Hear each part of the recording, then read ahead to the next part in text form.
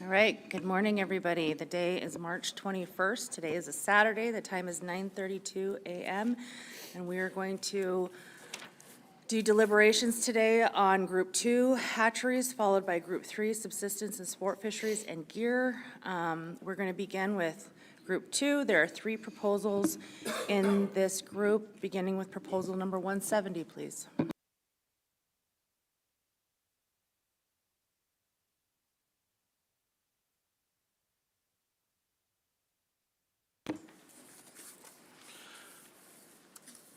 Madam Chair, members of the board, I'm Flip Pryor. I'm the Aquaculture Section Chief for Alaska Department of Fish and Game. Proposal 170, 5AAC 40, new regulation. Move to adopt.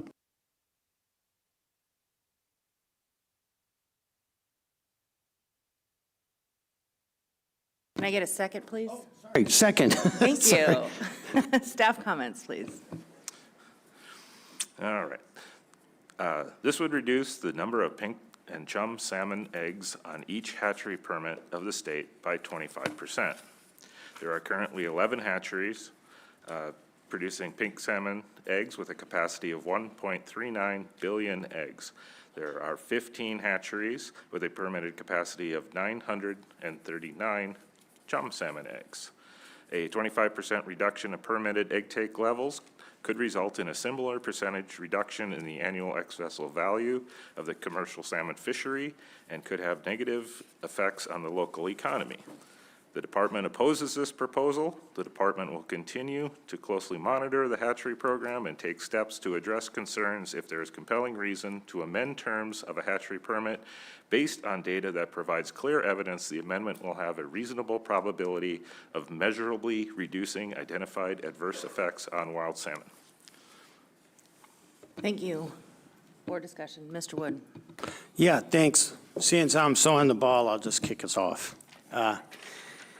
Okay, so with this whole conversation, originally I was going to say so much has been said about this over the last 3 years that I've been on the board. I was just going to reference my previous comments because I think this has been in front of us for maybe 5 times. But then when I realized reference my previous comments, I want to actually refer to my very first comments when I got on the board here 3 years ago. And that was I came in swinging about why do we have hatcheries and not just let wild fish do what they do. And as with many things on this board, having the opportunity to learn from fishermen and staff, I really had an opportunity to see the importance and the wisdom in this hatchery program and understand why it exists. And to put it into perspective, when it was created back in the day, I always had a lot of respect for Jay Hammond and Clem Tillian. And then understanding that back when it was put into place, the three major things happened that year. It was hatcheries, the limited entry, and stopping fishing outside of the 200-mile limit. Those are really big deals. The stopping fishing outside of 200 miles has helped a lot. The CFEC program, the limited entry, could have some looking into still, I think. But then, most importantly, I think the hatchery program always deserves to be looked into continuously and have the oversight of the public and the staff. But the board, I'm not sure about the place the board plays in this, honestly. It seems really contentious and potentially unnecessary. I think as long as there continues to be rigorous oversight and analysis of what's going on, especially for strain, it's really important. But irregular wild fish stray, like I'm very familiar with that. And they're straying now, they're straying way up north. They're recolonizing places up there we've never seen. It's that's what fish do. They blow our mind. We probably know more about the surface of the moon than we do about our oceans. And there's a lot going on out there right now. And I think in time, we'll be able to better answer what's happening in terms of the food web out there. So remaining cautious is super necessary. the public process being wide open and always being open to criticism is super necessary in this process. But one thing that blows me away more than anything about this hatchery program is how Alaska has been able to sustain it. And more importantly, the number of young fishermen that are buying into this business today because they have the opportunity to pay for their boats. And I really feel that, okay, maybe there is a huge global issue with the oceans, I'm not sure. But by cutting 25% of hatchery production in areas like Prince William Sound or Southeast, is that really is the squeeze worth the juice with the impacts that it would have on these small boat fishermen, on an industry that we really need to rely on in this state? Anyhow, that being said, I'll just apply what I'm saying now into all of the three proposals. And I just want to say, after 3 years of being here, I appreciate the opportunity to learn and be able to change my mind about the hatchery program. Other board discussion? Ms. Irwin? Yeah, thank you, Madam Chair. I have a couple questions for the department. My first question is, I've been hearing quite a bit of conversation about this, but I really want to nail down and make sure. Does the department have a policy, written or unwritten, about the acceptable stray rates?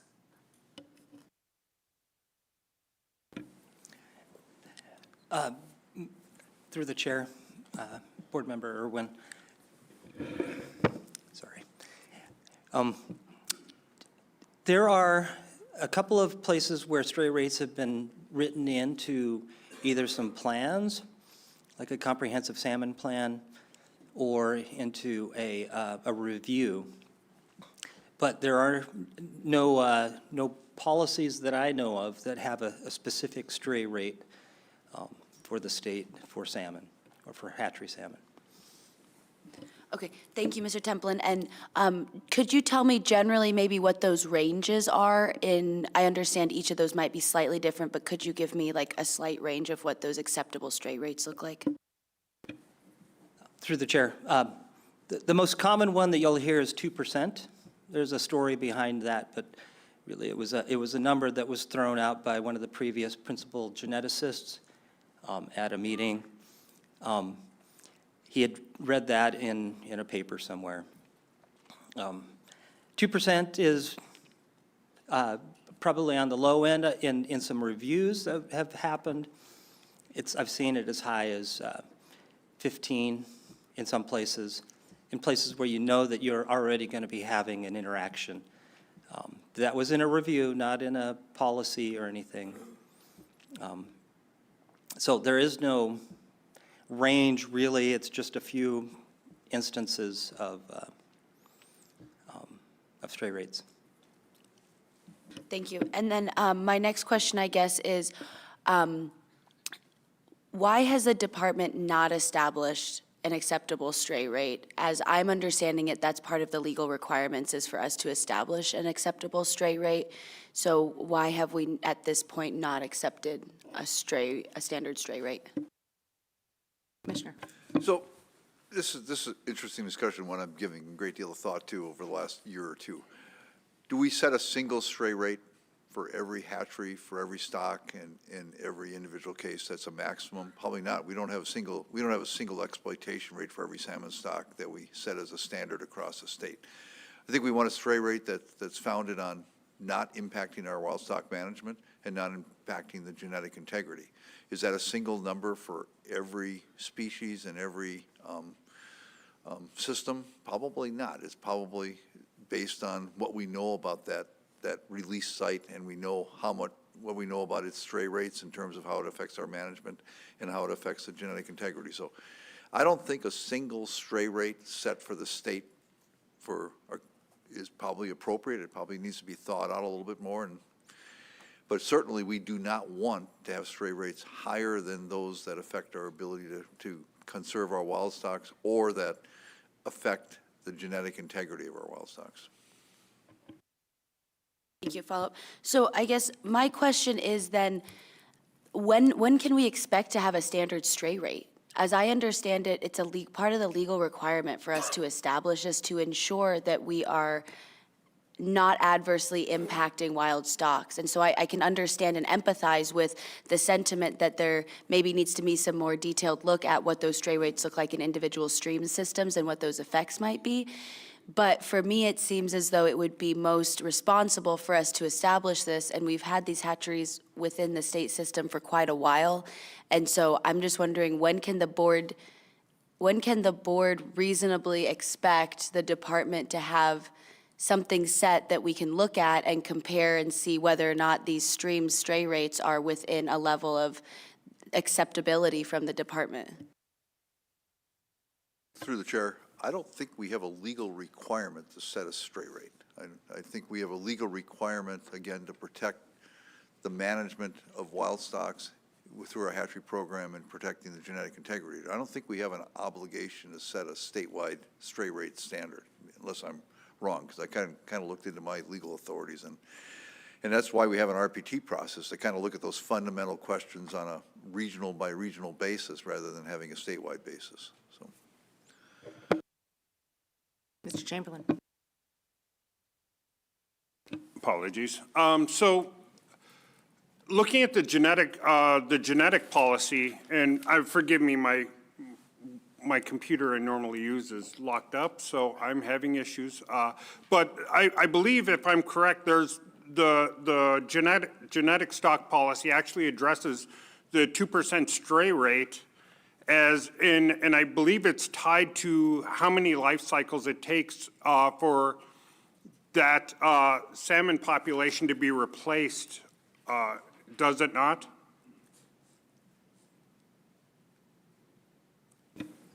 Again, through the chair, Member Chamberlain, yes, that theoretical number, the 2%, is based on theory of how long it would take for a integration to occur and to achieve sufficient levels to be harmful. And that we're talking over multiple decades, over a long period of time. I'm going off memory. It's about 15 life cycles, correct? About 15 life cycles would So be. for pink's 30 years. Pink's 30 years, multiple decades. Okay. Right? So I guess, and I want to just kind of cut to the chase on this one. There have been discussions about how imprecise and how inconclusive or up in the air a lot of the data is. And I just want to ask the department a very direct question. Can the department conclusively state that the current release levels of hatchery salmon in Alaska has no adverse effect on the wild stocks in the following three respective areas? First is density-dependent competition between limited marine food resources, straying of wild fish into of hatchery fish into wild streams, and incidental mortality of wild salmon in marine fisheries targeting enhanced hatchery stocks.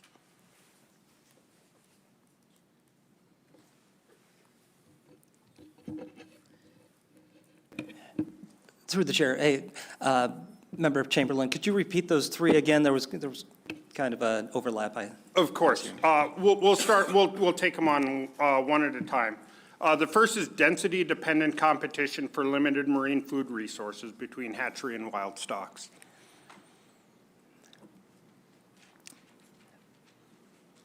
My best understanding, speaking for me as the chief fishery scientist and the lead of looking into these papers on this evidence, is that there is not sufficient information to have a good sense that that hatchery production of salmon in Alaska is having a negative effect on fish in the salmon in the ocean and other stocks. I want to reassert the question. It was not whether there's sufficient information to establish that they do, but is it because earlier when we came at this last year, the department said there's not conclusive information that they are causing harm. Mm-hmm. what I'm saying is, and I'm applying the precautionary principle here, is there conclusive information that they are not causing harm?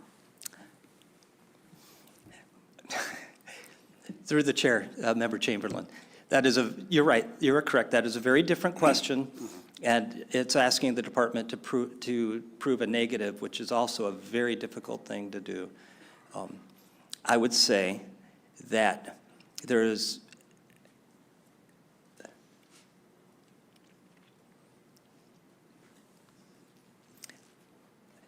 I can't prove that negative, so I cannot say that the department has sufficient evidence or conclusive evidence, to say that it's not having an effect. Okay. But there are, go ahead. there are places where the effect has been positive. In other words, a paper that's highly touted as having proof of evidence of the effect of hatchery fish on other species of salmon in Prince William Sound. Most people neglect to include in their, when they talk about it, the fact that there was a significant positive effect of hatchery salmon releases on Copper River Chinook salmon. So there's just an example of why there are places where the evidence indicates that there's a potential positive effect of higher numbers of pink salmon, for example. It's difficult to tease all of this apart. Okay. And so let's address the next one, straying of wild fish, or of hatchery fish into wild streams. But that's an easy one. We've found stray fish in wild streams. So. And is there a negative effect of stray hatchery fish in wild streams? We have evidence of a mechanism that could indicate that. Okay. But we have not yet completed our work on understanding what that means. And the last is incidental mortality of wild salmon and marine fisheries targeting enhanced hatchery stocks. I believe that we have very good evidence from this very AHRP project. It's the only time that there's been a full run reconstruction for 3 years for the pink salmon and chum salmon runs into Prince William Sound. And it indicates that the department is surprisingly, not surprisingly compared to other places, capable of separating the harvest on the hatchery stocks from the wild stocks. So we're able to maintain, in those 3 years, harvest rates on hatchery fish that are between 96 and 99%. At the same time of maintaining harvest rates on wild chum salmon at 20% or below, and on pink salmon at 50% or below. So that's you can't get much more efficient than that. So if we're looking at a harvest rate on wild chum, and let's use the Aleutian Peninsula as an example, and I think we're seeing that in 2021 and in 2022, or that genetic information, we're hitting harvest rates around 20%. Is that about right? Through the chair, Member Chamberlain, Very I would not roughly. hazard to estimate a harvest rate on populations from those. We have the numbers, but we don't have all the other harvest, neither do we have the escapements. And so, well, I'll use the Aleutian Peninsula because we have two data sets. You have the WASP data set from 2006 to 2009, and then you've got the most recent genetic information. And there's a mixture of hatchery stocks and wild stocks in that marine fishery. And in the 2006 to 2008 area, we had over 70% wild stocks that were, and the rest were hatchery, or I believe they were 58%. I'm sorry, I was targeting, referencing specific areas. There's about 58% wild stocks. And looking at Asian hatchery production over that same period of time, those numbers have not gone up significantly. Japan, and I want to reference some comments yesterday that were made about Japanese hatchery production where when I was in Tokyo the other year, the head of the Sasakawa Foundation said we may have over-engineered the ocean and we're now dependent on hatchery fish. And they've actually scaled back, although Russia has scaled up to make up for that difference. But over that period of time, now we're looking at wild stocks of around 20% as opposed to close to 80% hatchery stocks. And in that, my concern is the targeting of primarily hatchery stocks may be masking the overfishing of wild stocks because you're having the same fishing pressure over a prolonged period of time over a hatchery stock that's able to replenish itself much faster. And wouldn't that be indicative of a negative impact of targeting hatchery stocks and the targeting of hatchery stocks masking the adverse effects on wild stocks?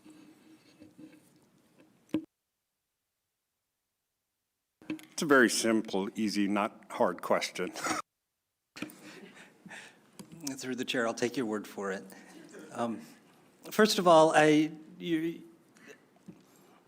began to get lost because I was trying to figure out what are you pointing towards in terms of hatchery stocks? Is this the Asian fish that it could be, especially from Japan, mostly? In this instance, yes, it would be Asian hatchery fish. And again, this goes to, and I'm using this as an example. We have it in Southeast where a lot of the BC and Northwest Chinook stocks are being targeted, but there's also incidental harvest of wild. And in some cases, the ESA listed. Now, if we go into Prince William Sound, you've got other fish. You've got Copper River that's targeting, pink and chum that are primarily hatchery, but there's incidental harvest of Chinook and Copper River bound and other non-primary target species. So it's more of an example, and I'm going. So yeah. Madam Chair, maybe I could help out here. So, when many of the opportunities to harvest hatchery fish are based around terminal areas.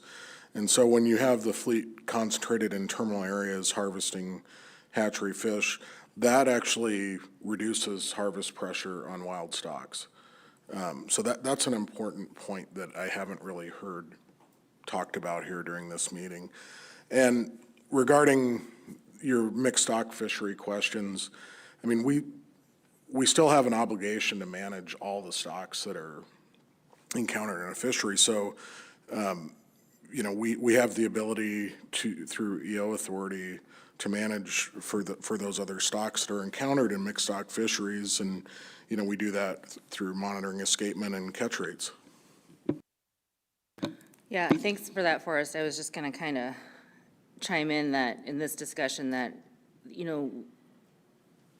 as managers, the department and the board as sort of the policy setters around some of that, we struggle with management implementation the farther you get away from the terminal areas, right?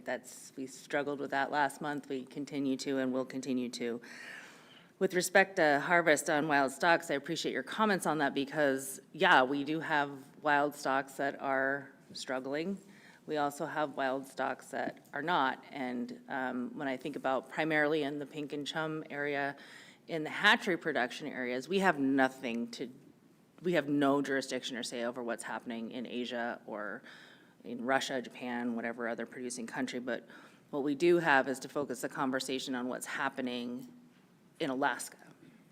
And in the areas where we have hatchery production in Alaska, to date, I'm thinking Southeast and I'm thinking Prince William Sound. I don't know that we have an overwhelming sense that there are struggling stocks wild stocks that are being harvested as part of, along with the hatchery harvest.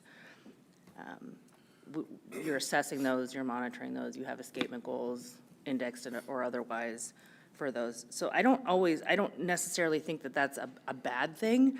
To to Mr. Chamberlain's point, though, it is very complex, and we struggled with that, and will continue to struggle with that in Western Alaska, where there is no localized or Alaska state hatchery production, really. And I think the question is, you know, is there any influence on those? I think from what we've heard thus far, probably not. But the question is what is occurring in state waters near where we have the production? And I think that the closer you get to the harvest areas, the easier that is to manage. So those are my thoughts on that. Ms. Irwin, then Mr. Carpenter. Yeah, thank you, Madam Chair. Mr. Bowers, I guess my question is going to be, how can you definitively say that it's reducing harvest pressure on wild stock? Simply, is that just an assumption based on the volume of hatchery stocks that are going in? Are they coming in different run timings? I mean, if our wild stocks and our hatchery stocks are coming in at similar times, I recognize there might be some assumptions that you can be made if there's more hatchery fish, right, than our wild stocks, but are we recording whether or not it's a hatchery caught fish or a wild caught fish? Like, how can we know, how can the department say that definitively, that it's reducing the pressure on wild stocks? Through the chair, Ms. Irwin, so yes, we are sampling fish. Hatchery pink and chum are otolith marked, so we sample the catch, so we know the proportion of hatchery and wild fish in the catch. And how can I say that fishing pressure on hatchery stocks reduces pressure on wild stocks? I'll give you an example. So in the Kodiak management area, the Katoy Bay hatchery is about 4 hours from the city of Kodiak, which is the major port where the fleet is based. There are other wild stocks in the Kodiak management area, 4 hours travel time in a Seine vessel. There are other wild stocks throughout the Kodiak management area, some of which are as much as 18 hours away from the city of Kodiak. So when we have openings in the Katoy Bay area to target hatchery fish, you know, we often see half of the Seine fleet or more concentrated in that area. They're not fishing on these other more remote stocks. Some people are, but if that hatchery opportunity wasn't there, you would have the other 60% or half of the fleet that would be at Katoy Bay spread out fishing wild stocks. The same thing happens in Prince William Sound in the terminal harvest areas and in Southeast Alaska in the terminal harvest areas. Okay, thank you for that answer. That makes sense. I'd just say that's also, you know, kind of goes to fishermen's choice on where to fish. So even in areas that we don't have hatchery stocks, it's a, you know, choice of where to go fishing. But thanks for that context, Mr. Bowers. Mr. Carpenter. Yeah, thank you, Madam Chair. Very interesting discussion this morning. I guess before I talk about the arbitrary number, 25%, that's included in this proposal, I think this is a perfect example, quite frankly, of the position that I've taken at this meeting where statewide proposals just don't work.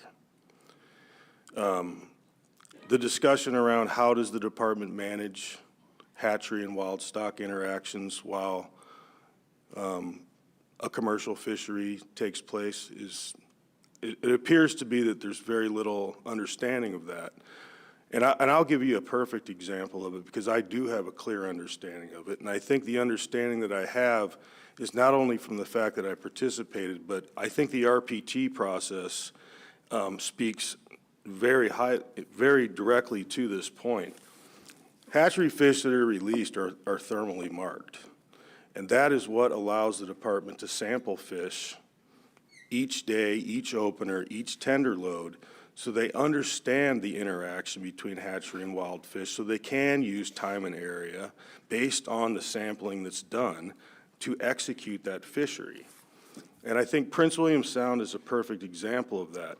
If these fish were not thermally marked, this would not be able to happen. And I think throughout the entire process when hatcheries were in place and commercial fisheries existed, the idea of thermally marked fish, that original idea moved through the RPT, and that is what the department uses to be able to execute these fisheries.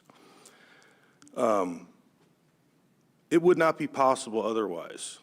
And so I think the department has a very good handle on how to manage these pink and chum fisheries specifically. I guess I'll touch a little bit. You know, my opinion on this particular proposal and this idea or this concept surrounding an arbitrary number is kind of hard to swallow. You know, there's been opinions not only by past board members, board chairs, the Attorney General's office, that this board reducing the hatchery's ability to exist and to provide the opportunity that was expressly given to the state to allow for this sort of thing, activity to take place, to basically render them ineffective would most likely be looked in a court of law as not legal. And so when we take a number like 25%, 5%, 50%, whatever number you want to use, you have to look at we have not looked at any of the cost analysis. We have not looked at anything that would point to, will this have an effect financially on the hatcheries? Will they have to close programs? Will they have to close facilities? The other aspect of this is a lot of these facilities, and this hasn't been mentioned much, these are state-owned facilities that the PNPs have taken on over the years to operate. So I think the board should take that into consideration. I guess the only other thing that I have to say about it, I guess for now, and I'll let other board members comment on this, is that I've heard a lot about rehabilitation, economic drivers, things like that. I think when you look at the legislative intent, I think it clearly expresses not only was this supposed to be a real rehabilitative thing, and this was done in the 70s, right, because there was a real reason for it then, and it's kind of built up over time. But over time, it's also demonstrated that it has had a massive economic contribution to the state of Alaska, and I think legislative intent throughout the last 40 years has been clearly demonstrated this is an important function of the state. So please take all that into account when considering something as arbitrary as 25%. I'm going to call on you just a second. I see you, Mr. Svensson. A couple of things I'd like to state. First of all, we are all frustrated by this process. You hear that frustration around this table. You hear it, I think, from the department level. You hear it from the hatchery productions. You hear it from people critical of the hatchery productions. You hear it from the stakeholders that are actually fishing. And this was attempted to be taken up regionally. At Prince William Sound, it was requested and said that this should be taken up at statewide, so here we are. Okay, and statewide proposals have some criteria that they have to apply to statewide, and like I said, here we are. With regard to comments around the table that I heard earlier about wild straying isn't the issue that we're concerned with here. We're worried about hatchery straying and whether or not that has a deleterious effect, either immediately or over time, on wild stocks. We've heard that there may be some indication that there is. Now, how long that negative impact pervades or persists, we don't know. But I think that that's important to acknowledge, at least for me. With regards to the 25, and I do think that there should be some guidance. I don't think it needs to be a precise 5%, but we don't manage salmon for precise numbers. We manage for ranges. And I think that it is reasonable to consider a range of straying that is acceptable, to provide some guidance for future boards. And that can be done by species specific.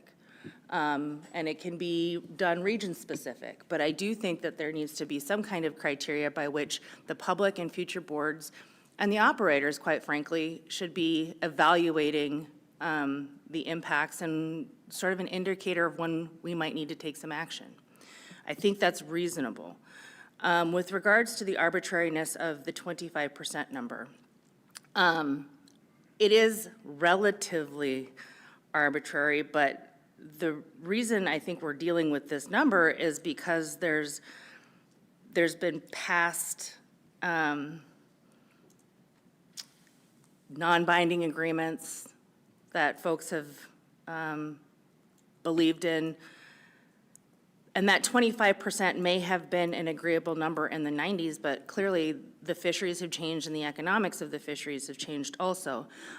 I would wager a guess, but I don't know because I haven't definitively spoken with the proposers, that that 25% may also slightly be built around the number that the department requested of the reduction in southeast around crawfish.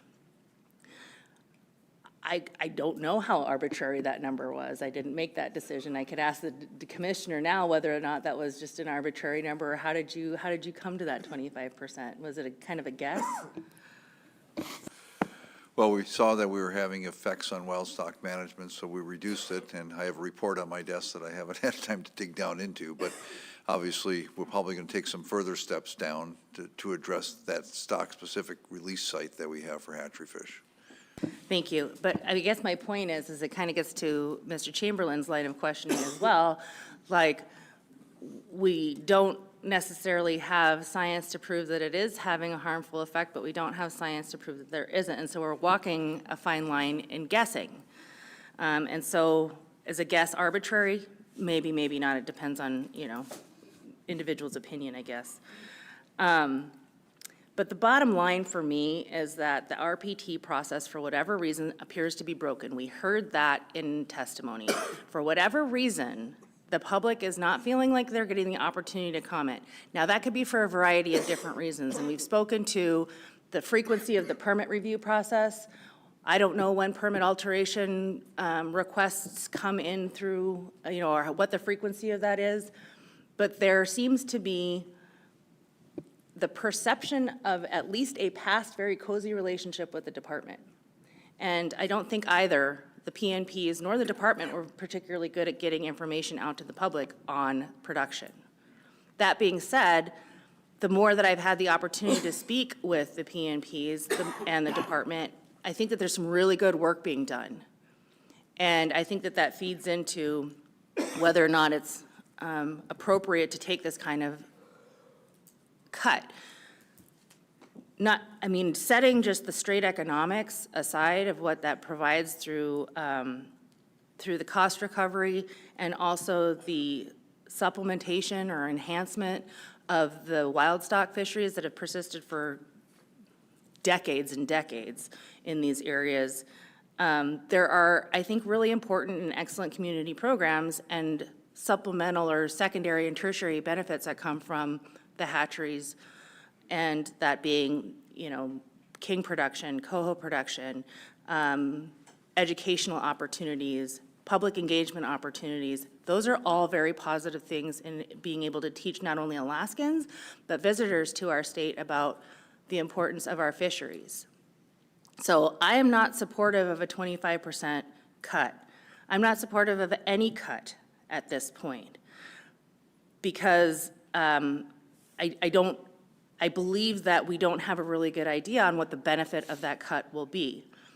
But I am skeptical of how the science that is being reviewed and produced right now is going to be utilized to alleviate this consternation.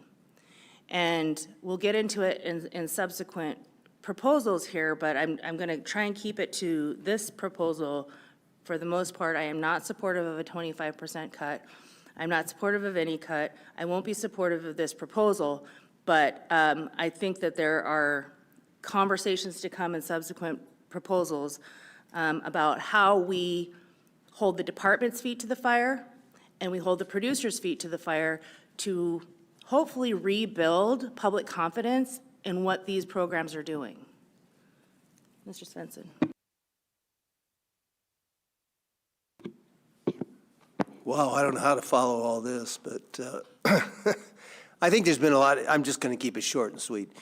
There's been a lot of good things put out here by board members, by the Fish and Game, and I would agree with the perception that, we can't be asking Fish and Game to make decisions about when they don't have all the information that, we have a ability now to get a lot more information about these things.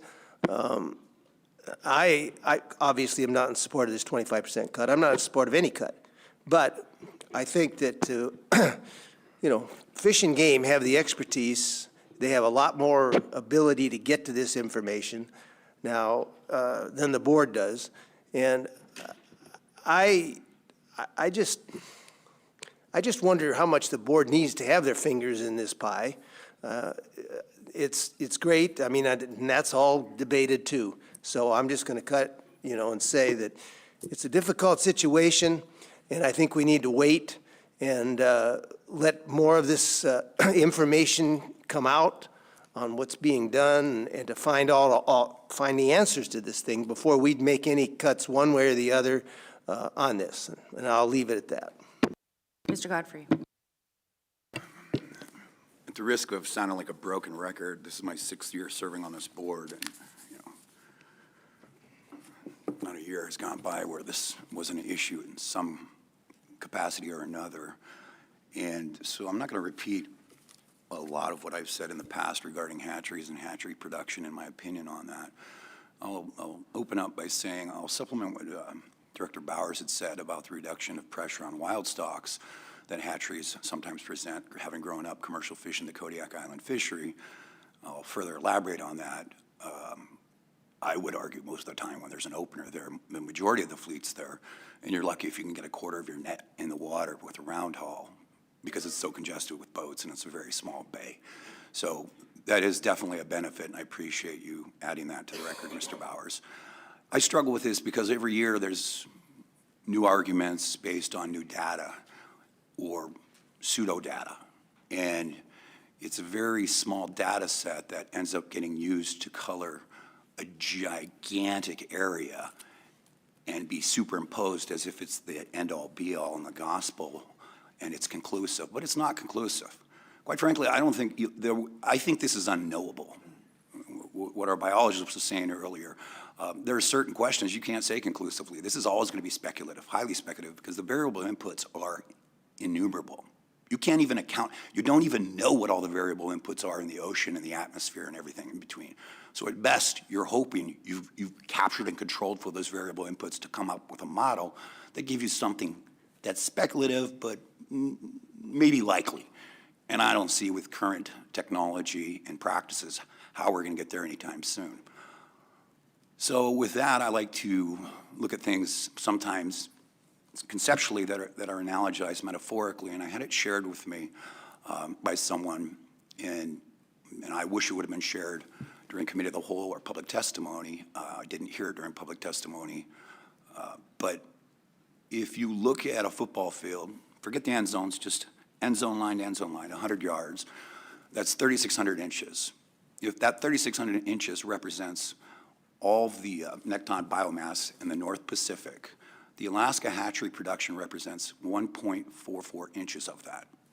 The pink production, I should qualify that. If we were going to reduce that by 25%, that would be the equivalent of that 100-yard football field of a reduction of 1/3 of an inch.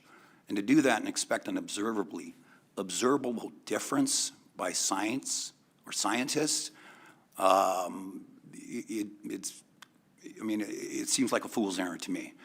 But I know what would be an observable impact is the cascading effects to all the user groups that engage and benefit from the hatchery program, whether it's commercial, sport, personal use, or subsistence.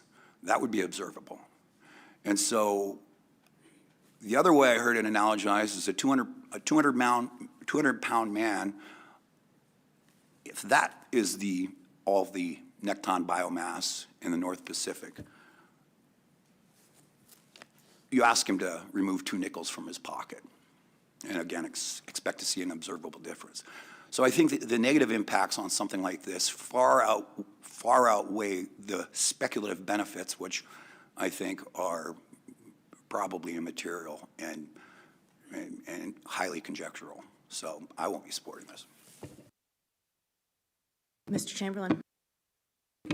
So with respect to the biomass, I'd like to refer the board to RC 122, which the department very graciously put forward that breaks down more specifically the adult biomass within Prince William Sound.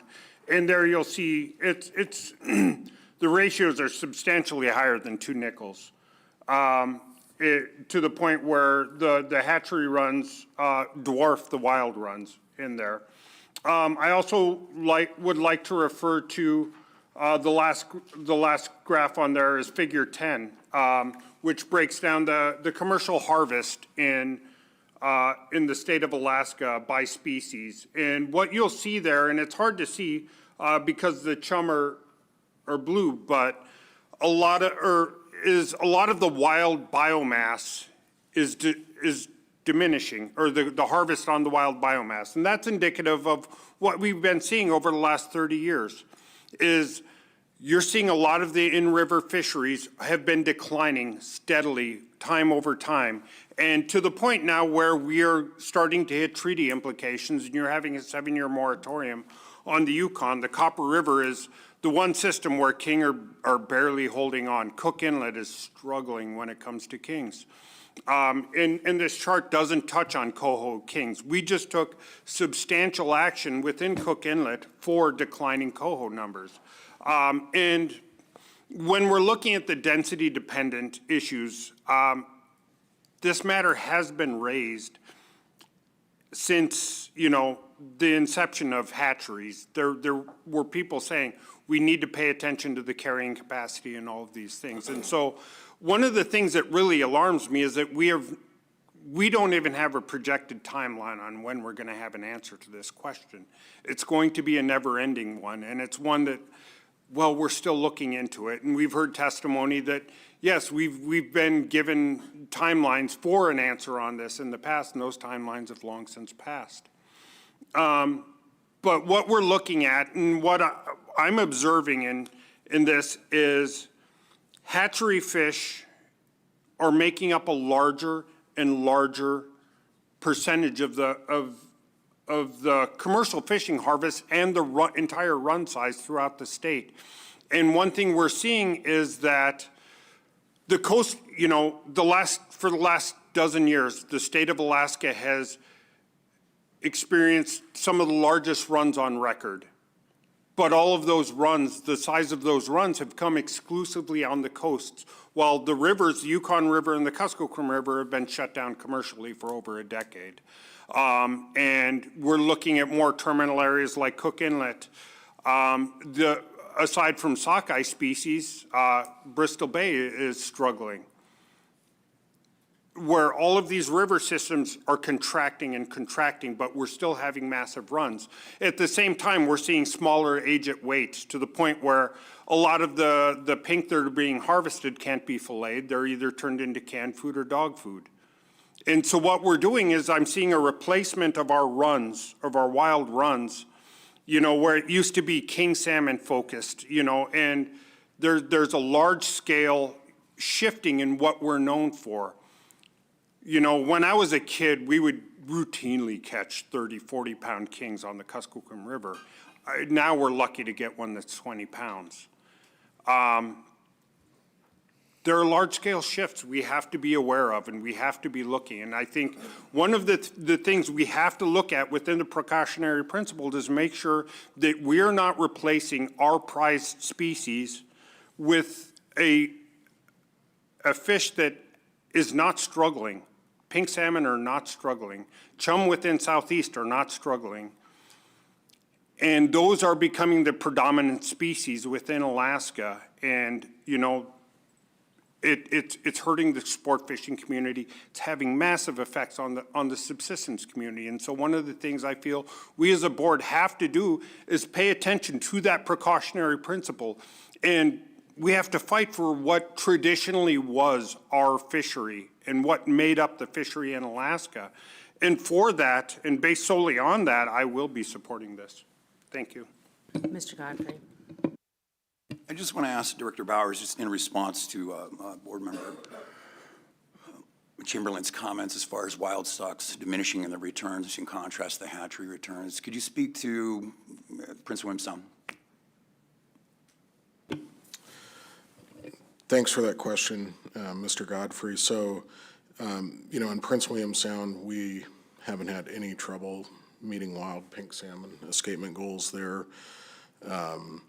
We're seeing strong pink salmon production from wild stocks on odd-numbered years. That's a pattern we're seeing across the state. We've this even and odd year cycle for pink salmon is really apparent in the last decade or so. There's one chum salmon index area in Prince William Sound that, you know, we've had some difficulty meeting escapement goals there, but, you know, it's not a stock of concern. And otherwise, we haven't had any issues meeting chum salmon escapement goals there. So, you know, across the state, we're consistently meeting pink salmon escapement goals. Thanks. Mr. Carpenter. Excuse me. Thank you, Madam Chair. Before I read costs, I just want to put something on the record, and I think this is important for the board and the public when they consider hatchery proposals, is that the Alaska Constitution, combined with numerous statutes, including those creating the Alaska Department of Fish and Game, the Limited Entry Act, Private Nonprofit Hatcheries Act, and Fisheries Revolving Loan Fund, together demonstrate a strong, longstanding state policy in Alaska promoting hatchery development for the purpose of enhancing and ensuring long-term viability of Alaska fisheries. Approval of this proposal is not expected to result in the additional direct cost for a private person to participate in the fishery, and approval of this proposal is not expected to result in the additional cost to the department. I'd call the question. Question's been called. Errors and omissions. Seeing none, Director Nelson, please call the roll. Final action on proposal 170. Carpenter. No. Irwin. No. Godfrey. No. Carlson Van Dort. No. Wood. No. Svensson. No. Chamberlain. Yes. Motion fails, 1 in favor, 6 against. Madam Chair. Thank you. Proposal number 171. Proposal 171, 5 AAC 40, new regulation. Move to adopt. Second. Staff comments, please. This would reduce the number of pink salmon eggs allowed in the Prince William Sound hatchery permits to a level sufficient to reduce straying into Lower Cook Inlet streams below 2% and an estimated or escapement over long term. There are currently 4 hatcheries permitted to take 795 million eggs. Reducing the hatchery egg take levels is expected to have a negative effect on local economy. Significance of that impact depends on the size of the cut. The department opposes this proposal. The department will continue to closely monitor hatchery program and take steps to address concerns if there is compelling reason to amend the terms of a hatchery permit that is based on analysis of data that provides clear evidence the amendment will have a reasonable probability of measurably reducing identified adverse effects on wild stocks. Madam Chair.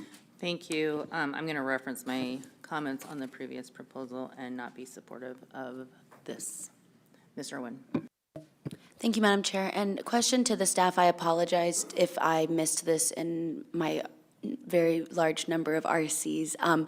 But do you have any of the common stray rates that we're seeing in Prince William Sound, specifically in some of those systems? Any of them that are of concerning, you know, above the maybe 2% more commonly accepted rate?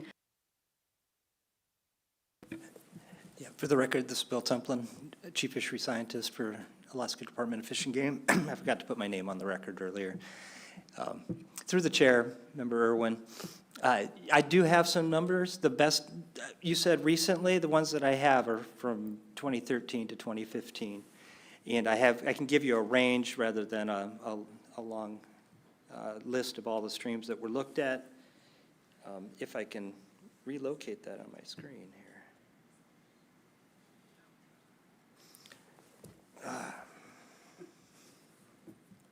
While you're looking, Mr. Bowers. Thanks, Madam Chair. So I've got some information I can share with you on this.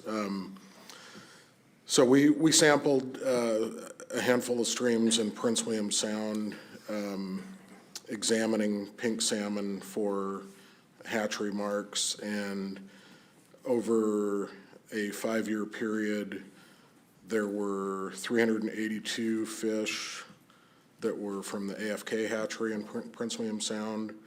There were 173 fish from the Wally-Nirenberg hatchery in Prince William Sound, 217 fish from Cannery Creek, 186 from Solomon Gulch, which is in Valdez, and then 7 from Cotoy Bay on Kodiak. follow-up? Yeah, follow-up would be great. Yeah, Mr. Templin. So I apologize for the delay. For pink salmon during those 3 years, the stray rates were between 5 and 15% across the sound. Of course, for each individual stream, they could be between 0 and in one case, on a very small stream, it was about 90%. For chum salmon, it was, again, across the entire sound, it was about 3 to 9% annually. And again, the individual stream range was between 0 and again, there was an 80% in a place right next to a release site. So. Okay, thank you, Mr. Templin. Mr. Wood? Yeah, thanks. Either to Mr. Templin or Mr. Bowers, just historically, we often hear about enhancement. What would the rehabilitation effort have been like for both Wild and Hatchery after the Exxon Valdez disaster? Had the hatcheries not come in to help rebuild?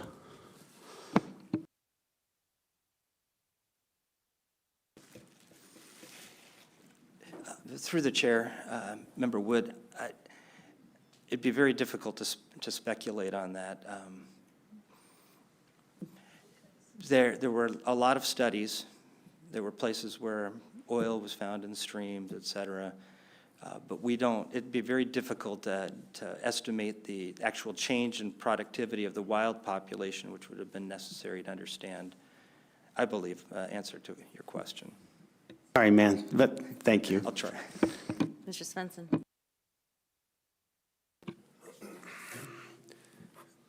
How many, I don't know if you can answer this, how many streams do you have been built up with a run that never had a wild fish run by the hatcheries?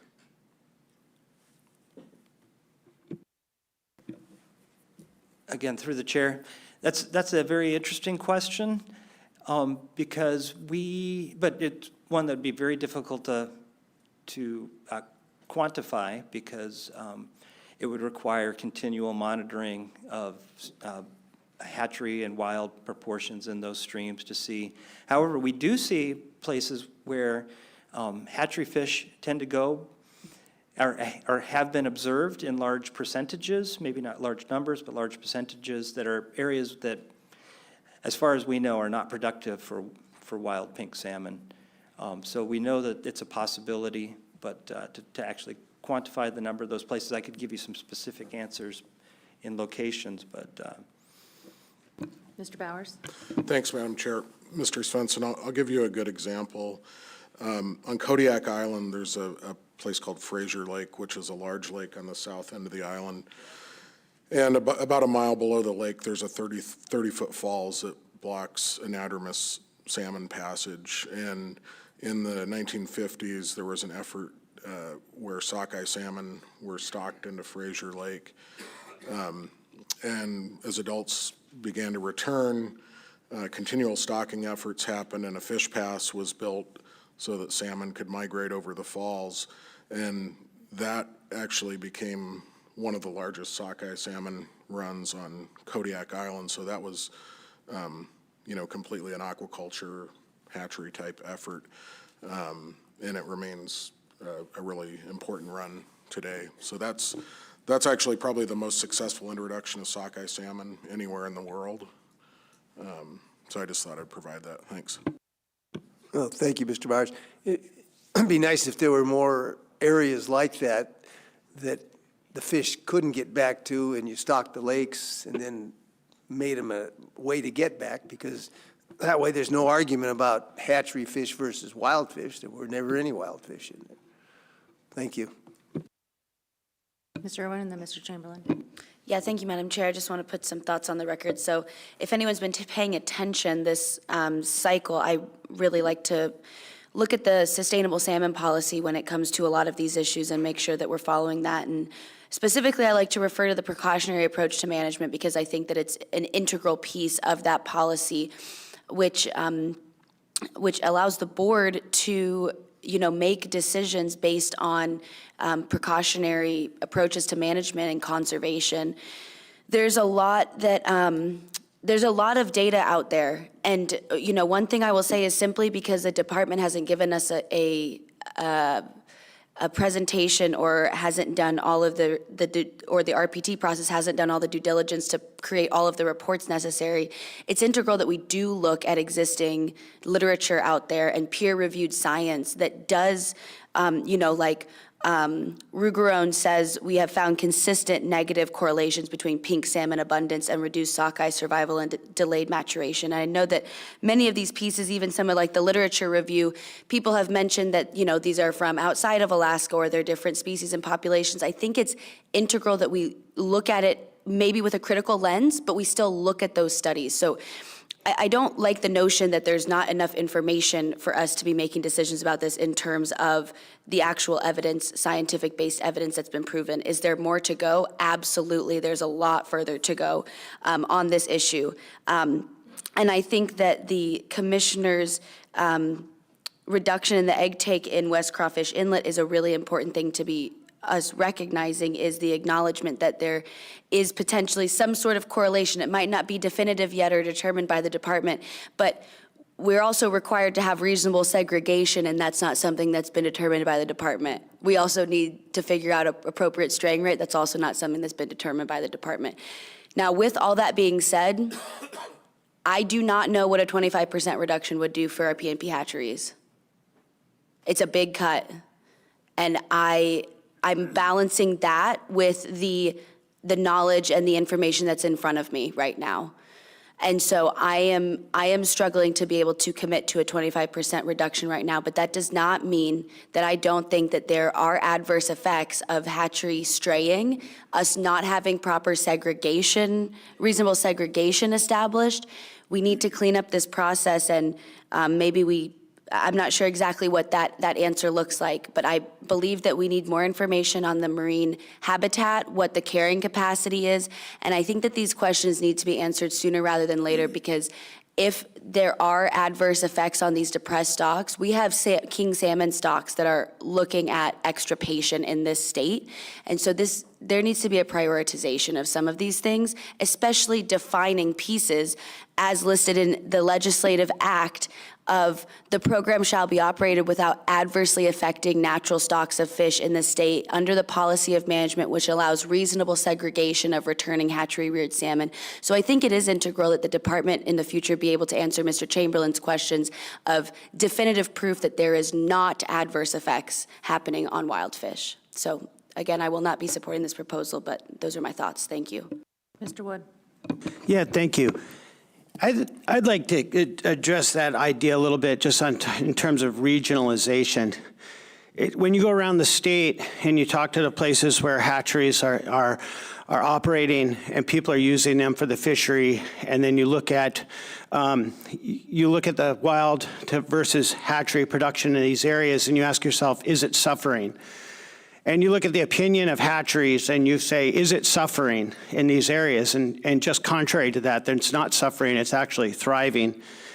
You go to other regions of the state that aren't thriving, and you've got much different attitudes. And the reasons for why their fishery isn't thriving is very different. You're often looking at the excuse of it's intercept fishing, or it's trawling, or it's hatcheries are the reason why our fishery isn't doing well. When in fact, if you were to look inward more closely at why these rivers and whatnot aren't producing the way they should be, it could very well be some strong factors that indicate why these areas are not working.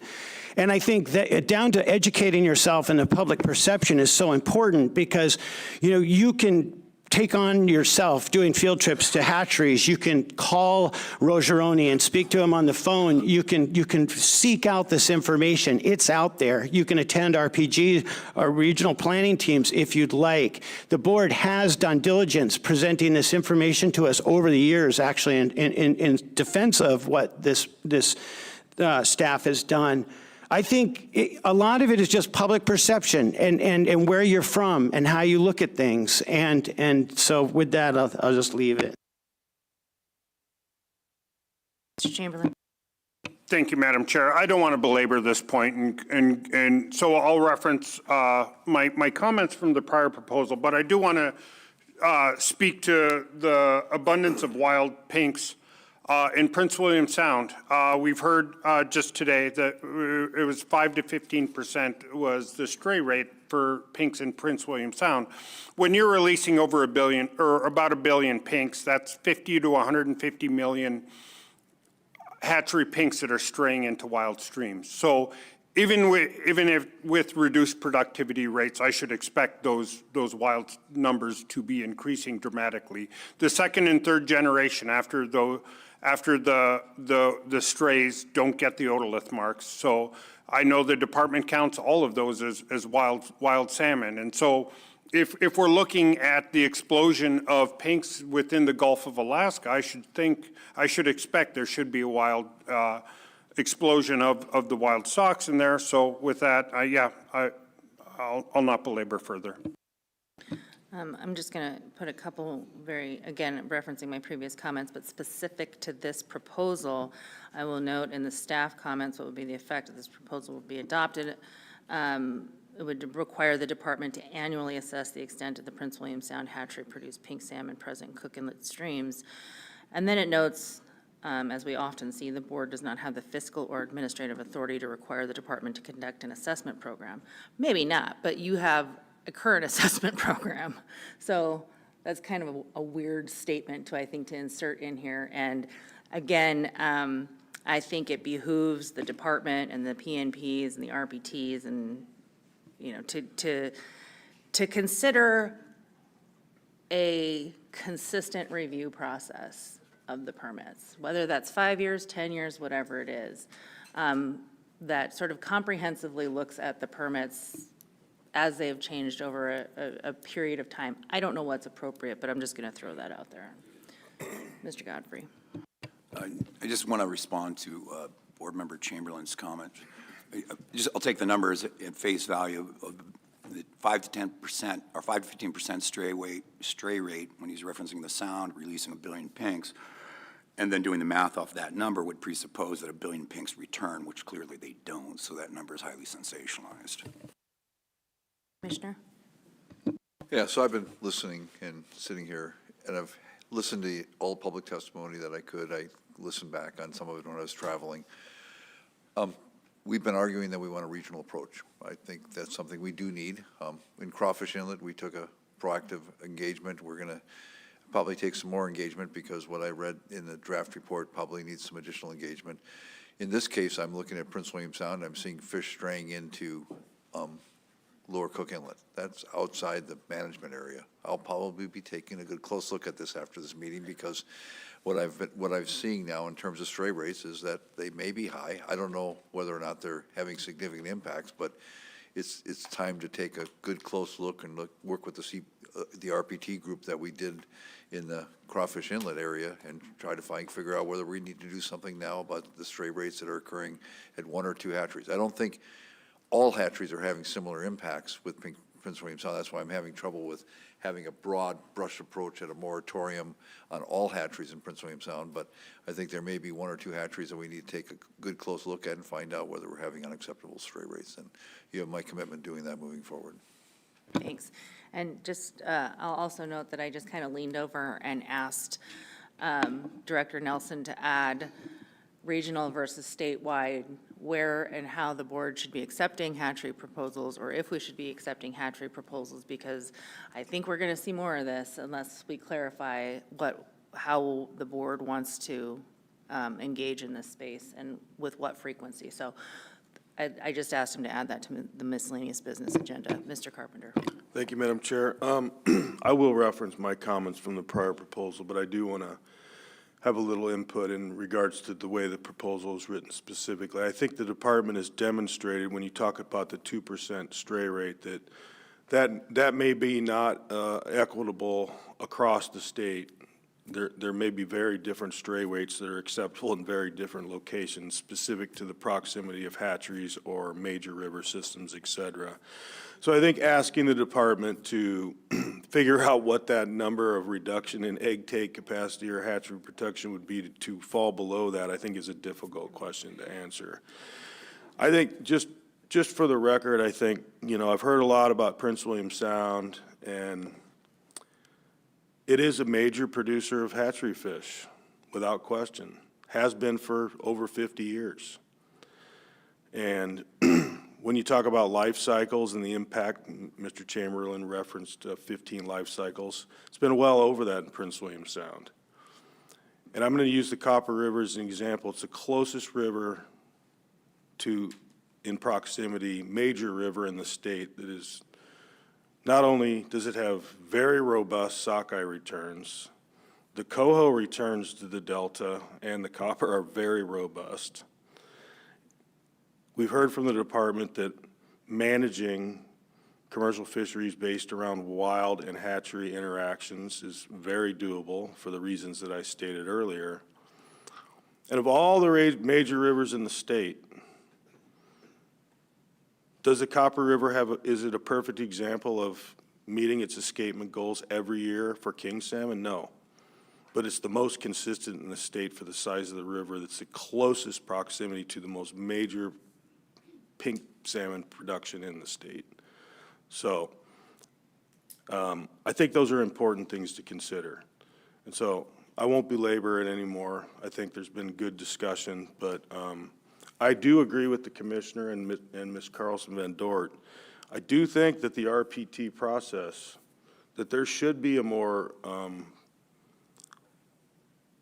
there should be a review of some of these regional issues more often. And I think the commissioner has the ability to direct the RPTs to do that, and I would be very supportive of that. Because I do think that that demonstrates to the public that maybe some of this review process outside of the commissioner's authority, there is the availability of the public to participate in those planning process, and I think it's very reasonable to ask that. So I'll leave it at that, and I'll go ahead and read cost.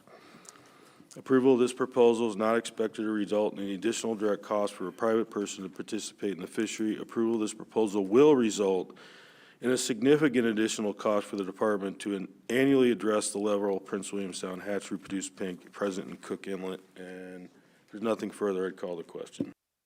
Commissioner. I just want to build on Representative his comments there. One thing I've also asked, we've hired a new publication specialist and an information officer, and I've asked them to look at ways to make the RPT process more public so that we can get out on our Facebook pages and other things to get people engaged in those meetings outside the hatchery operators and just the department staff, because that's been a very closed meeting, but now that we have more interest, I think we need to get more people involved in that. So, Thank you, Commissioner. Question's been called. Errors and omissions? Seeing none. Director Nelson, please call the roll. Final action on Proposal 171. Svensson. No. Wood. No. Chamberlain. Yes. Carpenter. No. Carlson Van Dort. No. Irwin. No. Godfrey. No. Motion fails, 1 in favor, 6 against, Madam Chair. Proposal number 172.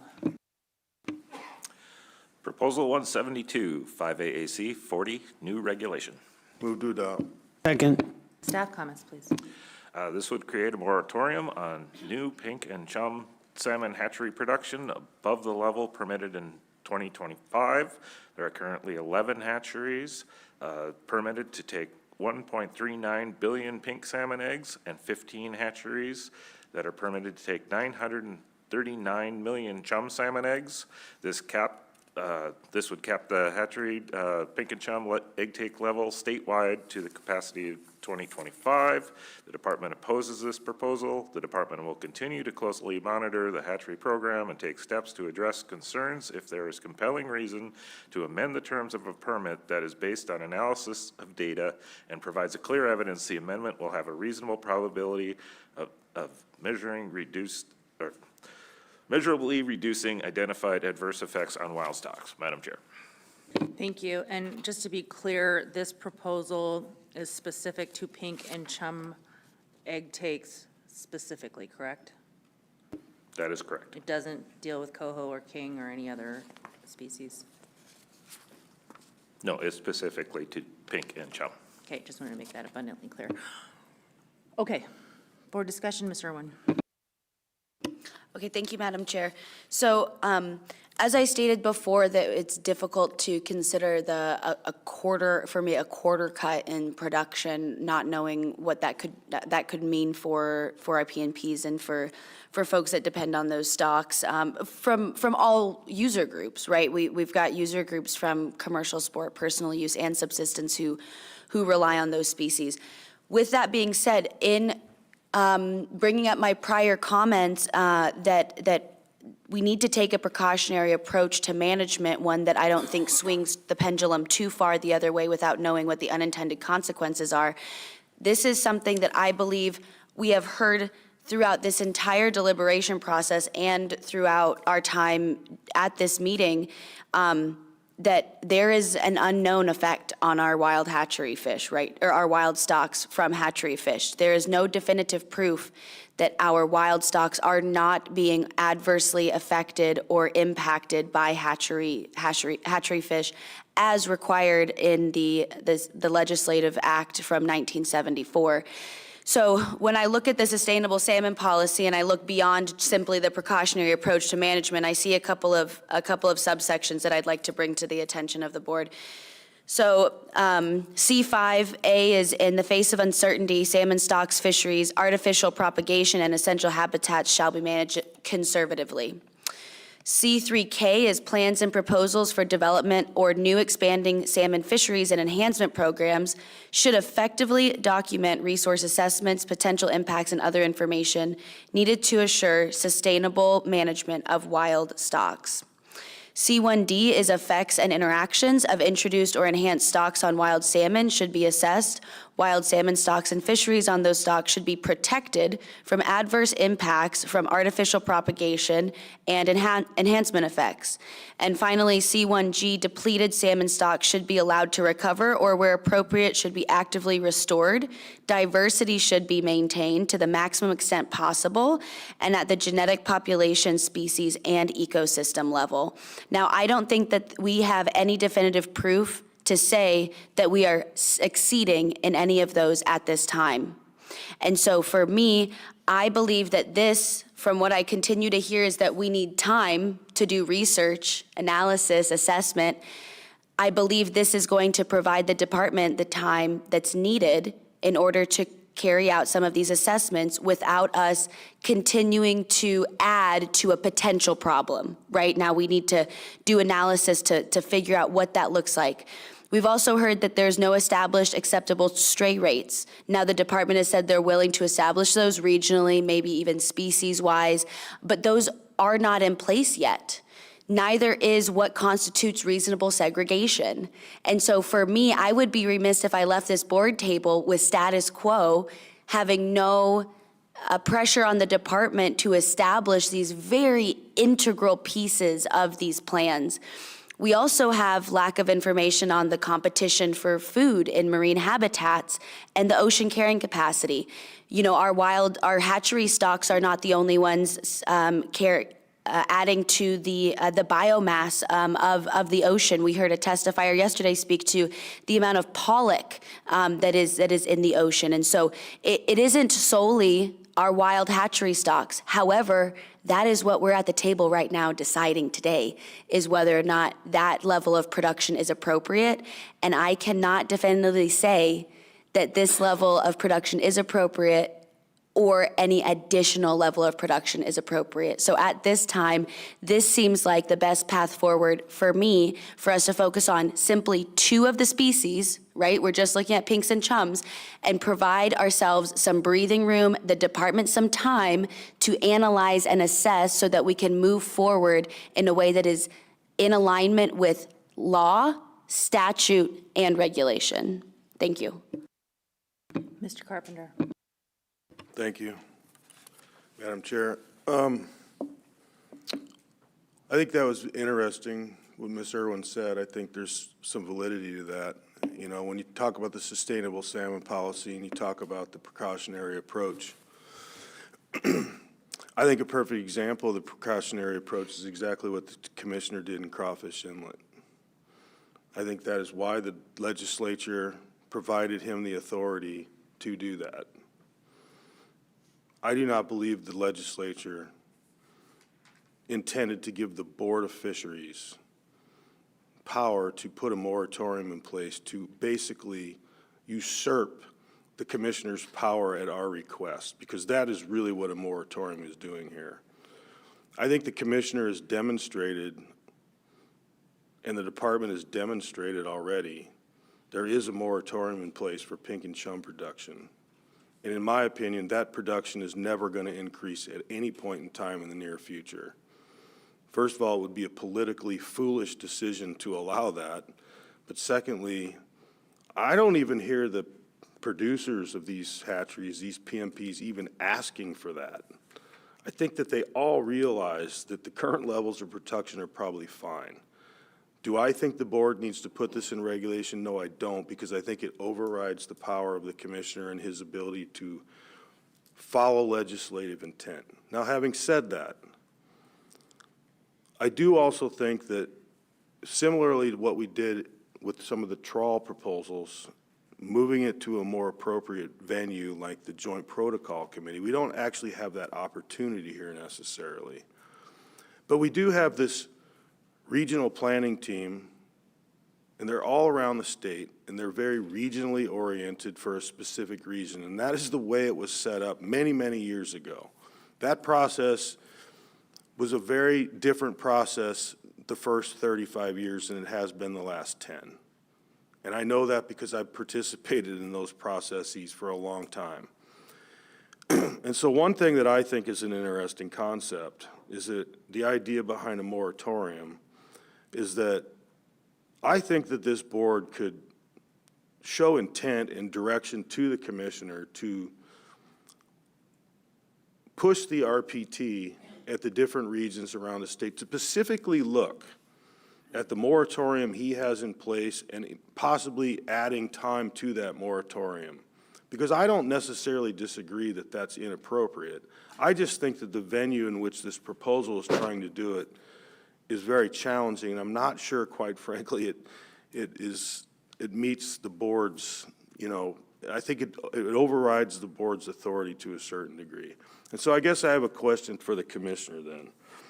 So if the board were to show that we would like you to direct the RPTs regionally to look at the production of pink and chum salmon production and to enter into some sort of an agreement or understanding with you that they are willing to, and they would give you direction along with the board to extend the moratorium that's currently in place, is that something that's possible to do? Well, certainly, since I developed the first moratorium, I could have a new one.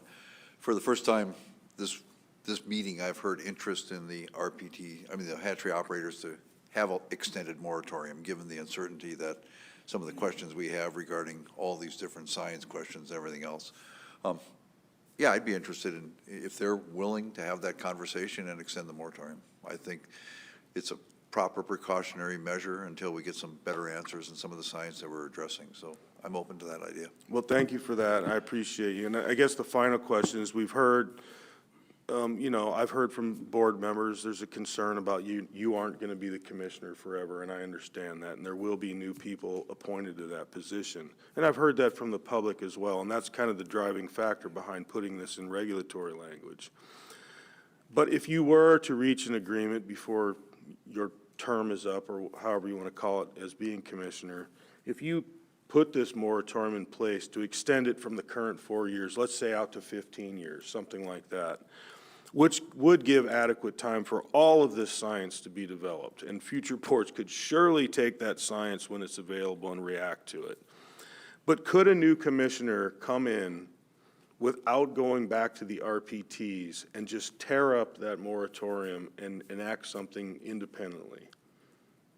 Through the chair, yes, I guess that could happen, but I could also say that you could adopt as a board a moratorium, and you could have 3 new board members next year, and you could re-vote on a moratorium too. So I think having a commitment between the industry and the commissioner is probably just as strong as anything the board may do, given changes in membership either way. So.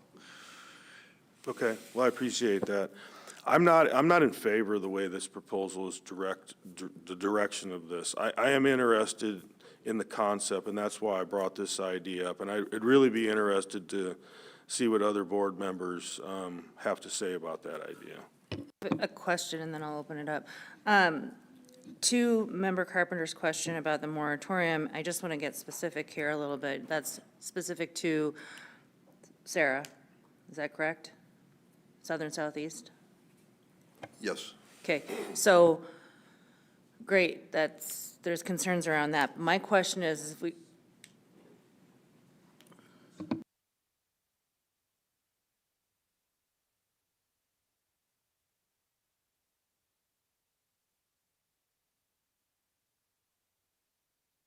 No, it's Prince William Sound and Southeast Alaska, the moratorium that I sat down and discussed with originally. okay, so that being said, we've got other hatcheries.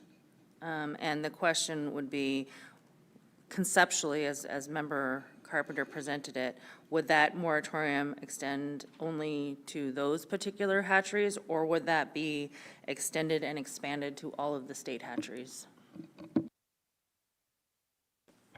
It would cover all the pink and chum salmon production hatcheries that we have. Yeah, that's That what I would was be getting- my intent. That's what I was getting at, Yes. thank you. Okay, I'll open it up, Member Godfrey, and then Member Wood. First thing I'd like to do is thank the staff for the background and the staff comments on this as far as the board's perceived authority on a proposal such as this. I think that I would echo much of what Board Member Carpenter's already said, and I think it's maybe an open question right now whether or not the board has the authority to do something in effect that might make operation of a hatchery impracticable, and by a de facto, eliminating something that doesn't have the authority to do. But I'd like to ask the Commissioner regarding this proposal and Administrative Order 360 that the Governor signed last year for streamlining, eliminating redundancy, streamlining permitting processes and such, and since you already have the authority to place a moratorium on pink and chum production, do you believe if this proposal was adopted, it would conflict with Administrative Order 360? I don't know if it would conflict, it would add regulatory language that would be duplicative. But thank you. Mr. Wood. Great, thank you. I'd just like to revisit this, the RPTs. I think and how they could play into having say into regional hatcheries. I've heard from people that, maybe in some areas we should dial it back a little bit more, like in Southeast and the chum. And I think a great example of that was what happened, what you did, the actions taken in crawfish. Perhaps it's down the road, something that we can do to RPTs could be as accessible as ACs are region to region, so we can learn what's going on. Maybe the board can access the RPTs more than they should. Once there was the Kuskokwim River Salmon Management Working Group that was designed for the board to go and sit in and listen to. I attended that last year, and it was really good and super informative about the Kuskokwim. I think, again, just due diligence of the board, we could attend some of these and understand how they work and see what's happening there and inform ourselves. And maybe we do ask RPTs to present at certain times or on different issues. Just a thought. Ms. Irwin. Yeah, thank you, Madam Chair. I just want to read some things into the record as we're having this discussion on board authority. So the board authority for regulations relating to released fish is in Alaska Statute 1610-440. Section B reads, the Board of Fisheries may, after the issuance of a permit by the Commissioner, amend the regulations adopted in accordance with AS 44.62. The terms of the permit relating to the source and number of salmon eggs, harvest of fish by hatchery operators, and the specific locations designated by the Department for Harvest. Now, if we look at the staff comments, under what would be the effect of the proposal were adopted, this would not prohibit the Commissioner from issuing new permits that would increase pink and chum salmon hatchery production. Rather, it would cap existing permits at the 2025 level, So it's an already issued permit by the commissioner that would then cap the existing permit. Further down in background, the opinion was noted, the board action that effectually revokes or prevents the issue of a permit is probably not authorized. That's not what we're discussing. We are discussing the capping of the existing permits, if I am understanding the staff comments along with the statutes correctly. So I just wanted to put some of that on the record for discussion. Thanks, and as I would interpret that, the moratorium would sort of essentially be the board removing the eggs, or not disallowing the removal of the eggs for a period of time. Additional eggs, I should say, not eggs, period, but additional eggs to what is currently authorized. So a couple of thoughts that I have on this one. I am very intrigued by what Member Carpenter has put forward.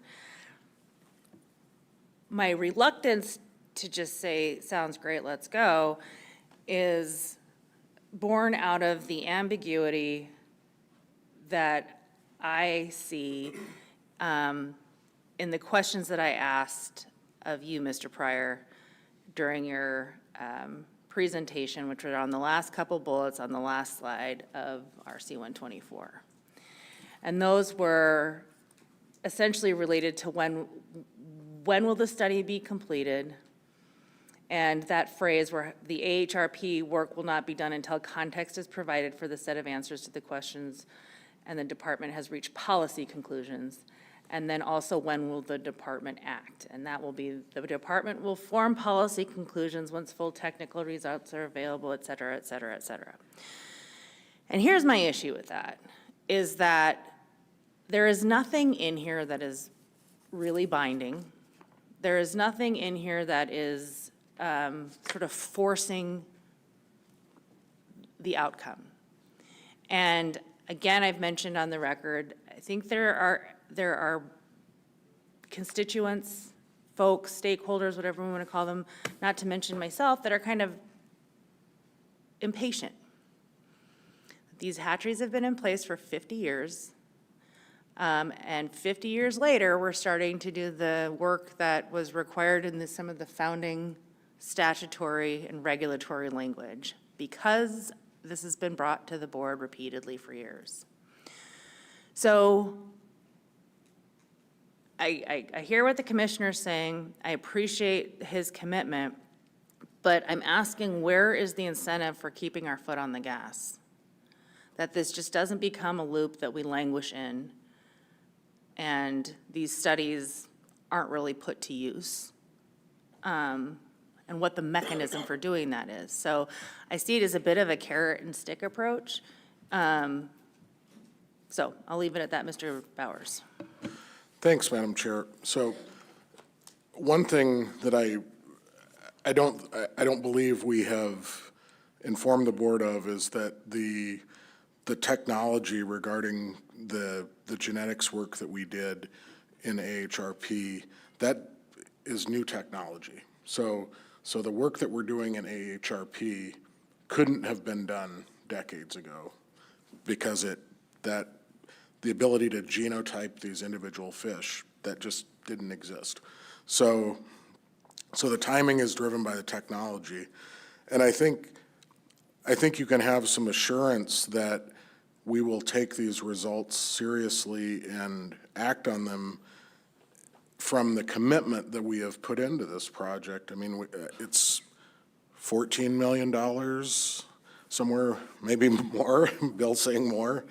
A decade of work, and as resource managers that are entrusted with the public's resources, I mean, we have a tremendous obligation to act on a body of work like this. So,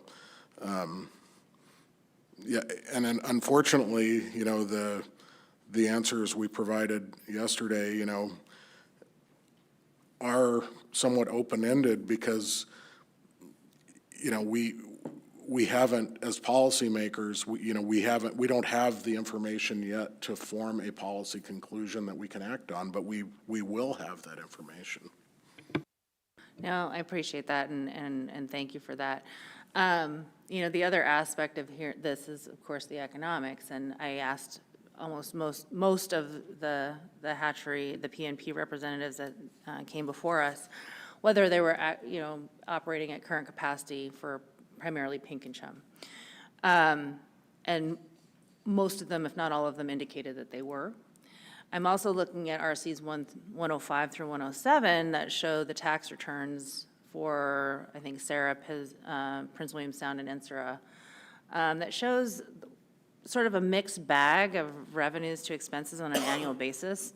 And I would, just looking at it, I'm sort of disregarding the assets because that's sort of different in terms of operating expenses and operating revenue. But it looks like by and large, you're kind of operating in the red. Not always, but sometimes, if I'm looking at those. And so my concern is, number one, is that sustainable without asking for more production? And how would that be handled through this conceptual process that we're talking about here? Mr. Carpenter. Yeah, thank you. I think that's a valuable question. And, I can't speak specific to that, but I've had a fair amount of involvement with discussions in my prior life. And I can tell you that, part of the reason I believe that at current production levels, that a lot of these PMPs are experiencing, less than, I guess, wanted revenue levels and savings, is because most of these facilities are owned by the state. And when these facilities were given to the PMPs to operate, there was legislative appropriations specific to maintenance and upkeep and capital projects. That really no longer exists. And so I think that you can see at the levels that they're currently producing, I think it's, depending on the year and depending on the fluctuating value of the species that they're harvesting for cost recovery,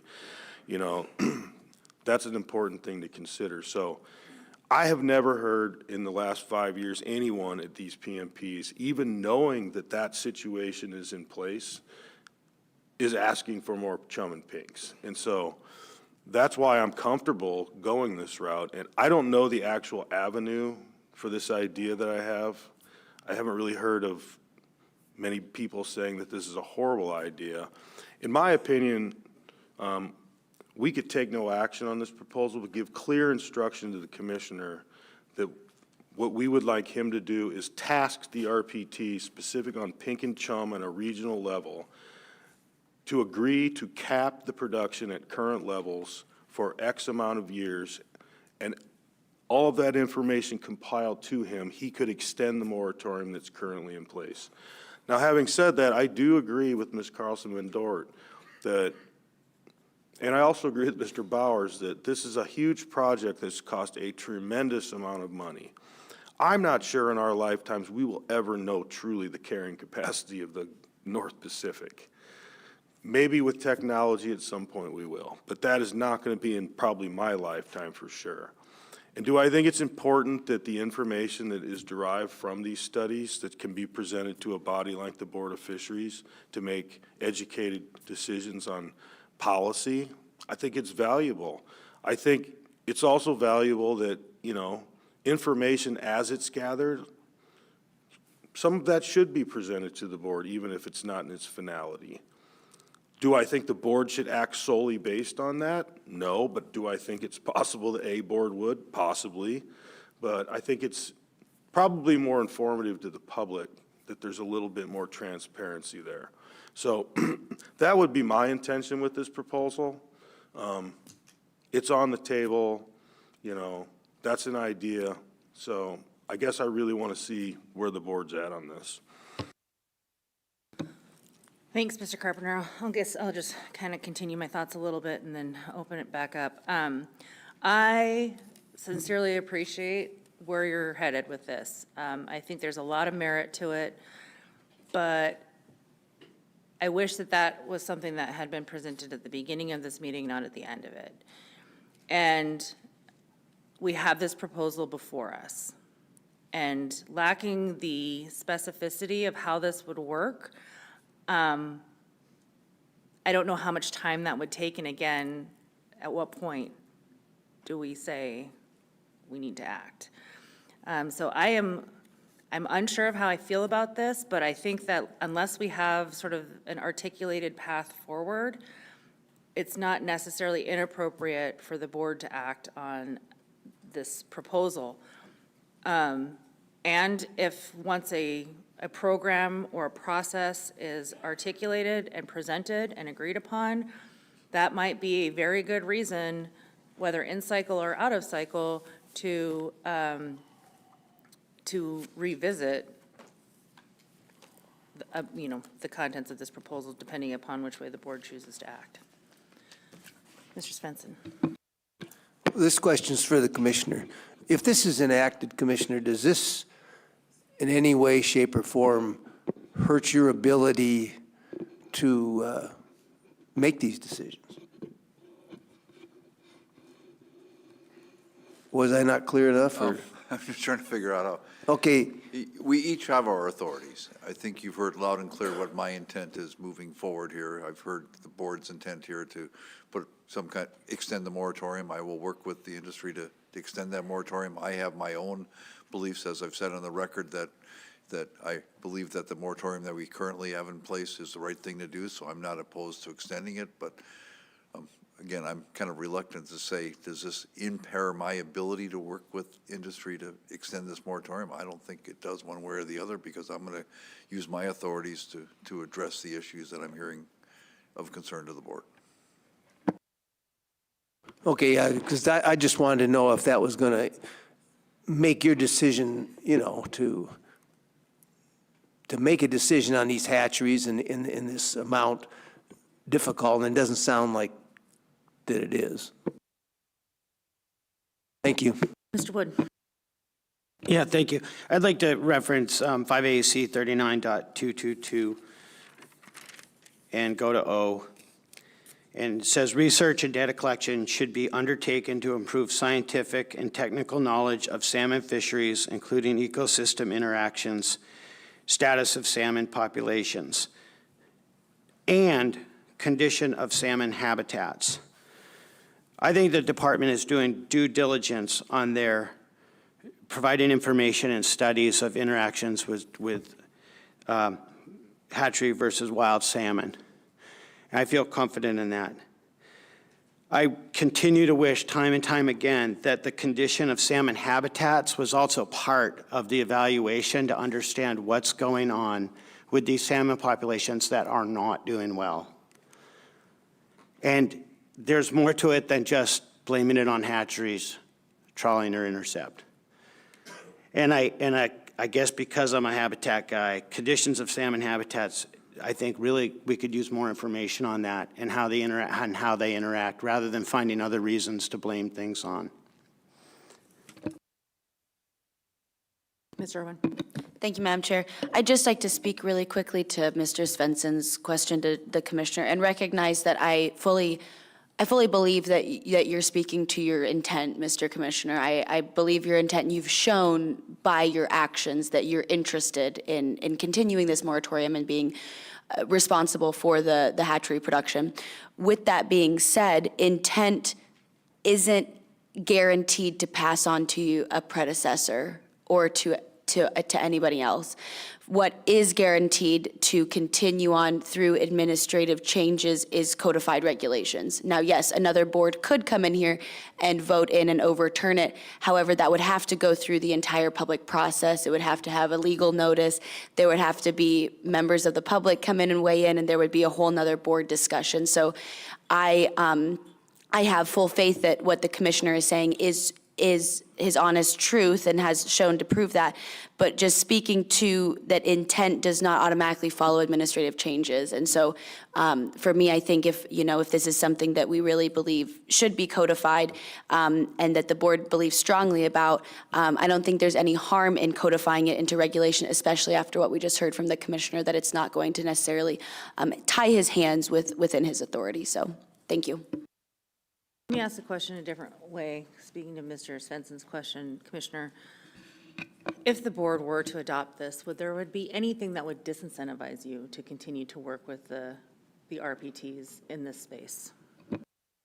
I don't, I've been thinking about my answer to Mr. Swenson. So I think industry would probably be less reluctant to work with me because now the board, they're working with the board on the moratorium rather than with me on the moratorium. So I think wouldn't reduce my incentive to work with them, but it might have them be less incentivized to work with me now that you've engaged in that issue. Yeah, I guess speculatively, would they be more incentivized to engage, period, because of the moratorium? That's, who knows? But thank you for your answer. Any other board discussion? Mr. Chamberlain. Thank you, Madam Chair. Believe it or not, this one I struggled with. There are a few holes in here, and there are workarounds that can make this complicated, and I think Member Irwin has spoken to those fairly well. But I can't think of a better way at this point in time, and Member Carpenter's points are not lost on me. And this is one I've struggled with, and I didn't know where I was voting until now. But what I look at this, I see there's a path forward, and the worst thing to do here is nothing. I'm very much open to amending this in the future or cleaning it up, but I think at this point in time, I think the best path forward is to go forward with this and try to clean it up, course correct as we find a need. I think this is a little bit of a new area for the board. But, sometimes the best way to learn is by doing. And so I'll be supporting this, although I was very much on the fence to begin with. Mr. Carpenter. Yeah, thank you. I really do appreciate this conversation because I think it's an important one. And I've listened to comments of the board, staff, listened to the public regarding this. And so I'm going to move that the board take no action on Proposal 172. If I get a second, I'd be glad to speak to that. Second. If I may, Madam Chair.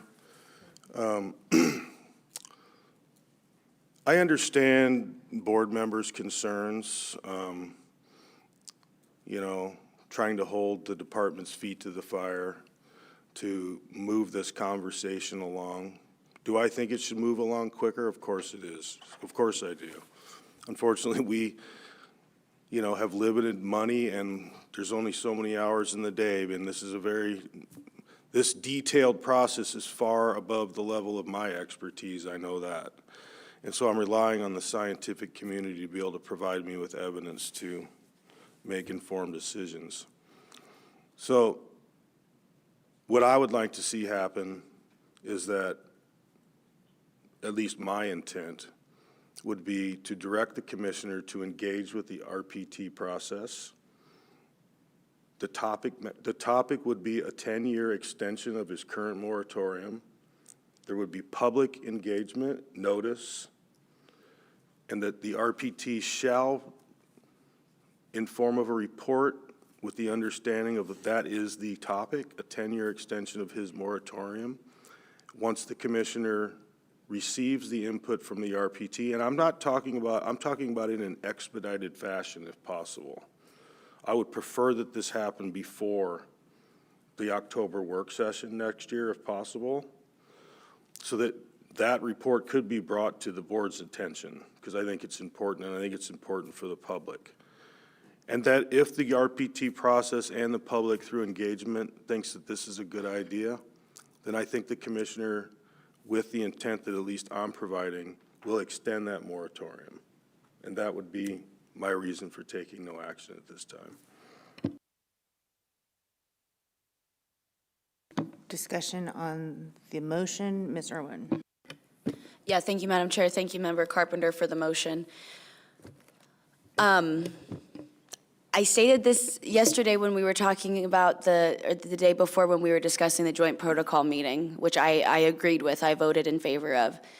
But it is not unreasonable for the public to expect us to be able to make decisions on these topics. Now, there are nuances to the topics that are going to be brought up at the joint protocol meeting, which is involving meeting with North Pacific Fishery Management Council, an outside authority that is also engaging in actions regarding the exact same stocks and similar waters as us. And so I agreed that that was the best path forward. I believe that we have as much information in front of us as possible. I don't know what other information would be brought forward in the next 6 months that would help us make any more of these decisions outside of increased public input, which I think is always, always a valuable process. However, this proposal has been on the table and given public notice for 9, 10 months now. And so it's been understood that we were going to discuss it at this meeting. And so personal board research needed to be done. The department needed to put together all the research possible, and we needed to do our due diligence in order to make these decisions. And the RPTs also understood that this was going to be coming at this time. And so while I respect Member Carpenter for being open also about the limited knowledge on different topics, I very much respect that acknowledgement and a desire to find a pathway moving forward that might involve a better understanding. At this time, I can't support continuously pushing these issues simply because we didn't take the time to educate ourselves before. Member Irwin, is that an objection to the motion? I'm sorry, Madam Chair. Yes, that's an objection to the motion. Okay. Any other board discussion on the motion? Mr. Chamberlain. Thank you, Madam Chair. Yeah, since the inception of the Hatchery Act, we've been having questions about carrying capacity. So how much longer could it be? We should be there any minute. I think what that goes to show is, there are always going to be questions and answers. We can't count on answers being forthcoming because they haven't been. I think at this point, as imperfect as this is, I think the best path here is to go forward. As I said earlier, the worst we can do is nothing. There is a lot of room to course correct and to refine our processes as we go. But if we need information and we need to provide an impetus for the department and the industry and the scientific community to provide information, action in the absence of information is probably the best way to do that. And I'm not saying there's no information, but the information, the questions we've been asking have not been getting answered. And so I think that should provide an impetus for those answers. Thank you. Mr. Carpenter. Thank you. Before I call the question on the motion, the motion is to take no action, and it's to direct the commissioner with the statement that I made, the intent of the board. And so a yes vote would be to take no action and direct the commissioner to engage with the RPT. So I just want to make that clear, and now I'll call the question. Put a thought on the record. It's very compelling. What I like about the motion is that there's more specificity than what is in the proposal.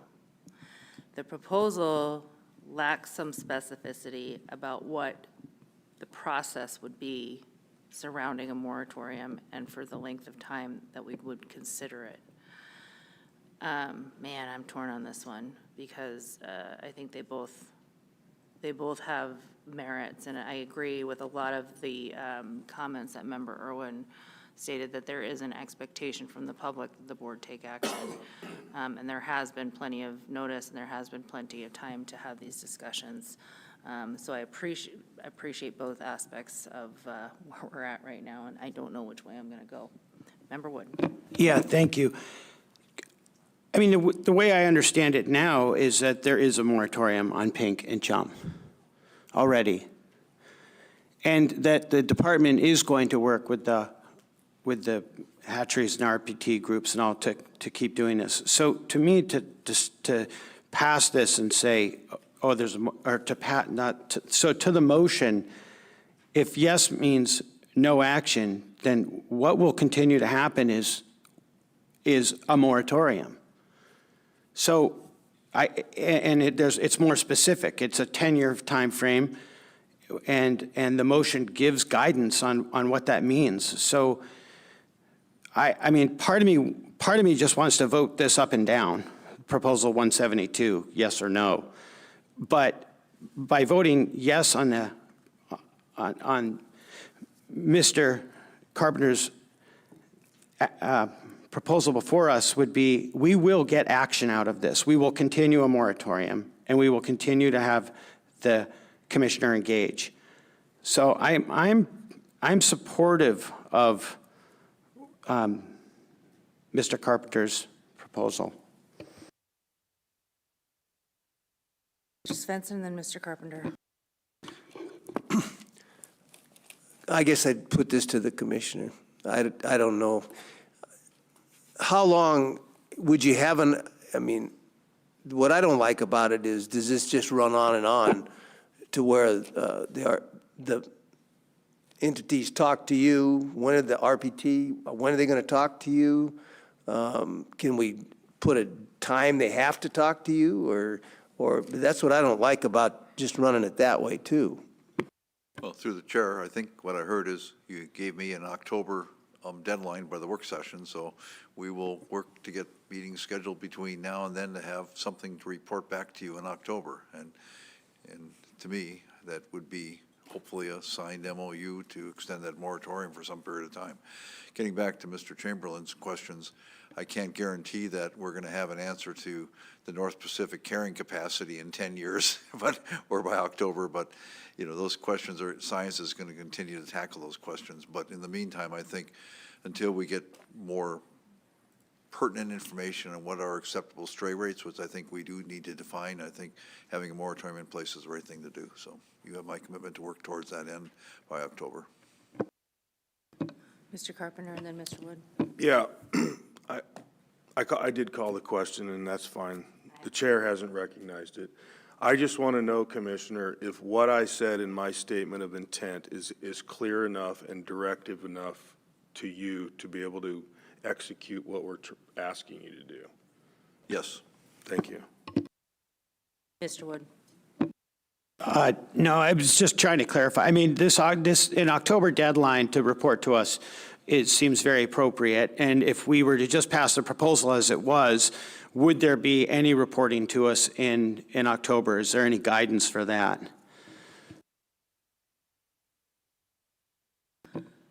There's nothing that precludes the department, if this was voted up or down, to not doing what you said you just committed to doing. Well, I guess my commitment is to come back in October and report what progress we've made towards that end. And I hope to have a signed MOU in October. Great. That's all I needed to hear. Again. Mr. Godfrey. Speaking to the motion here, we could very well take action and do a up or down vote on this and follow that up with a directive to the department without not taking action, because us allegedly not taking action catalyzes the language that Board Member Carpenter just gave as a directive to the commissioner. So I'm inclined to take an up or down vote, and then we can go ahead and take the action that's on the table right now. Ms. Irwin. Yeah, thank you, Madam Chair. Thank you, Member Godfrey, for that point. That's what I was just going to bring up, is that there's, as far as there's not specific regulatory language that is written out for us before on this topic. And so as long as we are speaking to what we wish the department to be writing into the regulation in terms of this, we can also codify some of this language that we're discussing. All right, Mr. Carpenter, and then. To Mr. Godfrey and Ms. Irwin, yes. I mean, this is a philosophical thing, I guess, more than anything. In my opinion, this oversteps the board's authority to a certain degree. This supersedes legislative intent. Do I think this needs to happen? Yes, I do. Do I think that moving forward outside of the motion that I've made currently has a chance to pass? Yes, I do, and I don't want it to pass that way. That's why I made the motion. I'll just be very transparent about that. I do think this is very clear direction to the commissioner, and I do believe that the outcome that the proponent is asking for in this proposal is very similar in nature and actually engages with the public more during that process. So that's my final comment, and I just wanted to put that on the record. Okay, on the motion to take no action, question has been called. Director Nelson, please call the roll. On the motion to take no action on Proposal 172, Godfrey. No. Wood. Yes. Chamberlain. No. Irwin. No. Carpenter. Yes? Svensson.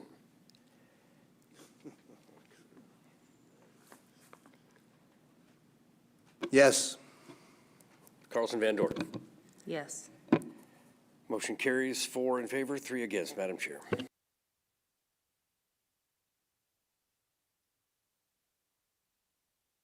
Go ahead and take about a 15-minute break and then come back and resume deliberations on Group 3.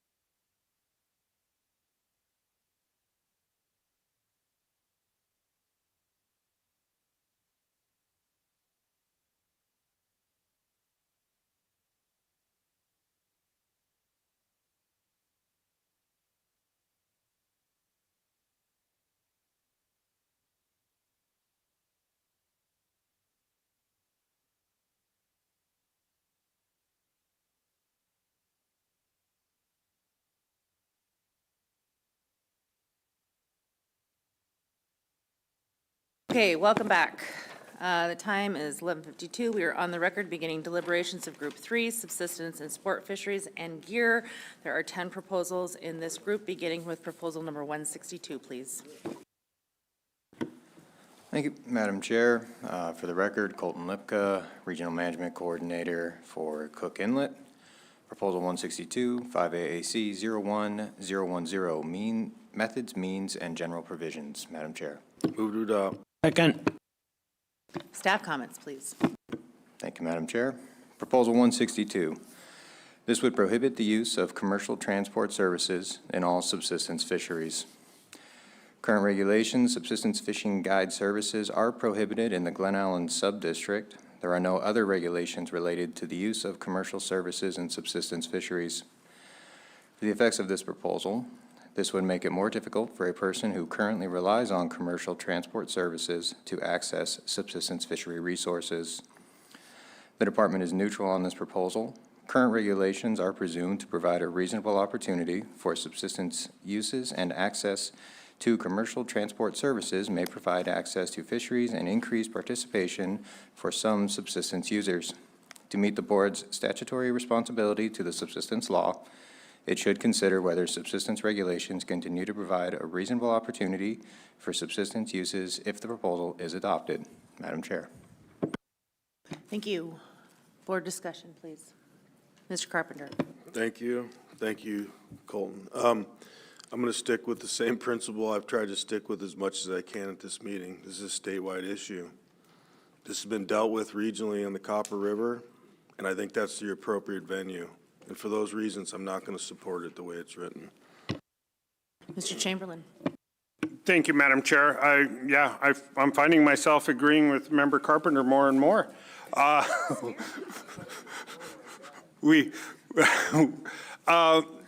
This one, particularly given in Western Alaska, a lot of the things, particularly with culture camps and travel out to the remote regions. I hate to say it, but you don't get to Western Alaska without commercial transport. I think what the issue we're running here is, as written, this is going to be so broad to be effectively meaningless, and may interfere with large swaths of people who are looking to subsistence fish throughout the state, because, in the event subsistence fishing ever hits the Yukon again, this would have a very deleterious effect on them. Using my day job, Chillista, one of the nonprofits affiliated with us, does a large-scale culture camp focused on subsistence fishing and processing, and they utilize charter operators to get people out to remote regions. This would potentially adversely affect them in a big way. I wasn't aware of this until that, but we're seeing other people speaking to similar effects. So I think this may be so overly broad to, there'll be a whole lot of unintended consequences. So I'm gonna join Team Carpenter on this. Ms. Irwin. Yeah, thank you, Madam Chair. I'd like to speak to the kind of discrepancy maybe that might be on some of these conversations on whether or not, commercial transport and subsistence, kind of go together, because, right, inherently, subsistence is non-commercial in its inheritance. And I guess I've been really looking through the book, trying to make sure and find some more clarity within the regulatory framework on how exactly to approach this, and I am having a difficult time. But when I do look at Chapter 99 of the subsistence uses and the subsistence procedures, when I'm reading these, it's really recognizing, the long-term pattern of take, the use of game, the use of knowledge, and the passing down of traditions and knowledge. And from what I'm gathering, it's, subsistence is inherently non-commercial in that you don't sell your take or your catch. Whatever you are harvesting is non-commercial in and of itself. I don't see a correlation between commercial transport being inherently, not melding with the subsistence definitions and priorities. I think that there's a difference in subsistence harvest being inherently for food purposes versus not selling your catch. And so I'd love to hear some more board discussion and opinions on this, but this to me does not undermine the subsistence priority or inherently change what subsistence means and is. It's simply providing additional opportunity for folks who don't have their own measures and means to get to their opportunity to take advantage of those subsistence opportunities. But I would be happy to hear some other board discussion. Mr. Wood, then Mr. Godfrey. Yeah, thank you. I mean, at face value of this, I just recognize how much more expensive it is to potentially own the means and the mechanism for getting to where you're going to participate in your subsistence activity, whether that be a boat or a plane. So I'm a no on this for sure, and that's the reason why I'll never be a pilot or because I run out of gas and I'll crash. Mr. Godfrey.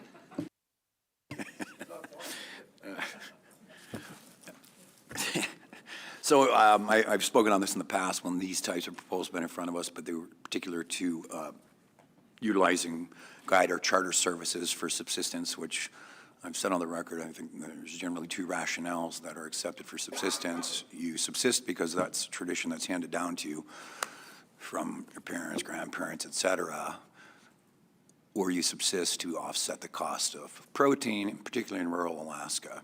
Well, that argument ceases to make sense if you're paying a guide professional services to put you on the fish and take you to the game and clean and take care of your catch. That dog doesn't hunt for me. But the other is, I don't really think anybody who engages in subsistence had a way that was handed down from their parents that you hire a professional who's better at doing it to help you do it. So neither of those arguments are in point here. I draw a distinction like Chamberlain did and Board Member Irwin did here, that it's one thing to have a professional transport, commercial transport, and then you still apply the craft of harvesting your subsistence game or fish.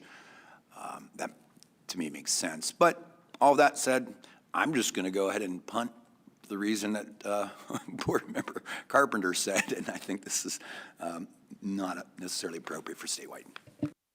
So I have, and have expressed on the record, especially in I think the Prince William Sound meeting, pretty strong feelings about guiding services for subsistence. I don't agree with that. I've consistently voted against that. However, this is different. This is providing transport to a place where you would then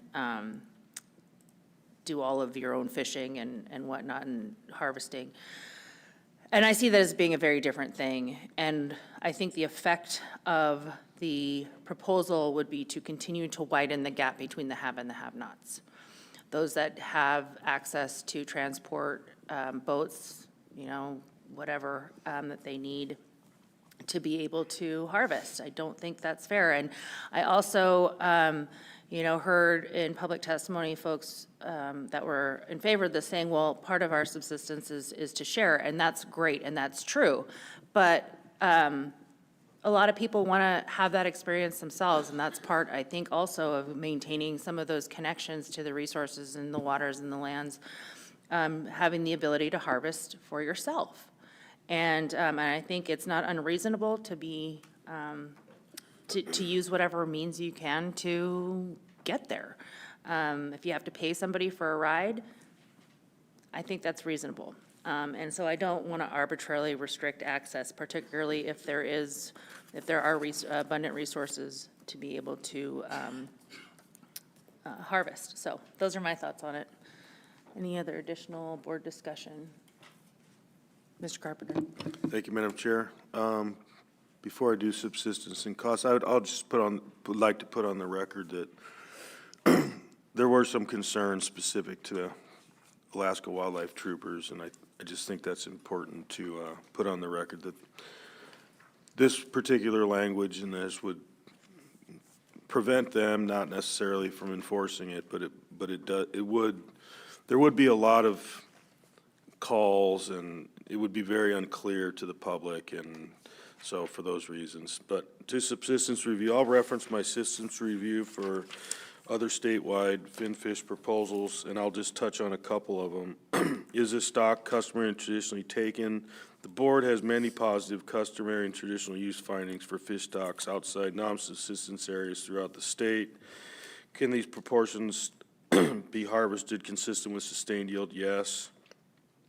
There are many ANSs around the state outside of non-subsistence areas, and I'll just leave it at that, and I'll go ahead and do cost. Approval of this proposal is not expected to result in additional cost for a private person to participate in a fishery, and approval of this proposal is not expected to result in additional cost to the department. I'd call the question.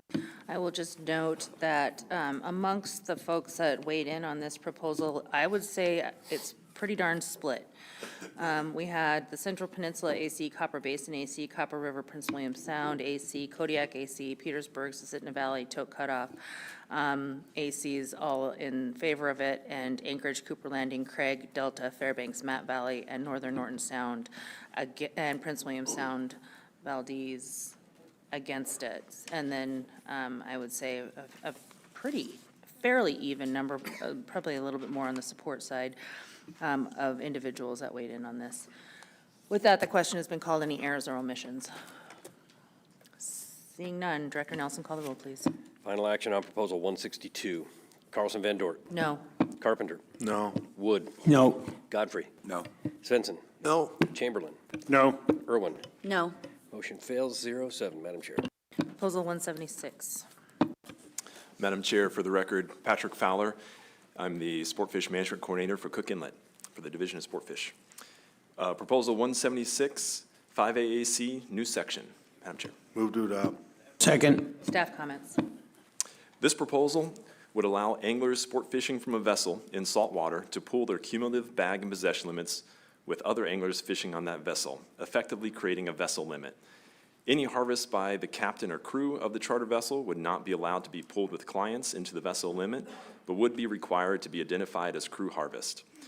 The captain and crew of the charter vessel would be prohibited from giving any part of their harvest to any passenger of their vessel during or after their trip. Utilizing a vessel limit allows anglers to more efficiently achieve their maximum sport harvest, and more anglers are expected to achieve their maximum bag limit. In fisheries within state of Alaska waters, where preferential bag and possession limits have been established for resident anglers, those preferential limits would be pooled with those of non-residents as part of the vessel limit. Vessel limits would not be applied to freshwater boat fisheries, personal use, or subsistence fisheries, and would create a complex regulatory environment where overlap between these fisheries exists. This proposal would not impact harvest rules for halibut, which are established by federal regulation. The department opposes this proposal. Individual bag, possession, and annual limits are used as management tool to control harvest in the sport fishery. If adopted, establishing a vessel limit reduces the effectiveness of the current management tools and is expected to increase sport harvest, potentially resulting in more restrictive regulations in saltwater sport fisheries across the state. Madam Chair. Thank you. Ms. Irwin, then Mr. Carpenter. Yeah, thank you, Madam Chair. Question for the department. I heard you mention it, but could you go in a little bit more detail on how this might affect the resident versus non-resident bag limits or harvest or ability to participate in the fishery? Yes, through the chair, Member Irwin, in some cases we have the boards given specific bag and possession limits for residents, which are often higher in opportunity than non-residents. So in those areas where we do have those regulations in place, if we had a situation where both residents were fishing on the boat with non-residents, but they were, essentially this vessel limit was applied, they'd be limited to just the total cumulative bag limit for all people on the vessel. So in essence, residents the non-residents who would otherwise be a little bit more restricted would benefit from being pooled with residents. And in those areas where there's difference in resident and non-resident bag limits, I'm not sure, maybe this might be a question for a prior board, but what is the general consensus on why there's a difference in bag limits? Is it generally there's a conservation concern, so we want to ensure, or ensuring residents additional opportunities? What's generally been the purpose behind those? Yeah, through the chair, in many of those cases, while we have some differences between residents and non-residents, I'd say that's most common in Southeast Alaska marine fisheries. If I had to generalize, not to put words in the prior board's mouths, but they've chosen to provide increased opportunity for Alaska residents, recognizing the visitor industry is strong in Southeast Alaska, and when there is choices that had to be made to restrict the sport fishery, it's been a determination of the board to allocate higher opportunity for resident and more restrictive regulations for non-residents. Okay, thank you very much. Mr. Carpenter. Thank you. This is for Captain DeGroff. The wildlife troopers have comments in here, and I'll let you speak to that, but I have a question. So I'll just give you a hypothetical. There's 6 people on a boat. In the area they're fishing, there's a 1 yellow eye per person rockfish limit, and you pull upon the boat and there's 7 rockfish there. Who gets the ticket? Good question, through the chair, Mr. Carpenter.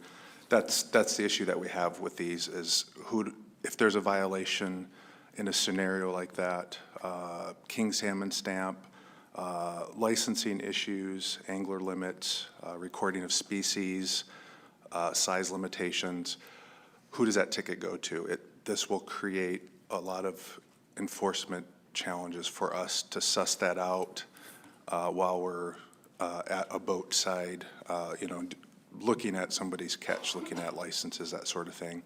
It also brings challenges because of how it's, the structure and the regime, I think was the word we had come up with, that's been in place for decades, and how we've established by person rather than by party or by vessel. It would change that significantly. I believe it would cause a lot of confusion. I think it would cause us prosecution challenges. We tried to figure out who wasn't issued a ticket, and then that person being afforded the right of a trial if they wanted to, and us trying to figure out who we cite. I'm sure there could be some scenarios where we can figure that out alongside the boat, but there's going to be a lot that we won't be able to, just depending on what people are willing to tell us. I thank you for that. I appreciate that. I mean, for those reasons alone, I'm not going to support this proposal. And I guess the only other comment I'd have is we've heard through public testimony that many other states have regulatory language like that, but that doesn't necessarily mean that Alaska absolutely has to follow that protocol. I think there's a long history of Alaskan fishing regulations, and I think this steps way outside that bounds, and so I'm a no. Mr. Svensson, then Mr. Wood. This is the staff. In the state, can the captain and the crew fish also? I mean, I thought we'd pretty much gone through that once. Yeah, that's a good question through the chair. So it depends on the fishery. In some cases, the board has given the department the direction to prohibit the captain and crew from participating in the fishery. And it's a case-by-case basis. There are some fisheries that is the case, and other, both species and fisheries where the captain and crew can participate at the same time they're guiding clients. Just one quick follow-up. If they can fish, are they allowed to give their fish to their clients? Yes. Okay, thank you. Mr. Wood. Yeah, thank you. The part of this that made me consider that it was a good idea was just the kind of conservation aspect of it, that there'd potentially be more fish, would not be susceptible to catch and release mortality. But then as the department states in their comments that it could allow for more harvest. I'm not a big fan of community harvest or deck loading. I think I much more believe in individual bag limit. And I think the conservation part of this, it doesn't speak to me enough to support this proposal. Mr. Wood. Yeah, thank you, Madam Chair. I just wanted to mention, I've had, been able to have quite a few conversations with the proposer of this and of the next proposal, which are similar. And I just want to speak to, I don't think that the intention of this proposal is to have a loophole for additional harvest. I don't believe this is, the charter industry trying to get additional, a loophole into this and get additional harvest. I heard some of the comments yesterday on some of the specific circumstances, and so what I wanted to do is ask Captain DeGraff to describe the current way that this. Oh, I'm sorry. I'm speaking to a different proposal. I'm going to just leave it at that for now. Mr. Wood?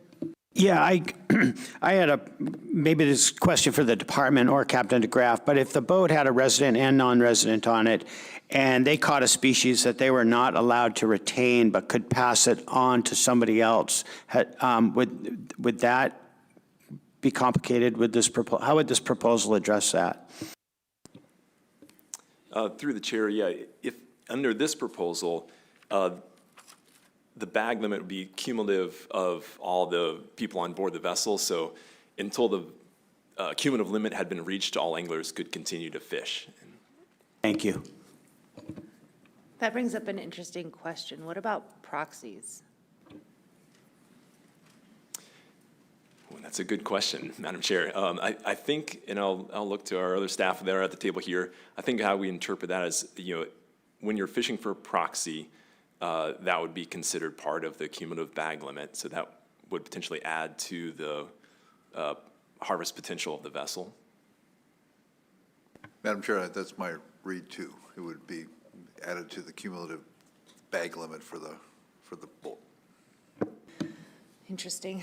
I think that also complicates enforcement considerably, potentially. And, for the reasons that Captain DeGraff has stated, I can't be supportive of the proposal. But, one of the things that is concerning, with the conservation argument is that there's so much dead release, in which case I think that the department should probably pay attention to that, and that should be a part of future bag limit discussions. Director Payton. Thank you, Madam Chair. Reverting back. Yes. So I'll touch on rockfish, and from the studies we've known and invested in and what the board has put in regulation with deep water release devices on rockfish, it's almost up to 95% survivability on rockfish. Thank you for that. Any other board discussion? Mr. Carpenter. Thank you, Madam Chair. Approval of this proposal is not expected to result in additional direct costs for a private person to participate in the fishery, and approval of this proposal is not expected to result in additional costs to the department. I call the question.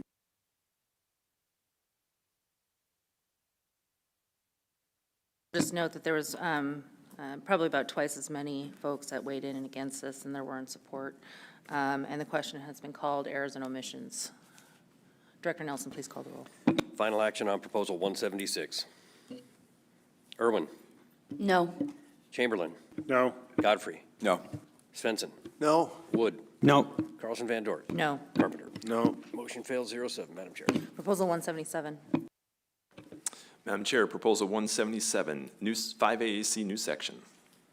Madam Chair, move the board take no action on proposal 177 as the proponent withdrew support during committee of the whole, and also an RC has been submitted to reflect that. We just don't currently have it. I second that and ask for unanimous consent. Hearing no objection, the board will take no action on proposal 177. Proposal 178. Madam Chair, proposal 178, 5 AAC 75.995, definitions. Madam Chair, move the board adopt proposal 178 with substitute language found in our RC 178. I second that and ask for unanimous consent. Hearing no objection, the board has before it the language in RC 178 in lieu of the original proposal. Staff comments, please. Thank you, Madam Chair. With the, as amended by RC 178, the amendment changes the language, the definition of bag limit, rather than being part of the bag limit of the person hooking the fish, it's part of the bag limit of the person landing the fish. Currently, bag limit is defined in 5 AC 75.99.5 and includes the direction that a fish becomes part of the bag limit of the person originally hooking it. Currently, anglers may commonly assist other anglers by baiting hooks reeling in an especially large fish, operating a landing net, and other tasks such as assisting youth anglers with casting a lure. In sport fishing regulations, it's been a longstanding regulation that the catch is applied to the bag limit of the individual originally hooking the fish. The department opposes this proposal.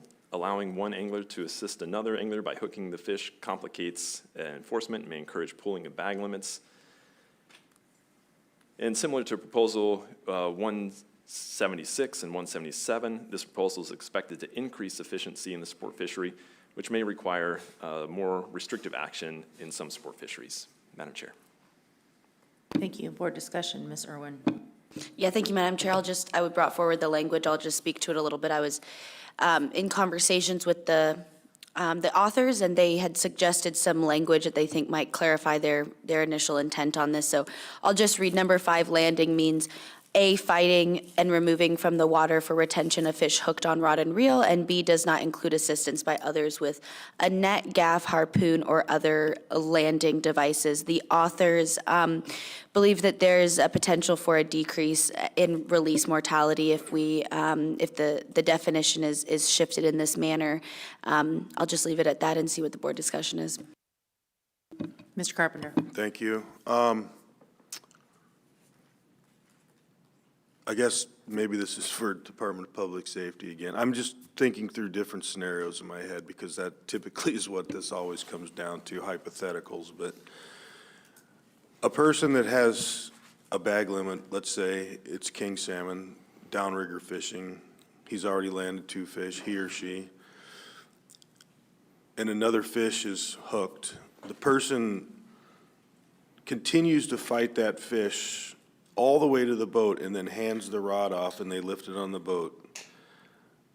That to me is an additional bag limit to the person that has already filled theirs. I mean, I think this goes really far to stretch it, and I'm just curious how that would complicate enforcement of this regulation if it passed.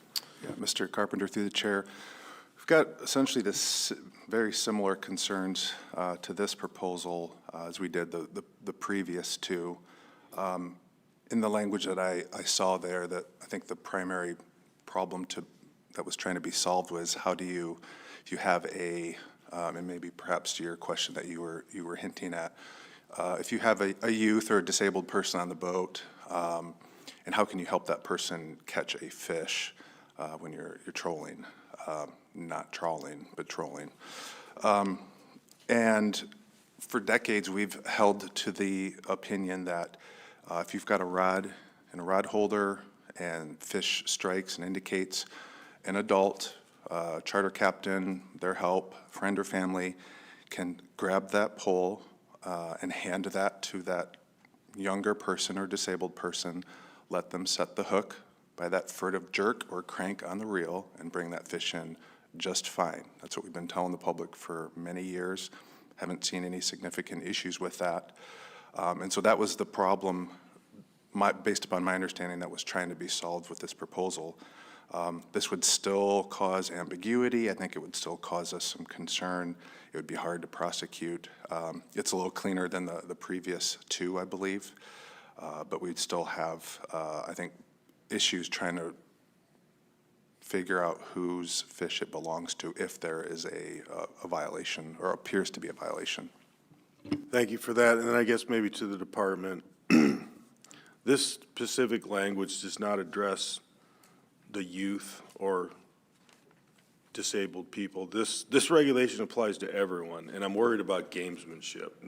I do think that those two instances, there should be some assistance that should be provided for in regulation if it isn't already. So A, is there anything that in regulation that prescribes that? And 2, this is for everyone, correct? Through the chair, that is correct. This is for everyone. It would apply in all sport fisheries in both fresh and salt water. And there are no specific mention of youth anglers or special provisions there. Thank you. Mr. Svensson. This would be a real mistake to change this because it's always been he who hooks the fish, it's his fish. Some people are a lot better at hooking fish. So if you're sitting on a boat with 4 people and you change this, you know, I could be sitting there hooking these fish and handing the pole off right and left. So I think that it needs to, I'll be a definite no on this, because you can already help, help the kids and the handicap. So thank you. Mr. Wood? Yeah, thank you. I agree with the last sentiments. You hook it, you own it. Oftentimes I think about in hunting, you pull the trigger. What's harder, pulling the trigger or packing it out? I think some people are lucky, some people are not. You sell an experience, not a bag limit on a fishing trip like this, and so I'm a no. Mr. Carpenter? Thank you, Madam Chair. Approval of this proposal is not expected to result in any additional direct cost for a private person to participate in the fishery, and approval of this proposal is not expected to result in any additional cost to the department. I'd call the question. Question's been called. Errors or omissions? Director Nelson, call the roll, please. Final action on proposal 178 as amended. Svensson. No. Wood. No. Chamberlain. No. Carpenter. No. Carlson Van Dort. No. Irwin. No. Godfrey. No. Motion fails 0-7, Madam Chair. Proposal 179. Madam Chair, for the record, my name is Jay Balmer. I'm the Regional Management Fisheries Biologist. Proposal 179, 5 AAC 75, new section. Move to adopt. Second. Staff comments, please. Proposal 179, this would establish a statewide sport fishing annual limit of 10 king salmon, 20 inches or greater in length. All king salmon retained would have to be recorded on the back of the angler's license or on an annual harvest record card for individuals who do not have a paper license. Currently, there is no statewide sport fishing annual limit for king salmon. Annual limits have been established for king salmon in specific areas of the state. Anglers are required to purchase a king salmon stamp to retain king salmon and follow area or drainage-specific sport fishing regulations. A harvest record is required for all anglers when harvesting a species with an annual limit. It is unknown how many individuals harvest more than 10 king salmon, 20 inches or greater in length, but it may reduce overall harvests of king salmon areas where annual limits do not already exist. This may reduce harvest opportunity when surplus is available. Likely, the largest impact will be for residents of Southeast Alaska, where the Southeast Alaska King Salmon Management Plan directs the department to establish annual limits for non-resident anglers. But resident anglers do not have an annual limit. Currently, king salmon are managed by drainage or management area, and the purchase of a king salmon stamp is required.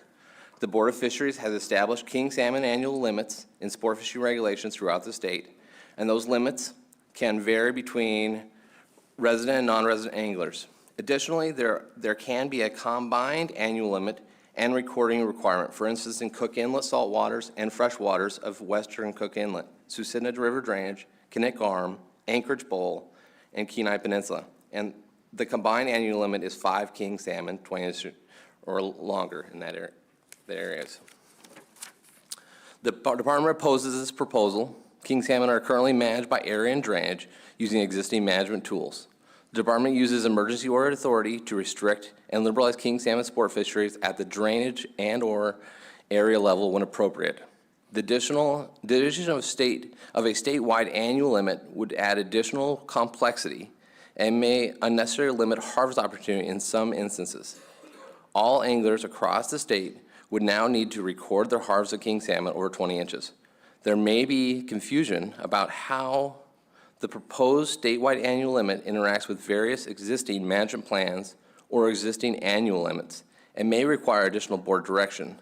The department is neutral on the allocative aspect of this proposal. Madam Chair. Thank you. Board discussion, Ms. Irwin. Yeah, thank you, Madam Chair. So question for the department then is part of this outcome that, so let me just get this clear, non-residents in Southeast currently have limits and residents don't have limits for the most part when sport fishing for kings. Is that correct? Through the chair, for the record, Patrick Fowler, that is correct. So in Southeast Alaska, we manage the fishery with both bag and possession limits and annual limits. And non-residents do have an annual limit that changes according to available sport harvest for the allocation, while residents never have an annual limit. Okay, and then my next question is, if there is a localized management plan that specifies less than 10 kings and this passes, would that supersede the 10 king annual bag limit statewide regulation? Madam Chair, through the record, for the record, Jay Balmer again. Yeah, I think that adds to some of the complexity and the confusion on how we would need the additional guidance on what annual limit they should be following, because there would be multiple annual limits. Okay, and my last question is, in these areas that have like no bag limits for residents, these are in Southeast, these are a lot of hatchery kings, right? Am I correct in assuming that? Through the chair, you are correct. There are significant hatchery harvest as part of the sport harvest of king salmon in Southeast Alaska. If I had to put a number to it, approximately 20 to 25%. 20 to 25% is hatchery? Yeah, 20 to 25% of the sport harvest of king salmon in Southeast Alaska is of hatchery origin, Alaska hatchery origin. Okay, thank you. Mr. Wood? Yeah, thank you. The sentiment of the proposer, as he passed on to me, was he was concerned about the idea that predominantly in the Homer area, that you could go down there and potentially catch more than 10. And that in his mind, people were saying it didn't matter because they were hatchery fish, they weren't Alaska fish. I think so, to his point, he was trying to have more of a conservation take on this, and it was kind of localized. I think because of the complexity that we've heard about, that this would be difficult one to pass, given the different bag limits throughout the state. Mr. Chamberlain? Thank you, Madam Chair. Yeah, I like the sentiment under which this is brought, you know. Even with a large number of hatchery salmon, king Chinook in the marine waters, there still is incidental take of wild salmon going in, and I very much appreciate the intention under which this proposal was brought. Southeast does give me a lot of concern, though, because there is no subsistence allocation for Chinook salmon in Southeast, and for those fishermen, you know, the sport fishery is their subsistence, and to arbitrarily limit a resident's take of king salmon to 5. While it may be necessary and appropriate for certain parts of the state, I think applying this statewide when a significant portion of the population out there relies on the sport harvest for their subsistence, I'm just not comfortable making that jump, and I'd rather address this on a regional basis. Mr. Svensson? Well, the way I read this, you could catch all 10 of your fish in one day. It doesn't say that you can only keep, and that needs, specific when we say residents have no limit. They can catch a fish in Southeast, you know, out in the saltwater.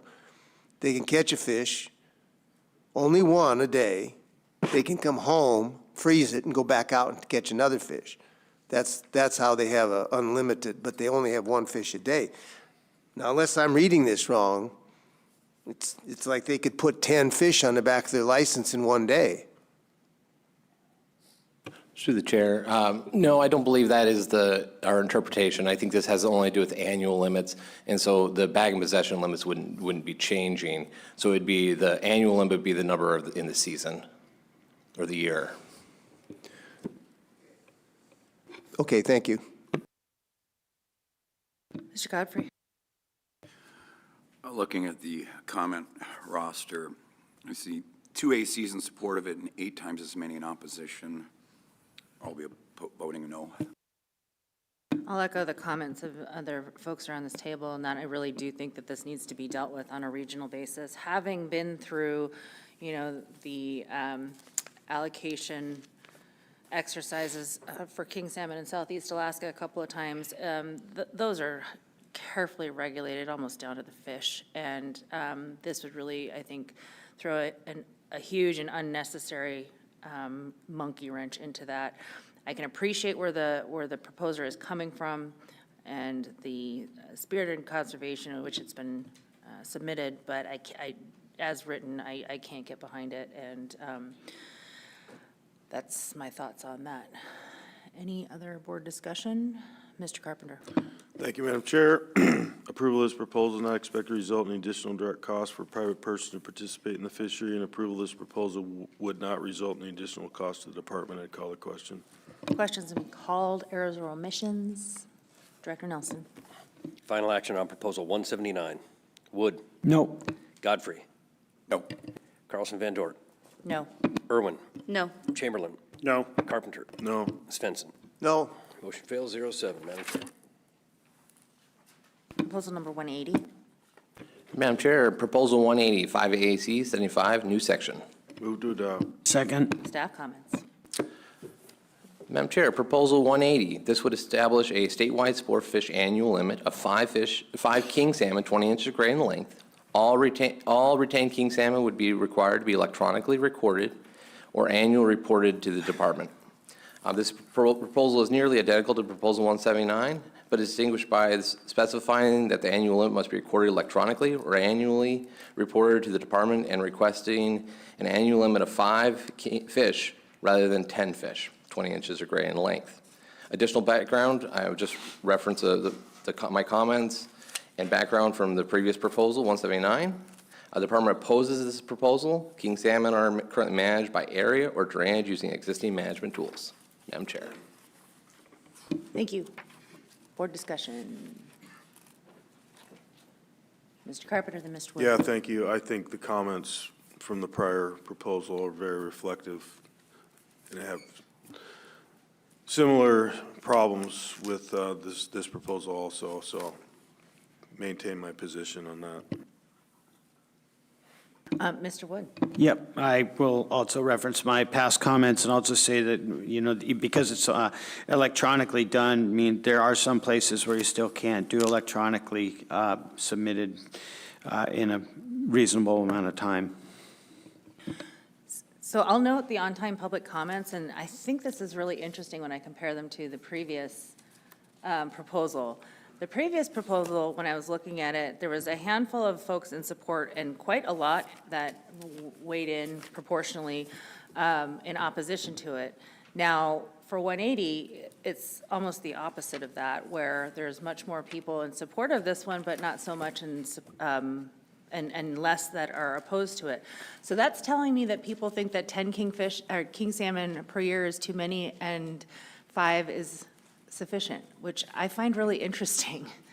And it's from all over the state, these folks that weighed in support of it. So I think that I would just take a moment to recognize that the public sentiment here is clearly indicating concern. That's how I read this anyways. That being said, I will stand by my comments on the previous proposal that I think that these are better dealt with on a regional level and specific to regional management plans, and even statistical area plans, and, you know, and how those are managed. But I wanted to note that because I thought that was interesting. Mr. Payton. Thank you, Madam Chair. And one of the reasons maybe this proposal had a different element with the electronic reporting, and I'd like to weigh in a little bit on that. So when I first came in as director, my boss, the commissioner, asked me to do a few very specific things, and one was to get better harvest reporting. And I'll lay out 3 things we're currently working on to improve that, because in times of low king salmon abundance, it's very important and critical to do better harvest accounting. So one of the first things we're going to do is, you know, do more creels on specific locations. Another thing we're looking at exploring this year and potentially doing is implementing an individual king salmon recording permit, much like you know, your PU or subsistence permits in areas for individual sport fishery on the Copper River. And the third which will be the biggest fundamental change, is we're totally revamping the statewide harvest survey program, which has had a huge decline in response rates in recent years. And we're going to change that into basically like the Alaska Sportfish Reporting Program. And it'll be electronic and based on an app. And our goal is to roll that out in beginning 2028. So Sportfish is committed to get better harvest accounting on king salmon. Those are 3 specific things we're in the works doing right now, Madam Chair. Thank you. Thank you, Mr. Payton. My off-the-record comment was hallelujah, certainly with respect to the statewide harvest survey. I appreciate the work that's being done in that space. Thank you to both of you. I think that that's going to be helpful, and I do think that you're right that that probably has a lot to do with how these public comments shook out and presented themselves. Mr. Godfrey. I'll point out on the AC opposition, and there is even more AC opposition to this one than the last one. I'll be voting no again. Mr. Carpenter. Thank you, Madam Chair. Approval of this proposal is not expected to result in the additional direct cost for a private person to participate in the fishery, and approval of this proposal would result in additional cost to the department. I'd call a question. Question's been called. Errors or omissions? Director Nelson, call the roll, please. Final action on proposal 180. Godfrey. No. Wood. Nope. Chamberlain. No. Irwin. No. Carpenter. No. Svensson. No. Carlson Van Dort. No. Motion fails 0-7. Madam Chair. Proposal 181. Madam Chair, Proposal 181, 5AAC 75.020, sport fishing gear. Move to adopt. Second. Staff comments, please. All right, Proposal 181. This proposal would align regulations and statutory language by specifying that sport fishing gear must be held in hand or attached to a fishing pole or rod. Current language in Regulation 5AAC 75.020A does not align with the statutory definition of sport fishing found in Alaska Statute 16.05-94031. This has caused confusion when asked to define legal sport fishing gear. And so the department has submitted this proposal and supports it. This would add clarity and align regulations. Thank you, Madam Chair. Thank you. Question. So I think in public comment relative to this one, there was questions about ice fishing specifically, and is that concern addressed in this language, or isn't it? Does it remain an issue, in your opinion? Thank you, Madam Chair, for bringing up the question. Regarding ice fishing, that is in a separate section in the regulations, and this proposal is not our intent, and this proposal will not change the current method and means for ice fishing. Okay, so 2 separate things. This isn't affecting how ice fishing is currently prosecuted whatsoever. That is correct, Madam Got it. Chair. Thank you. Any other additional board discussion? Mr. Wood? Yeah, but ice fishing, so you're saying it won't affect it in any way, whether it's just a tip-up or if you just jam the rod in the snow? That is correct. It's in the regulatory, through the chair, I apologize. Yes, it is in a separate regulation in a separate section, and so all that, nothing will change in under sport, or for the ice fishing regulations. Great, thanks. Yes, Irwin? Sorry, I just want to make sure this is super clear. So we're looking at, there is a sport fishing definition found in statute, though. So that statutory definition does not apply to the ice fishing definition? I just want to make sure I'm really clear on this. Through the chair, so the statute is broader, and then it's narrowed down into separate regulations in the regulatory booklet, and there's a separate section specifically addressing ice fishing, and so it doesn't change anything for that. Okay, thank you very much for clarifying. Any other board discussion? Mr. Carpenter? Thank you, Madam Chair. Approval of this proposal is not expected to result in additional direct cost for a private person to participate, and approval of this proposal would not result in additional cost to the department. I'd call the question. Question has been called. Errors or omissions? Seeing none, Director Nelson, call the roll, please. Final action on proposal 181. Carlson Van Dort. Yes. Carpenter. Yes. Wood. Yes. Godfrey. Yes. Svensson. Yes. Chamberlain. Yes. Irwin. Yes. That motion carries 7-0, Madam Chair. Proposal 182. Madam Chair, Proposal 182, 5AC, 75. New section. Move to adopt. Second. Staff comments, please. Madam Chair, Proposal 182, this proposal would establish bow and arrow as a legal sport fishing gear for species without bag and possession limits. There are no statewide regulations allowing sport fishing with a bow and arrow. The bow fishing is not legal sport fishing gear type in all areas of the state. Area-specific regulation provides season dates and the addition of bow and arrow as gear type for specific species. This would allow harvest on many species that are traditionally not considered sportfish species and may increase harvest and mortality by an unknown but likely small amount. Bow and arrow fishing may result in unintentional incidental harvest of non-target species and may increase mortality of targeted species if the fish is injured but not landed. And this harvest method does not allow for live release. The department opposes this proposal because of the potential for increased harvest with limited monitoring and increase in regulatory complexity. Although likely small, the biological impact of the harvest of a variety of species that have no bag and possession limit is unknown. Madam Chair. Thank you. Board discussion.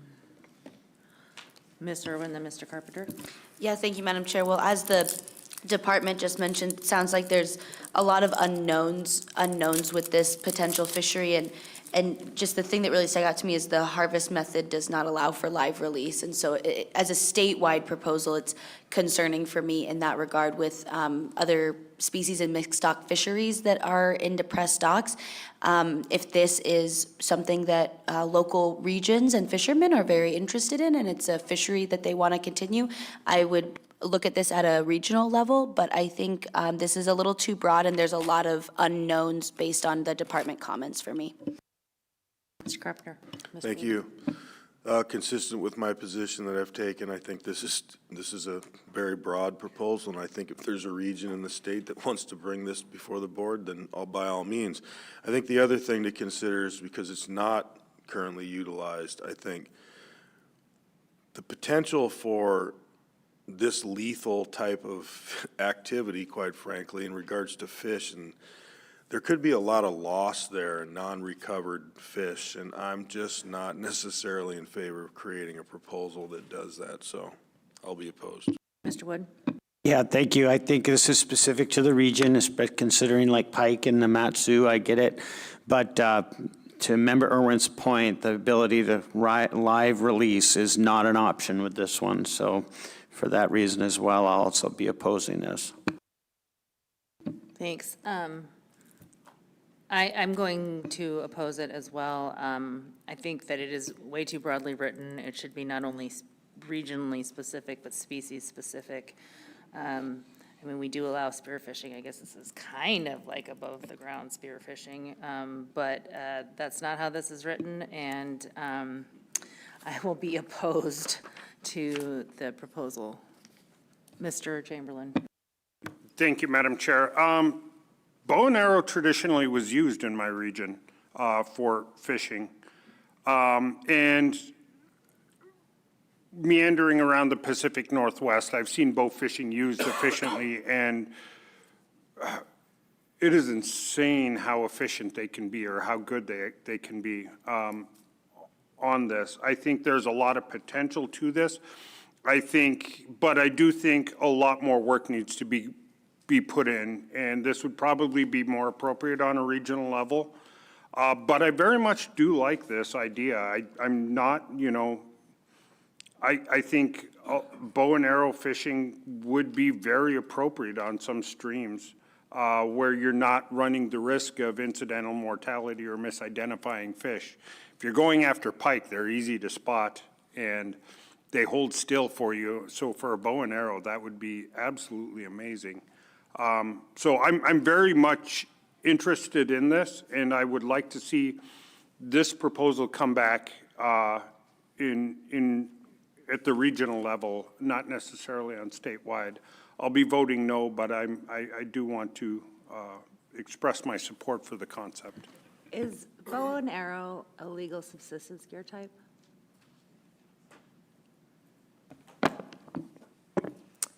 I have to double check that. I'm just curious. Yeah, I was actually just pulling up the CNT worksheets. I feel like I have some recollection of that, but I don't know, it could have been related to another bow and arrow fishing proposal I've seen. Madam Chair, I think you did, as a board, approve bow and arrow hunting as a customary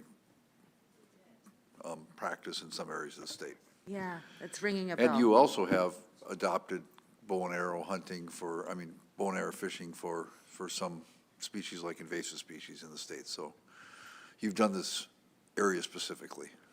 Mr. Payton.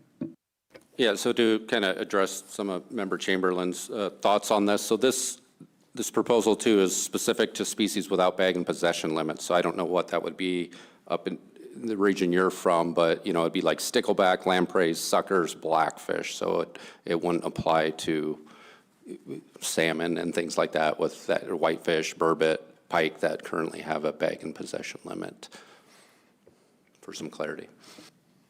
Thank you. Okay. Mr. Carpenter. Thank you, Madam Chair. Approval of this proposal is expected to result in additional costs for a private person to participate in the fishery, and approval of this proposal would not result in additional cost to the department. I call the question. The question's been called. Any errors or omissions? Seeing none, Director Nelson, call the roll, please.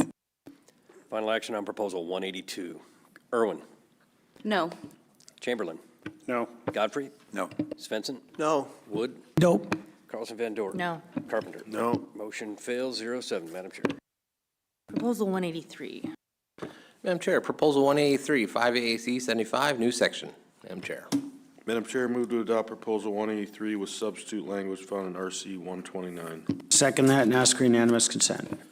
Hearing no objection, the board has before it RC 129 in lieu of the original proposal. Staff comments, please. Madam Chair, Proposal 183, this would require anglers to maintain their harvest in a condition that allows the department or enforcement officer to verify species and length. And with the new amended language, it provides a little additional clarity and specifies some questions that, you know, we've heard from the from ACs and public. So it narrows the scope to specific species of rockfish, lingcod, and king salmon, as well as it specifies time frame and hopefully alleviates the concerns about filleting and consuming and preserving a catch at sea. And the department submitted this proposal and supports it. This would aid enforcement efforts and standardize the requirements for anglers across the state. Thank you, Madam Chair. Thank you. Member Carpenter, would you like to speak to your substitute language? Yeah, Madam Chair, thank you. I think Mr. Balmer kind of addressed it. I mean, the original proposal, there were concern. We heard it in public testimony, committee of the whole from the public, that there was maybe a little ambiguity there and maybe a little bit too restrictive nature. And I think the department, from me to the department, I just wanted to clarify that. And maybe Mr. Balmer can talk to, you know, the people that did have concerns. Did you have a chance to talk to any of those individuals, and is this language more appropriate in their opinion?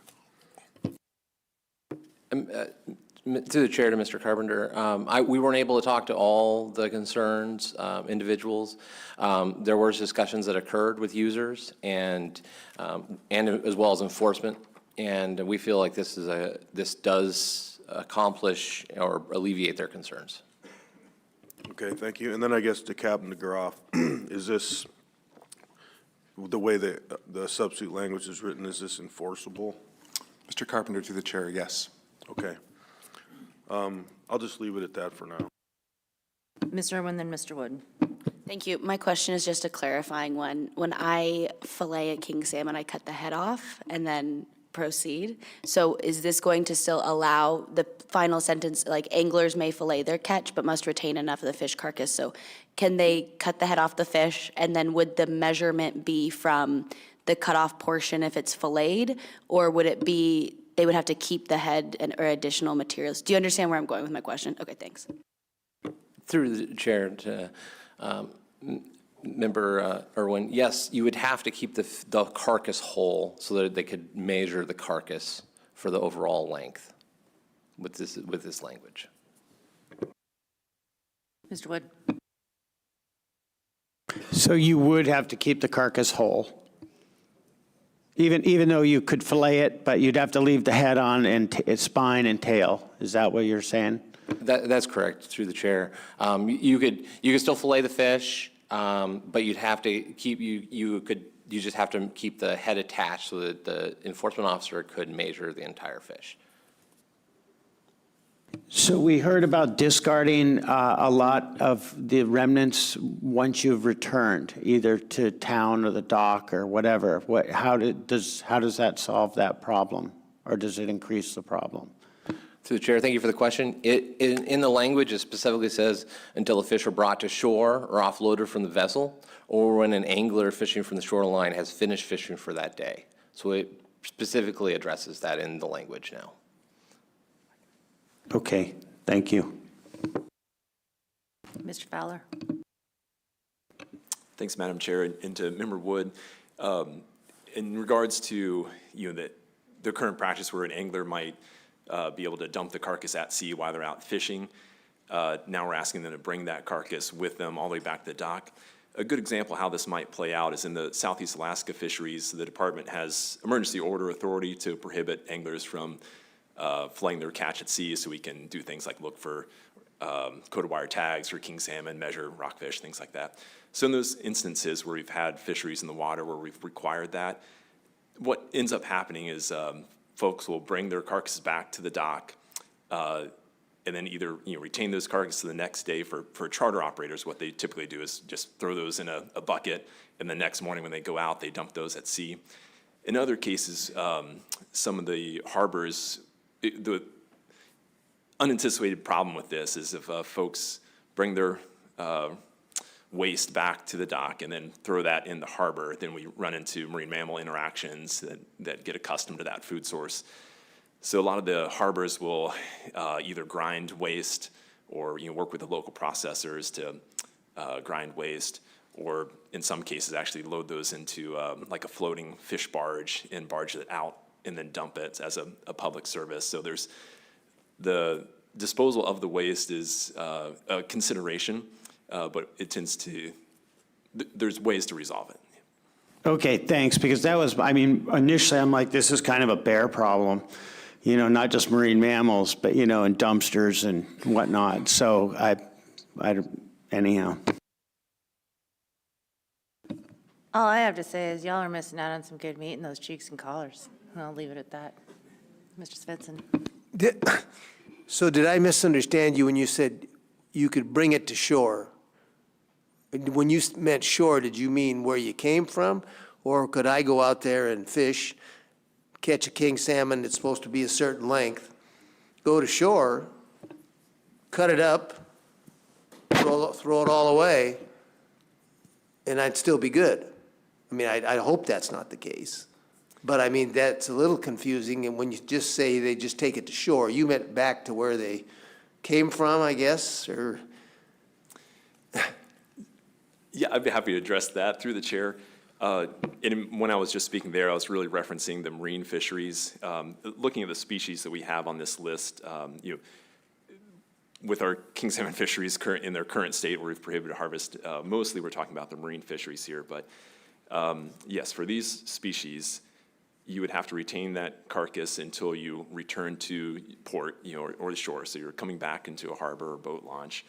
For freshwater fisheries, if the king salmon fishery was open in freshwater, it would be until the angler that's fishing on the shoreline has finished fishing for that day. So they could, if they have the stringer of fish, at the moment that they're done fishing for the day, they could flay those and dispose the carcass back into the river. Even if it was a king salmon, it had to be a certain length? Correct. Once they were finished fishing for the day, then before they go home for the day, they could fillet it on the, at their vehicle, put it in the cooler, and then dispose of the carcass. Okay, thanks. Carpenter? Thank you, Madam Chair. Approval of this proposal is not expected to result in additional direct cost for a private person to participate in the fishery, and approval of this proposal would not result in the additional cost to the department. I'd call the question. Question has been called. Errors or omissions? Seeing none, Director Nelson, call the roll, please. Final action on proposal 183 as amended. Carpenter. Yes. Irwin. Yes. Godfrey. Yes. Carlson Van Dort. Yes. Wood. Yes. Svensson. Yes. Chamberlain. Yes. Motion carries 7-0. Madam Chair. Proposal 184. Madam Chair, Proposal 184, 5 AAC 75.995, definitions. Move to adopt. Second. Staff comments, please. Madam Chair, Proposal 184, this would modify the Sportfish statewide definition of rockfish, subdividing the non-pelagic species assemblage into demersal shelf and slope species assemblages, aligning with the definitions used in commercial fisheries.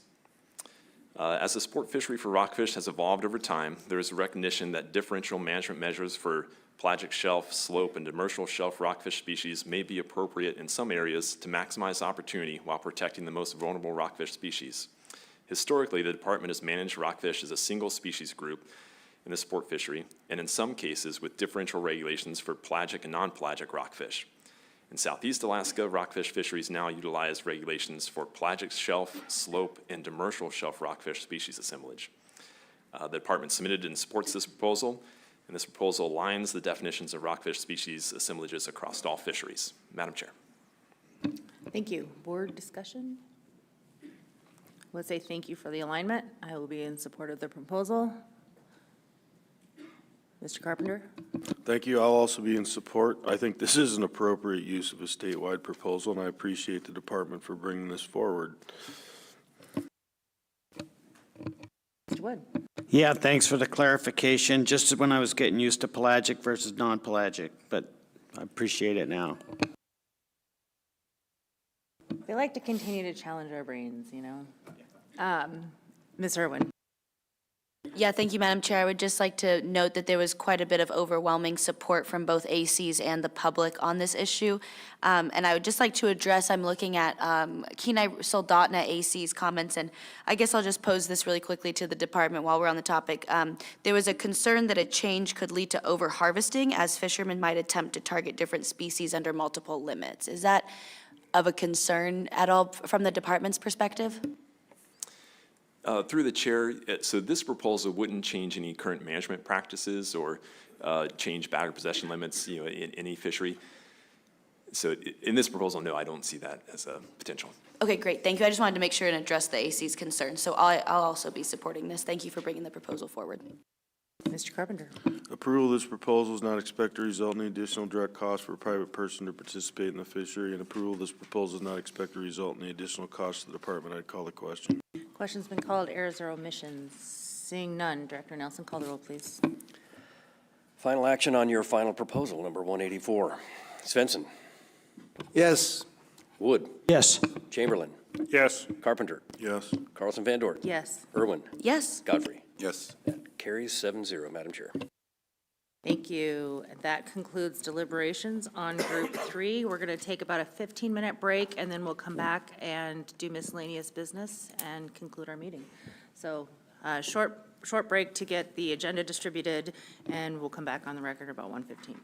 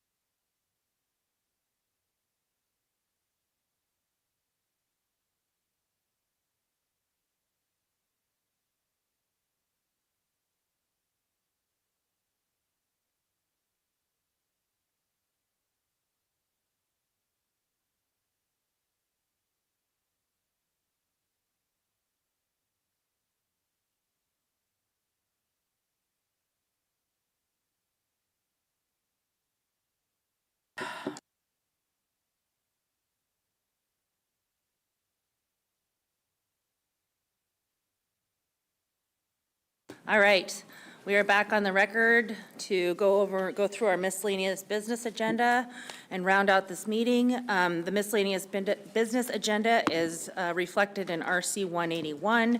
There are 6 items on the agenda, beginning with the department's request for road known use authorization in RC 150 and RC 151. And I would ask the department to come forth and just kind of tell us what you're asking for and why, please.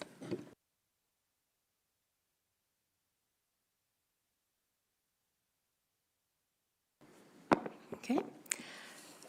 Through the chair, board members, my name is Christine Dunker, and I am the Sportfish Division Regional Supervisor for South Central Alaska. Per Alaska Statute 16.35.200, we request consent from the board to use rote known to suppress invasive northern pike from the Sucker Lake complex. This is within the Alexander Creek drainage in the Matanuska-Susitna Valley. Very recently, we were awarded a grant through the Alaska Sustainable Salmon Fund, and this grant will allow us to increase our northern pike suppression efforts in the Alexander Creek drainage. As part of this, we are looking to reduce the northern pike population in the Sucker Lake complex. This has not been included in any of our previous suppression efforts within the drainage. Sucker Creek, which flows out of Sucker Lake and into Alexander Creek, is the last remaining holdout for Chinook salmon within the Alexander Creek drainage as a whole. The Sucker Lake complex is comprised basically of 3 smaller lakes, or you can kind of consider them like lobes of the system. There's Sucker North, Sucker West, and both of these flow into Sucker South, then the outlet of Sucker Creek into Alexander. To jumpstart our suppression efforts in this lake complex, we propose to apply rote known to Sucker North and West. This would remove all age classes of northern pike within this complex, and that includes age 0s, which we typically are not able to get to recruit to our gill netting gear. Sucker Lake South will not be treated as part of this, and it will serve as a dilution buffer to prevent rote known from flowing downstream into Sucker Creek. After the rote known treatment, Sucker South will be gill netted to reduce northern pike in that section. And in addition to not treating Sucker South, to reduce further the rote known downstream, we'll be doing this treatment in mid-August so that it degrades within about 2 weeks, thus not allowing the rote known to travel outside of the treatment zone. This rote known treatment is scheduled for this coming August, so this year. And then in future years, we'll employ intense gill netting in these lakes then to keep the pike population density low. All permits for this project are pretty much in place.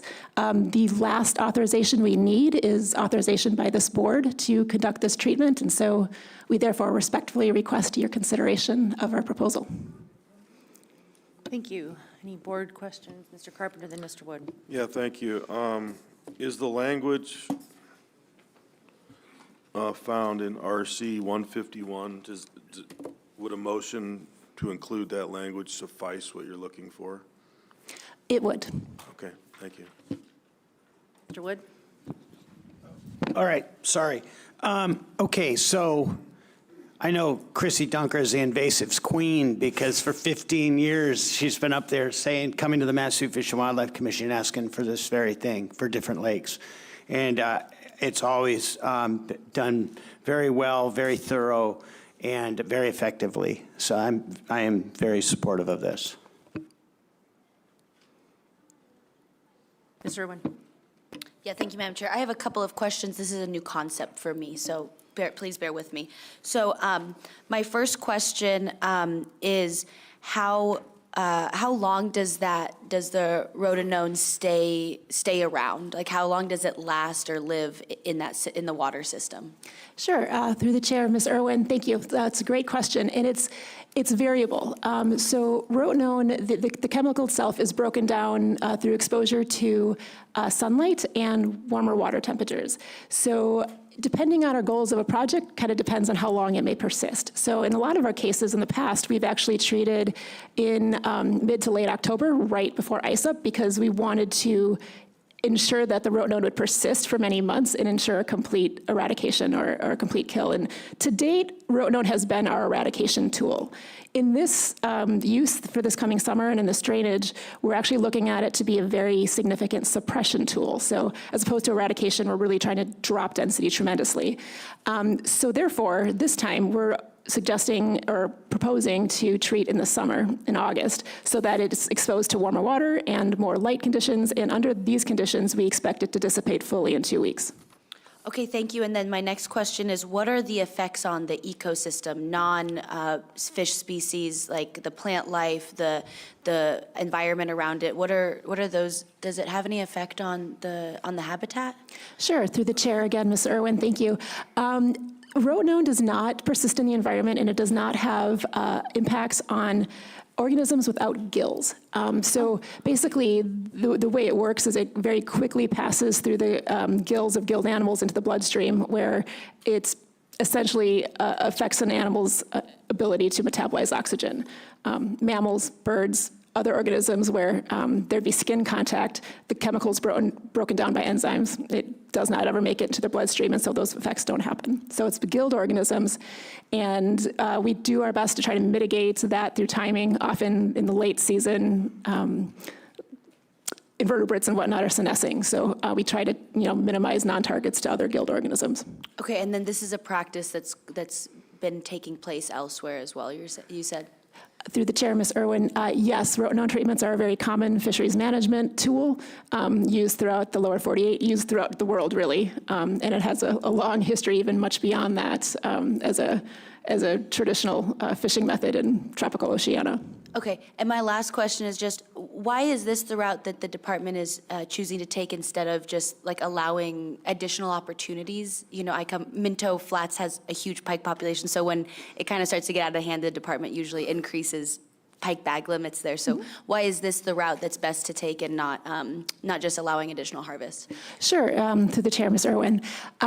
So up in Minto, I should preface, up in the interior, northern pike are a native species, also out west, Bristol Bay. South central Alaska, so basically if you consider the Alaska mountain range as the geologic boundary, when we talk about invasive northern pike, we're just talking about south central. And here, there are no limits on northern pike. In fact, it's a requirement now to dispatch any pike that are caught. So all of those regulations already are in effect. In this particular drainage, we have a very, very significant amount of northern pike habitat. It's just a kind of a perfect storm, set of conditions. And the amount of netting we've done in the past hasn't been sufficient to drop the density. And so we need to kind of step it up a bit, and that's what we're proposing. Okay, thank you so much for providing some more context. Mr. Wood. Yeah, I also the Alexander Creek and Sucker Creek area are basically an excellent spawning ground for king salmon, and these pike have really knocked the back out of them over a period of time. So suppressing the pike in that area will really help the kings. Mr. Carpenter. Thank you, Madam Chair. I would move that the board adopt the language found in RC 151, which would authorize the Alaska Department of Fish and Game Division of Sport Fish to use Roatone to suppress invasive species northern pike from Sucker Lake in the Matsu-Susitna Valley. I second that and ask for unanimous consent.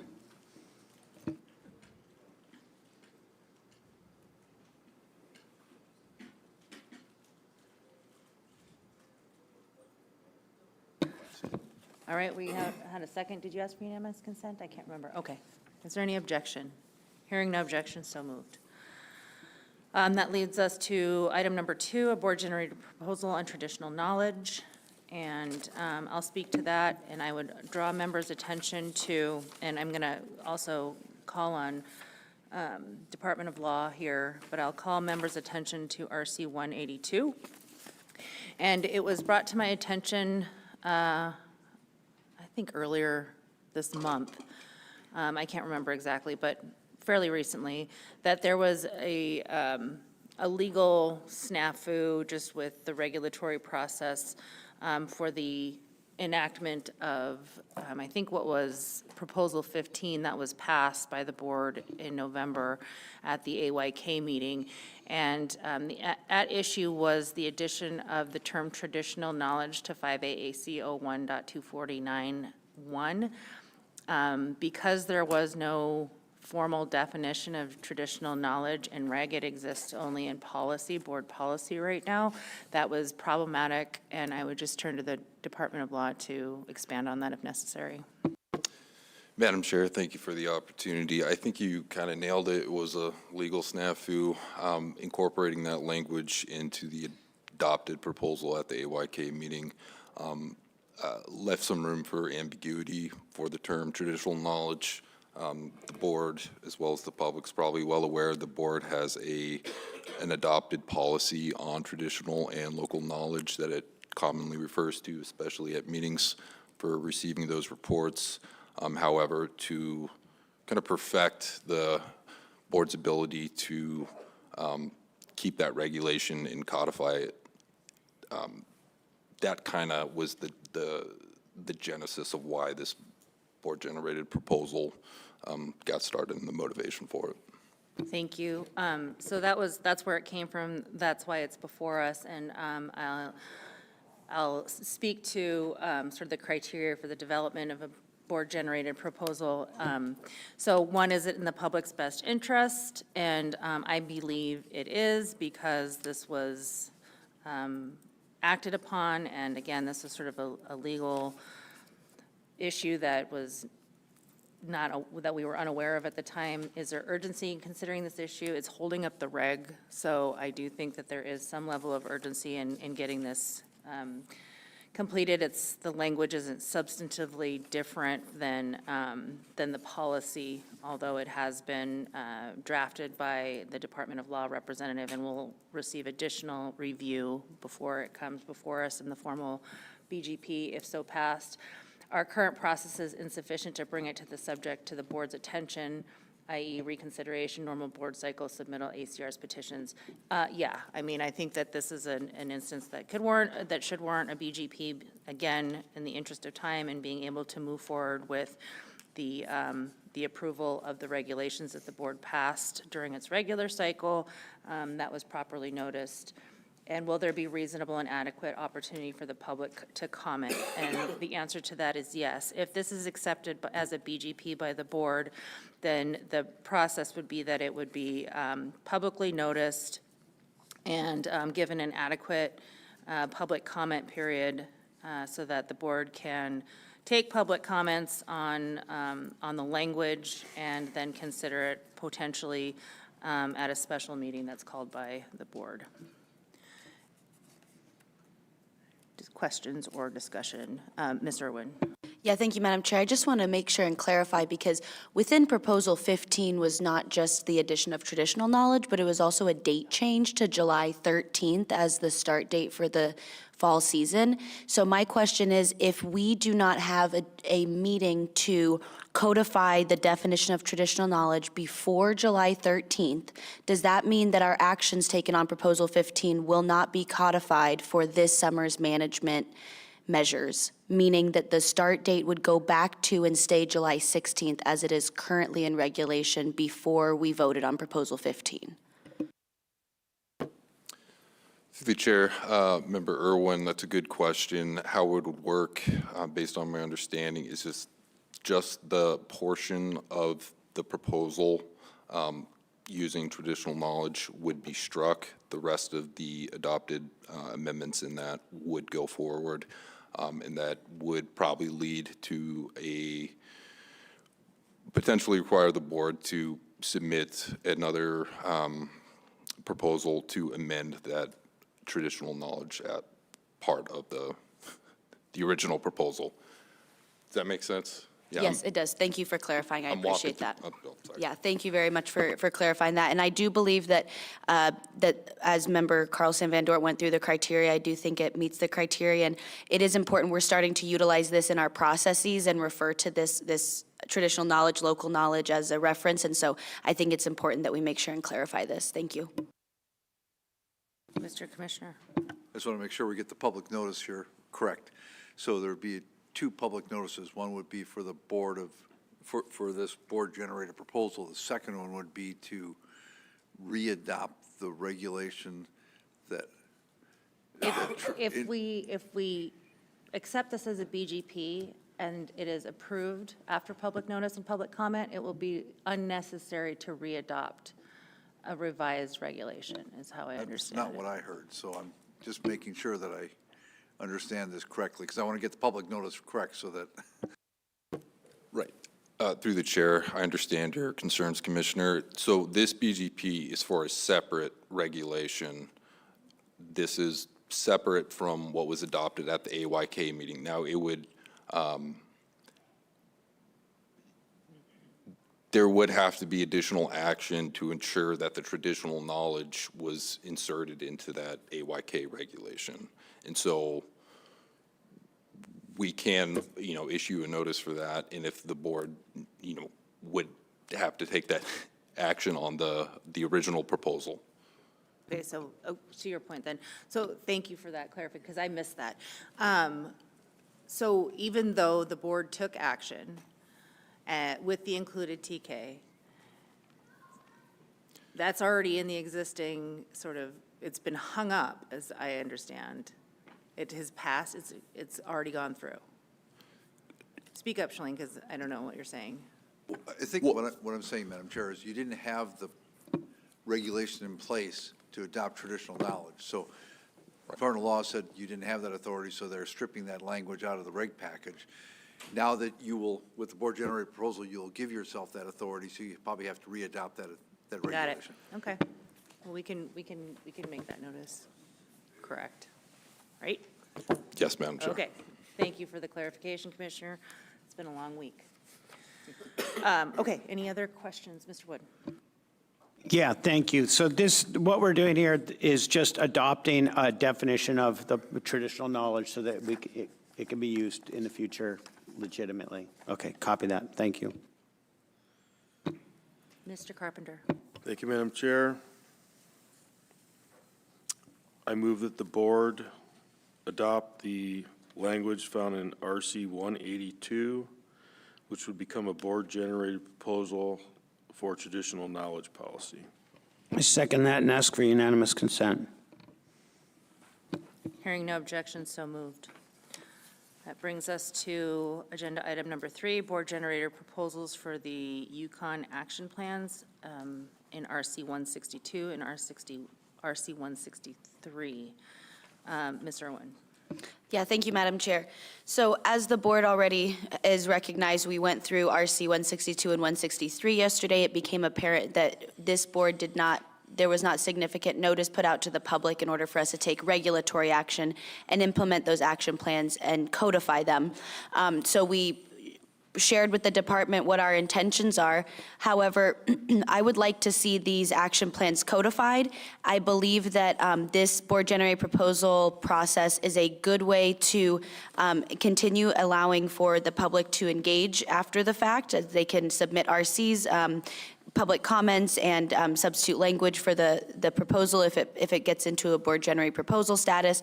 And I believe that, there was a lot of interest from the commissioner and from this board on exploring how do we, take these action plans and then keep some of the management tools and when we're getting out of those stock statuses. So I think that this is a great opportunity for the board to do some work on these action plans and look at what that, down step might look like, what those criteria might be, and utilize these. So I'll go through the criteria as well. Is this in the public's best interest? I do believe this is in the public's best interest. There was an RC 176 also that came from the Yukon River Intertribal Fish Commission supporting the codification within the regulations of these plans. I believe there is urgency. There's lack of escapement goals being met. Management and of conservation of this stock is in an urgent need, and I do think that it requires board action. Are the current processes sufficient to bring the subject to the board's attention? This would be the process. As was mentioned, there was not proper public notice put out for this meeting. So without public members from the Yukon and other affected areas here, I believe that the board-generated proposal route will be the best. And there will be a reasonable and adequate opportunity for public comment if this passes through the board-generated proposal process. Thank you. Board discussion? I think we made mention of this and had some discussion on the record when we talked through the action plans. Mr. Wood? Yeah, thank you. I'm supportive of that, as long as it's also been vetted through the department as well. But I believe, like, my experience on the Matsu with removing the stock of yield concern for sockeye years ago, what I like about that, this idea here, is it allows us to have more of a step down. So rather than just removing a stock of concern, and some criteria for that step down, which in my mind is a conservative way to kind of unwind from the stock of concern status down to yield and onward until we're comfortable that with the direction it's going. Any additional discussion? Mr. Carpenter? Thank you, Madam Chair. Move the board adopt the language found in RC 162 and RC 163 specific to the Yukon Chinook Action Plan and the Yukon Fall Chum Action Plan to create a board-generated proposal. I second that and ask for unanimous consent. Hearing no objections, so moved. That brings us to item number 4, clarify board intent on South Alaska Penn June Management Plan. And I am going to ask Department of Law to speak to this, please. Yes, Madam Chair. So this is, again, after the area meeting, the board adopted a proposal making amendments to the South Unimak and Shumakin Islands June Management Plan. Based on the discussions that happened at that meeting with staff, as well as generating the RC language, there was a slight miscalculation regarding the final closure for the setnet gill netters. That mistake was discovered after the meeting. It was, from the Department of Law's perspective, purely essentially a clerical error in the calculation. I brought that to the board's attention, and this can be fixed prior to that proposal and that regulation being submitted for the final legal review process. Okay. Ms. Irwin, do you want to speak to since you were directly involved? Yes, thank you, Madam Chair. So this was my original substitute language that was brought. When I had discussions with the area manager, and I discussed the reduction in hours that I wanted to see, I came with 64 hours. That was my goal, was that 64-hour windows were going to be the openers. Now, whenever he put them into the calendar, based on the start date and the end date, it looked like we had to have one 40-hour period at the end of the month instead of it being a 64-hour period. And so that's why it was written in this way. However, my intention was to provide 64-hour openers. And so when this recalculation happened, it became apparent that there was going to be allowance for a 64-hour opener in the end. And so this correction does align with my original intent of the substitute language. Mr. Carpenter. Thanks. Just before I make the motion, I just want the clear understanding from the Department of Law is that the intent in the conversation that we took at Area M, the correction that's being made here is generally the intent that the board had. Am I correct? Through the chair, Member Carpenter, to the best of my knowledge, yes. Okay. And it's been clarified here by Member Irwin. Thank you. So, Madam Chair, I move the board adopt the correction found in RC 183, found in number 1 for setnet gear, section B to read, notwithstanding A of this paragraph, the final commercial fishing period will be 40 hours and at 10 p.m. on June 28th. I second that and ask for unanimous consent. Mr. Lee. Madam Chair, Member Carpenter, so the RC language that's currently available right now, that's the original language that was adopted, so the 40 hours would need to be amended to 64. Or just strike it.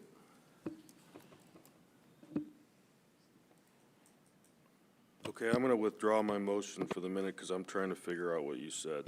Withdraw the second, please. Second. Withdrawn. Second withdrawn.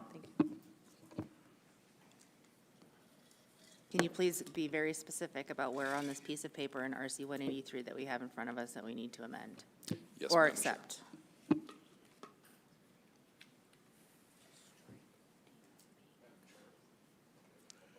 Forrest? They have to change it. Thanks, Madam Chair. So the way this happened was, we were working with these calendars that are found in RC 183. That's a common way we look at the fishing periods in the June plan. And so when the staff were drafting these regulations, they started their calendar one day off, 24 hours off from what the board intended. So that resulted in the language that was adopted for Proposal 127, the substitute language, being 40 hours, but it was intended to be 64 hours. So, and that's a reflective of that 24-hour shift on the calendar. So if the board's intent was to have a 64-hour period, then I believe the motion would be to strike 40 here and substitute it with 64, or just express that intent that 64 is the correct hours. So I guess maybe Forrest, in Section A under set gillnet, in RC 183, it is highlighted at 64 replacing 88 hours. And then the next line, it's highlighted 2 replacing 3 for days. Was that highlighted in the original language that was adopted at the area meeting? Yes, yes, this is the original language, and we're really just talking about B here. So that, which talks about the final commercial fishing period. That was supposed to be 64, not 40. That's the number that needs to change. 40, Yeah, 264. gotcha.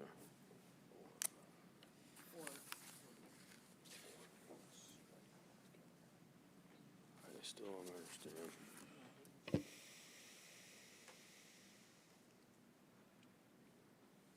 Let's take a couple minutes because I want to make sure that this is very clear.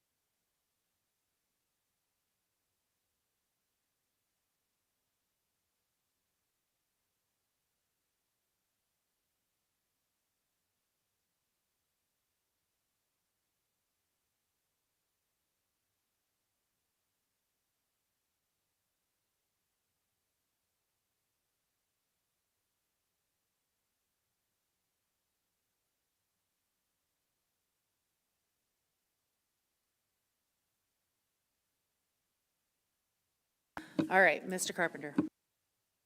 Thank you, Madam Chair. Now that we have some clarity to the situation, my motion would be to adopt the language found in RC 183 specific to under set gillnet gear number 1, section B, that the hours of 40 be changed to 64. I second that and ask for unanimous consent. Hearing no objections, so moved. Moving on. That brings us to beach seining and Upper Cook Inlet. Member Chamberlain. Thank you, Madam Chair. So for the other board members' reference, I'll be referencing RC 177 and RC 179. And this is discussing beach seining in the Upper Cook Inlet. And so last year, the lower end of the escapement goal for Chinook was hit, and as soon as that happened, the set net opened up right away. The run didn't hit the SMSY or the midpoint, and given the board's discussion on recovery criteria and how we want to find ways to get these stocks out of the action plans, and I wanted to continue to push that, and also to, in reference to RC 177, the email from Chris Every, one of the things we found is there was a lack of participation in the commissioner's permit and a consequent loss of data from the last year due to the lack of participation in the commissioner's permit, particularly due to the inability for cost recovery in this. And my big concern on this is I don't want to lose another season of data. And if we look at RC 179, that is a letter from the Kenai Peninsula legislators requesting a disaster declaration for this river or for this fishery. So my objective here is to request a board-generated proposal to reintroduce language from last year, which was in statewide, it was RC 170, let's see, substitute language for proposal 313, which is on pages 2 through 5 of RC 177. The two emails were combined into one RC. But ultimately what this is to encourage continued beach seining, and then to make sure we permit conservative measures as we get out of the King Salmon the action plan, and allow allow for conservative measures that will still allow Chinook to pass through. When we barely hit the lower end of the escapement goal, and the last thing I want to see is this opening up full speed like it did last year, and to encourage this type of selective gear methods that we saw, and avoid the economic disincentive of having to fund your own operation for this gear. So with that, I do, and I'll touch on the criteria for the board-generated proposal. Is this in the public's best interest? I firmly believe it is. We're finding a statewide reduction in Chinook recovery in all river systems, and the Kenai River is practically the poster child of this difficult recovery. And so one of the things I would like to do is, there are so many user groups on this. I think the faster we can get out of this recovery plan, the better it would be. And I firmly believe that's in the best interest. With regard to the urgency considering the issue, we've lost a year of data on this one. I think one of the things that was overwhelmingly, that we overwhelmingly agreed on last year, despite the fact that we didn't, that issue didn't pass, was that we wanted to see this selective gear method and the commissioner's permit continue. Now, that wasn't able to happen. I would like to see that continue. And what this also does is it also opens up a selective gear method even below the lower end of the escapement goal. Are the current processes insufficient to bring the subject to the board's attention? I think one important thing is we're looking at Upper Cook Inlet next year. And we have an incomplete data set. The resounding message from the board at statewide last year is we would love to see this, but we need to see more data. And we run the risk of going into a cycle in the Upper Cook Inlet with insufficient data on which to make this determination. So with that, I think time is absolutely of the essence, and having this summer's data available to board members to examine this and look at the viability of this gear type would be of absolute importance for management decisions in Upper Cook Inlet. Will there be reasonable and adequate opportunity for public comment? I believe there will. And so with that, I'd like to move for the generation of a board-generated proposal matching pages 2 through 5 of RC 177. Second, and ask for unanimous consent. I'm going to object just for a point of clarification. That doesn't mean I'm going to object completely. I guess I just have a question. So I guess I'd like to know from the commissioner, when this language, was the fact that the board at the last Upper Cook Inlet meeting when this was adopted did not include beach seine gear as a legal method for harvesting, was that the reason that there was a lack of participation with the commissioner's permits, because the cost associated with that couldn't be recouped? You couldn't allow them to sell the fish? Yeah, so what happened was, before you guys entertained a discussion on beach seines, whether it should be legal gear or not legal gear, I was issuing commissioner's permits because we were experimenting with that gear type. Then and we were allowing some recovery of costs associated with that and a variety of other things. Then you guys had a proposal in front of you which basically said, should we authorize beach seines as commercial gear type in commercial fisheries? You chose not to do that. But then there was this kind of expectation that you were going to come to me and ask me for issuing commissioner's permits for the sale of fish with a gear type that you chose not to allow for the sale of fish.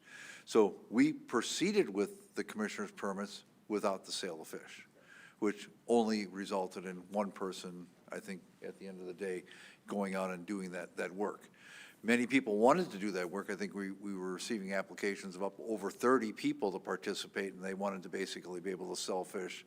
And then they didn't want to make a profit necessarily, but they were definitely going to sell the fish commercially, which triggered, when I asked law, that's commercial sale of fish.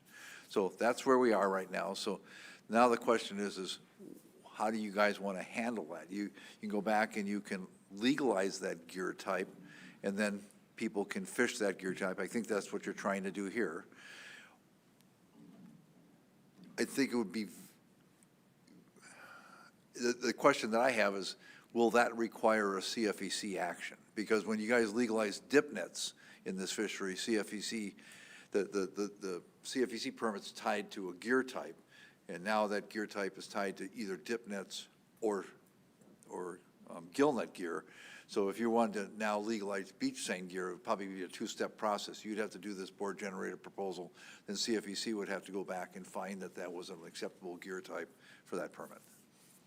Okay, I think I understand I think that's where we're at right now. Okay, I guess, so my question is the language that's found in RC 177, 2 through 5, if this were adopted by the board as a generated proposal to come back up, this would give you the ability, if this were adopted in a board-generated proposal, to allow the sale of fish?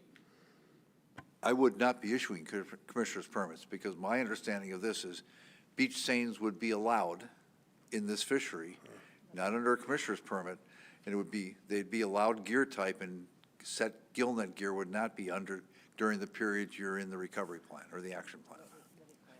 Okay, thank you.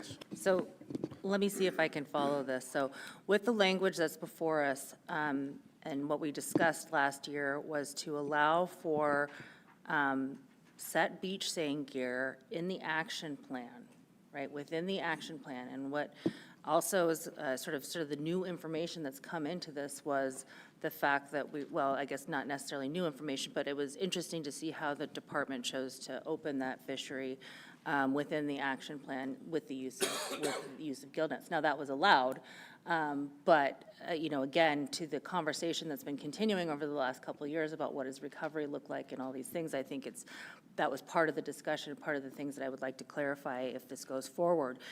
Now, this language is restrictive to the action plan, but it also gets the gear type in the management plan. So I don't disagree with the commissioner that it would require a CFEC action, and that's something that we could, that would be requested if this passed as a BGP at a subsequent date that would be publicly noticed and public comment would be solicited from. So this is not what is necessarily, you know, we're not taking action on this language right now. What we're doing is creating a BGP to allow for that gear type. Now, sort of supplementary to that, and I think to some of Mr. Chamberlain's comments, if I'm hearing him correctly, is that when we had this discussion, and unfortunately this didn't pass, but part of that, there was a lot of talk about the commissioner's permit. So if this language gets the beach seine gear type into the management plan, then my question to you is, would that be sufficient in order for you to prosecute a commissioner's permit to try and elicit additional information about how successful the beach seine gear is for the exclusion of kings? Now, and the reason why I think it's appropriate to put it within the action plan is because I think that there's a generalized understanding based on the year of data that we had and the presentations, the extensive, sort of long presentations that the board had about that 1 year of experiment, was that there was promising results that they were able to successfully harvest sockeye and exclude king salmon with that gear type better than a gill net. And so that's my question. So if this language were considered and ultimately adopted, now maybe it won't be, but if it is, would that be sufficient for you to be able to allow a commissioner's permit program that would incentivize participation to a limited degree by being able to recuperate costs on the gear and the experiment? The way I'm reading this proposed regulation, board-generated proposal, is that when we are above 14,250, right now we have the ability to operate set nets for some very limited time. This would say that fishermen could choose that are permitted in that area to fish beach seines. I wouldn't have to issue a commissioner's permit. This would just allow them, whoever owns a set net permit would be able to go fish beach seine gear. So the question comes down to, then you legalize that gear type, then I could probably authorize experimental permits outside of that period of time, because now it's a legal gear type. And that's precisely what I'm getting at. Yeah. And what I'm working towards, hopefully, and this is, again, just to try to keep the momentum building, what I'm hoping will be the outcome of this eventually is that we'll see successful demonstration that a beach seine works in this area based on the experiment, and that we could then really consider whether or not it's appropriate to allow harvest time outside of the action plan using a gill net. So, or I'm sorry, using a beach seine. So, I mean, that's kind of, we're looking to try and maintain momentum to provide opportunity for this fishery on abundant sockeye while conserving kings. That's the intent that I see in this, in terms of the trajectory. Yeah, and I understand that better now. So if you adopted this board-generated proposal in a subsequent public meeting, then we would have a discussion about what you would like to see as commissioner's permits moving forward. Okay, thank you. Correct. Mr. Svensson, then Mr. Godfrey. So we're, in the beach seining, as I read it, they'll still be having to release cohos as well as kings. Isn't that not correct? Through the chair, that's the way I read it, Mr. Svensson. Mr. Godfrey, Thank you. then Mr. Wood. All right, so for clarification here, when this originally came up a year ago, the request from the proposer was to permit beach sanding as an additional gear type option. That morphed into what we put forward as a board-generated proposal. Yeah, not only can you, you must, and you're not allowed to set net anymore. This doesn't do that. It's a question. It does. When you are above 14,250, the only, and you're in the action plan, the only option you'll have to fish will be beach seines, according to this board-generated proposal, the way I read it. I guess then I would ask the proposer, Mr. Chamberlain, how is this materially different than what we voted down a year ago? Or if it is.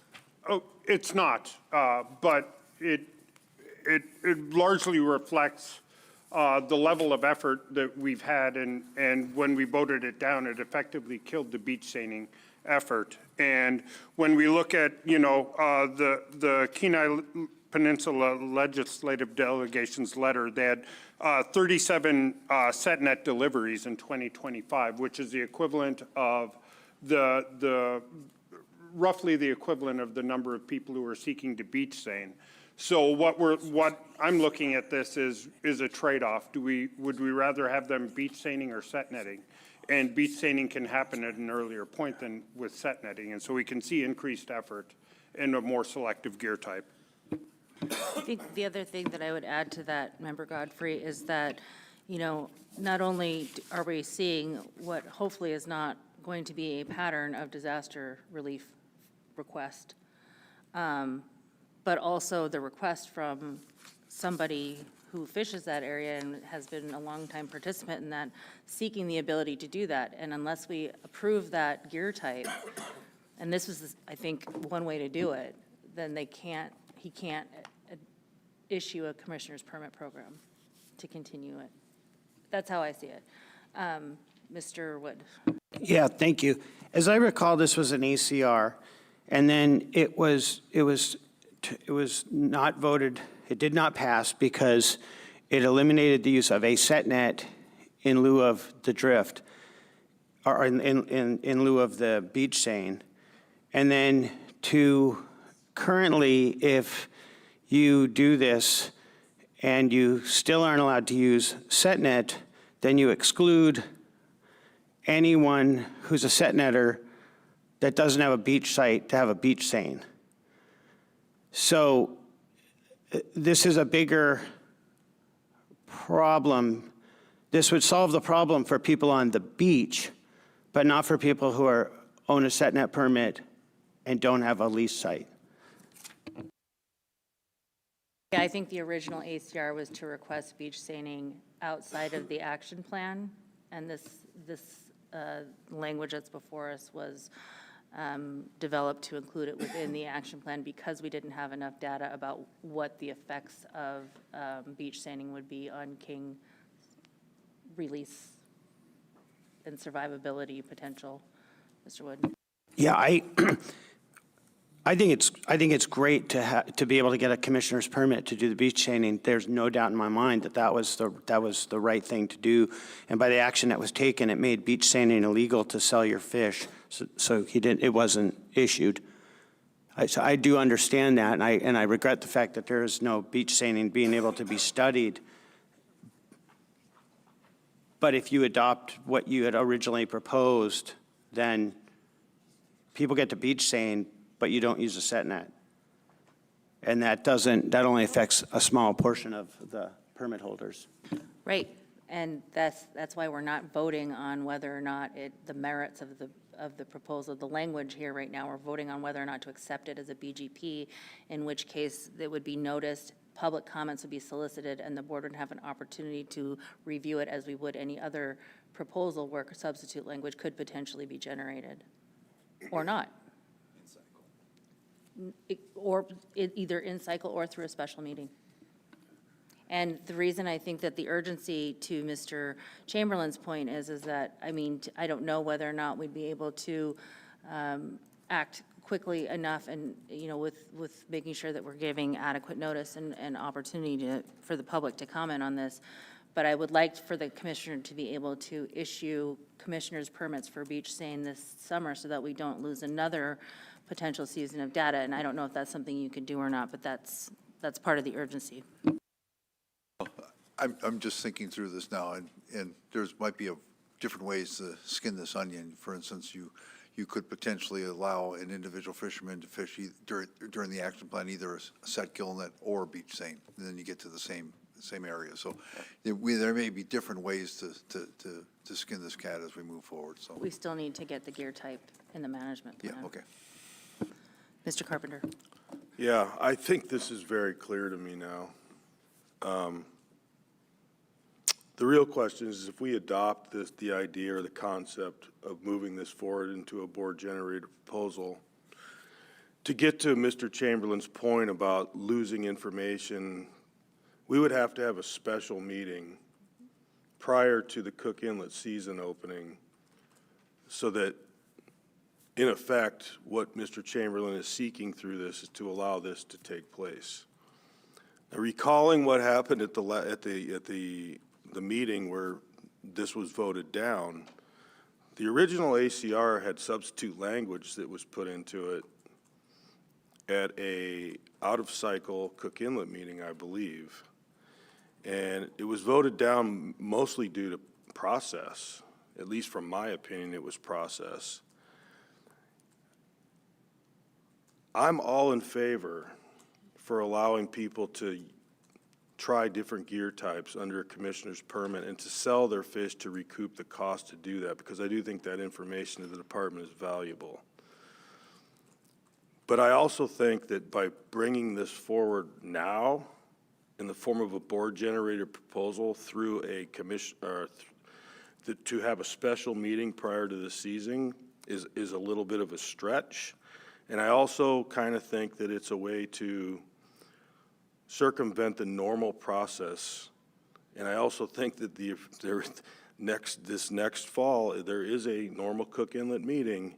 And I'm not sure that the information that we're going to lose this summer is necessarily going to have a big enough impact to circumvent the actual process and allow for people on a more noticeable schedule, which this Cook Inlet meeting has been scheduled for a few years, to be able to participate. So I'm not going to remove my objection, and I'm not going to remove it for those reasons. Mr. Wood, and then Mr. Chamberlain. Yeah, thanks. I also agree. I mean, that was going to be my last statement. We're doing Cook Inlet next year. A proposal can come before the board then.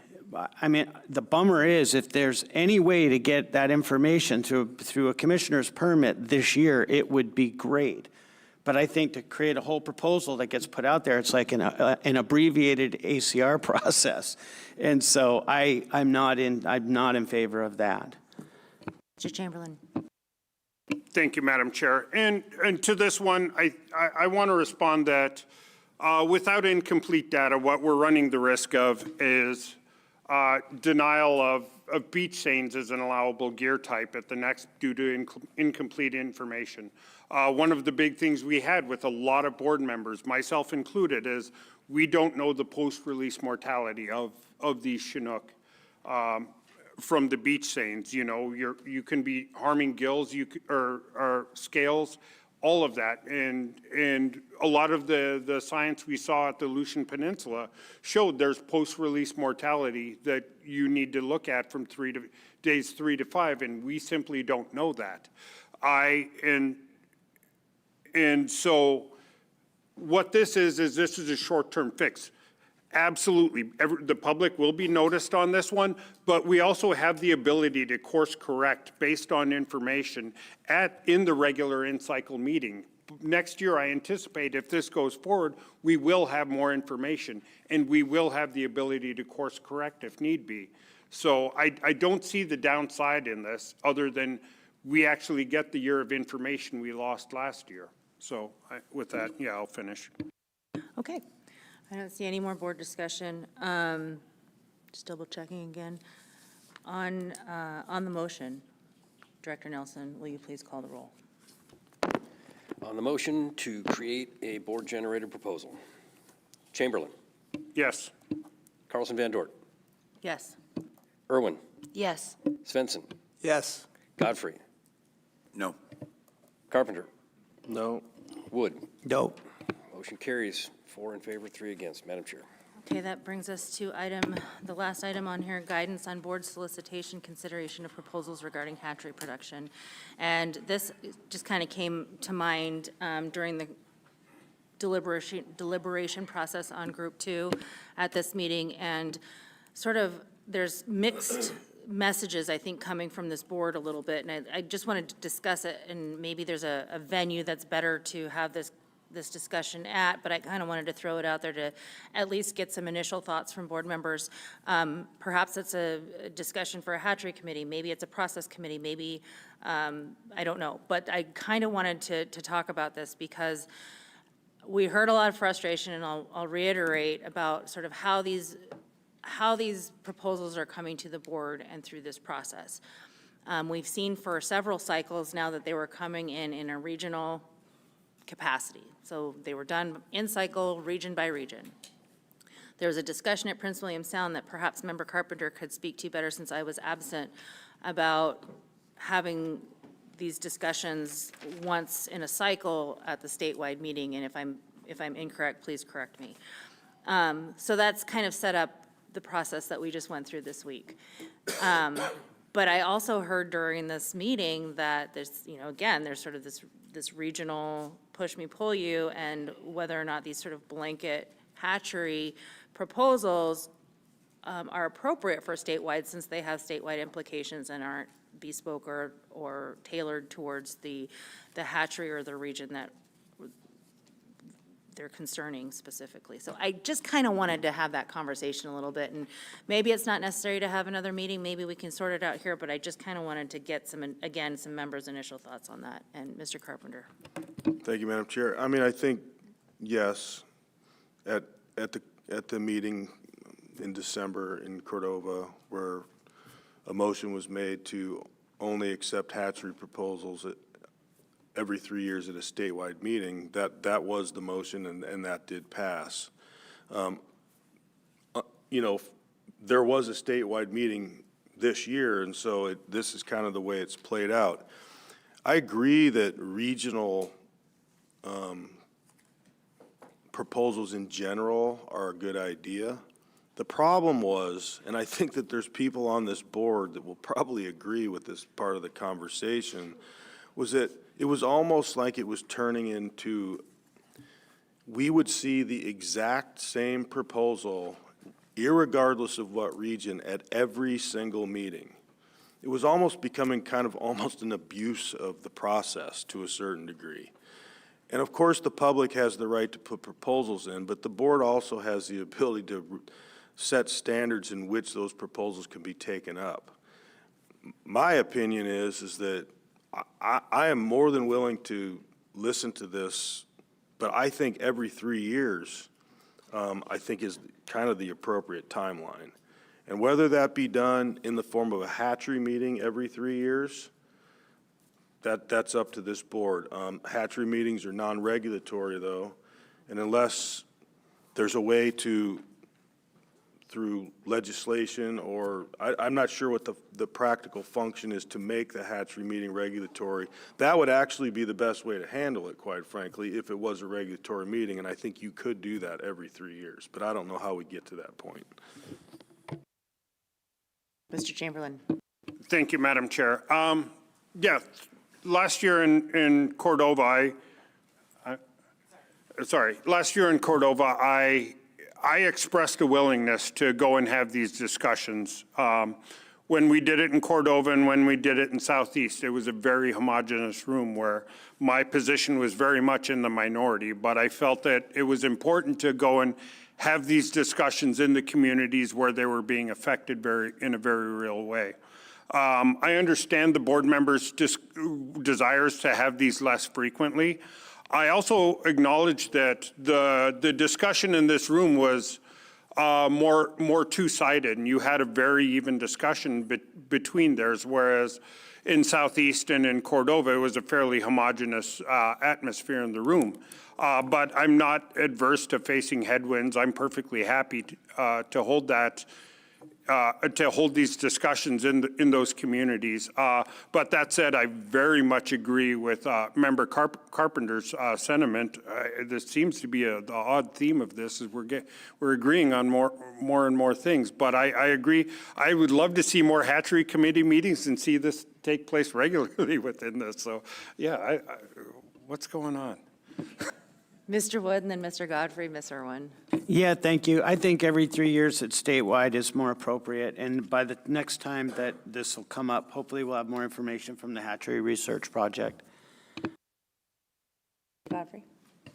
I agree, and the way that Board Member Carpenter recounted the Cordova meeting and the discussion on that was exactly the same way that I recall it, and the sentiment is the same. And the reality is, if we did it every 3 years, some pressing crisis and we wanted to, we wanted to entertain an ACR, we still could, right? So it doesn't lock it into just every 3 years, but it's extraordinary amount of time for the department, staff comments, and stakeholders that have to show up again and again and again for a lot of proposals that are not materially different or substantively different. Yeah, thank you, Madam Chair.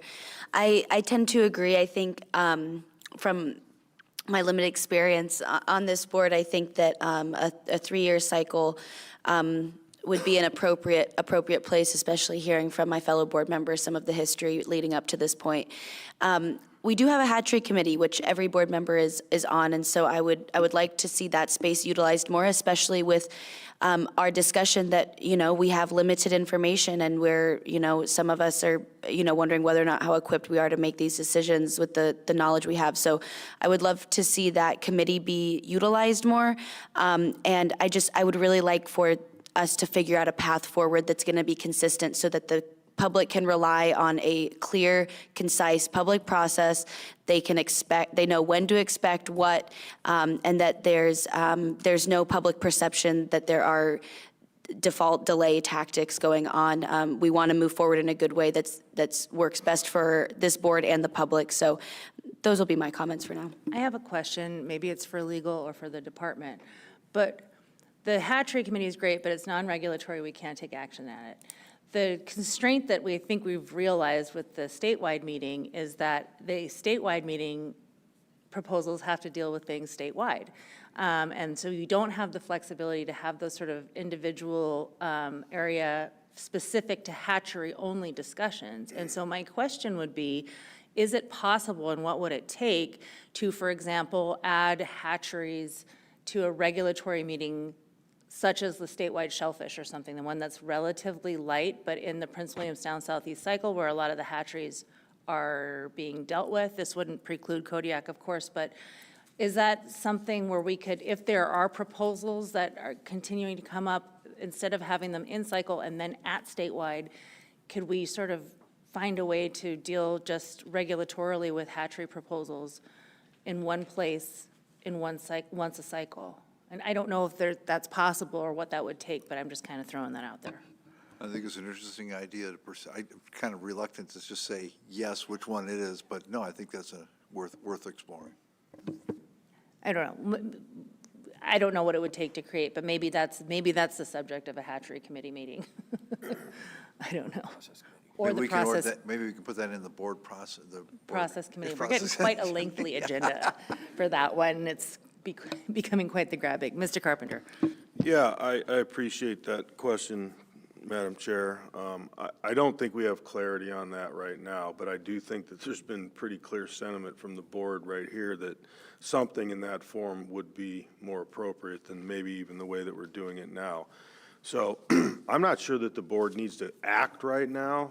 I do think that we could make it clear to the executive director that the current fashion in which we're accepting proposals right now at least, would still take place at the statewide meeting, and that if there could be some clarity this summer that might clear some of this up, the board could surely act at the October work session to create some sort of a policy regarding that. And that would be my suggestion for right now. Thank you, Member Carpenter. I think that makes a lot of sense. And again, this was just meant to be a topic of discussion. So is there anything else on this subject? That concludes the miscellaneous business agenda. Mr. Nelson? Well, thank you, Madam Chair. I just wanted, since we... Just real quick, do we have to schedule the meeting, or do we? Yeah, okay. That's exactly where I was going, Commissioner. Thank you. So the comment period, it will take us a couple days probably to get a notice out. We can only publish it in the paper twice a week, and it's also got to go out in the mail. Kind of looking at the timing of things, I think probably what looks like it works the best for timing and gives us a little bit of room to get this out there. Also, we need a little bit of time to compile comments and get them to you guys to read. So I'm going to suggest Friday, May 1st as a possible meeting date for this. It would be based on some of the discussions we've had leading up to these BGPs getting adopted, was that this would be a written comment only meeting. We would not accept oral testimony during the meeting, and it would be, online via Zoom. So I think that that's possible. Take member comments on that, and I don't know what individual calendars look like. I'm trying to find mine right now. But I think that the first week of May, or Friday, May 1st, last week of April, would be fine, unless anybody objects. Ms. Irwin? I want to hear what other members have to say, but looking at what we have as board-generated proposals that would be on the docket, if I understand correctly, that those would be on the docket for that meeting, there would be a considerable amount of material and from multiple regional people of regional interests of multiple areas. I guess I'm just wondering if we're giving the public enough time to really not only read these things, but if they want to add comments, they want to produce substitute language and really consider that, work with department staff on engaging. I don't know. And so then, Art, your mic's on. Just trying to gather that. Mr. Nelson, I think there's a... public comment would be open for a month, would be open for 30 days. And if we, for instance, if we close public comments a week prior to the meeting starting, then the notice needs to be out 30 days plus a week to cover that. And so that's kind of why I targeted May 1st as probably the earliest possible window for us to draft the notice, get it published in the newspaper based on the only 2 days a week available, and get the mailing out as well. And then to close comments probably a week prior to the meeting. We've got a little room to fudge there if we need to, and time to compile them and you guys to review them prior to the meeting. That's kind of why I targeted May 1st as probably likely the earliest we could pull this off. Is this a virtual meeting? Mr. Godfrey? I'm not going to be able to confirm precisely my availability for that day. I can get back with Art by Monday and confirm specific availability. That week, I can make it work, but I'm not positive on May 1st. We can certainly, if that date doesn't work with people, let us know quickly so that we can adjust the notice and make sure it works for other members. And so, like I say, May 1st is kind of our tentative plan, but when the notice goes out, it will have the date, it'll have the adequate time for the public notice and the public comment, and hopefully work with all 7 board members. So if you have members able to confirm their availability by Monday, that would allow for adequate notice for a May 1st meeting, potentially, or thereabouts. Yeah, we can start drafting the notice now, and then, I mean, it's just a simple date change and a draft of the notice, so, yeah. Okay. Mr. Commissioner. Mr. Wood? Thank you. I mean, my head is spinning here a little bit. We just created a board, we just voted on a board-generated proposal that failed, that we're now going to make time to listen to again. It possibly may not have public testimony to it. We have 3 board members here currently that were familiar with that are up for reappointment. Well, 2 aren't coming back, 1 for reappointment. And then May, I've already got a commitment to work for a month remotely. I mean, I guess my head's spinning on how this process works. We accepted the board-generated proposals. Some of them are time-sensitive. All of them are, I think, are time-sensitive. We can create a special meeting virtually. We will get public comment. We will get written public comment, as is required by law. And we can meet remotely to discuss them and vote them up or down. Mr. Commissioner. I just want to now get law's advice. So you guys will make a proposal, vote on a proposal sometime May 1st. Then I think it has to go to Department of Law for review, and then after they clear it, it has to go for 30-day public notice in the Alaska Administrative, under the Lieutenant Governor's signature. So that places the proposal potentially being on the books sometime the first or second week of June. I'm just letting you guys do the math. I'm not going to be able to issue commissioner's permits probably for Seine gear before July 1st. So I just want to make this aware to you guys. This time frame is pretty tight on us. It is very tight, and I recognize that, but we also recognize that really that peak time of the sockeye run happens around July, starts to ramp up around July 4th. So I think it could allow you to issue some permits, maybe not for the entire season, but for some period of time during the peak of the sockeye. That helps, and I just want people to know that are maybe listening online here because they're not in the room, is that we will not be issuing commissioner's permits until after your action. I don't want people applying for commissioner's permits now for something that might happen. Thank you. Fair. Mr. Carpenter. Yeah, thanks. I mean, honestly, my only big concern is this. I participated in a virtual board meeting before. Unfortunately, it was from a hospital bed, and I swore I would never do it again. I understand that it's costly to have these meetings, but considering the board-generated proposal that just got adopted, there is going to be a massive amount of people that want to testify to that, specifically on the Cook Inlet issue. And so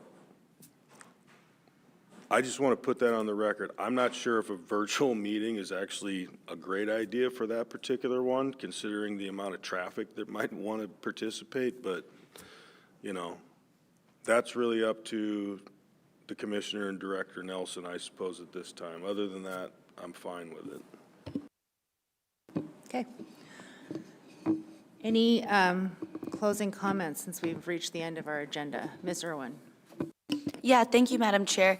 I just wanted to make some closing comments. I'm just finishing my first cycle on this board, and I just really want to take some time to acknowledge all the hard work from all the staff around the table and my fellow board members. I really want to thank all of the members of the public who have taken time to educate me, taken time to educate our board members and get to know us. I had an enormous amount of experience with respectful, cooperative engagement this year, and I want to really, really thank all of the fishermen, scientists, researchers, staff members who took the time to ensure that this public process is just that. It's still very public. Your engagement and time is of great value, and I thank you for taking time out of your fishing schedules, your lives, and your businesses to ensure that this board is as well educated and well versed on the information that we're taking decisions on. None of these decisions come lightly, I think, to any of us. I don't want to speak for my other board members, but we recognize these are big decisions that change people's lives, and so thank you for all of your time and consideration being here, everyone who put in proposals. It's long nights, early mornings. I came from I was an AC chair for a few years before this, so I recognize also the frustrations that come out when your outcome is not what you wish. So I just encourage additional and continuous engagement in the public process and feedback. It's always good to hear how we can be doing things better. And I would like to thank all of my fellow board members for welcoming me with open arms and supporting me and helping me along the way.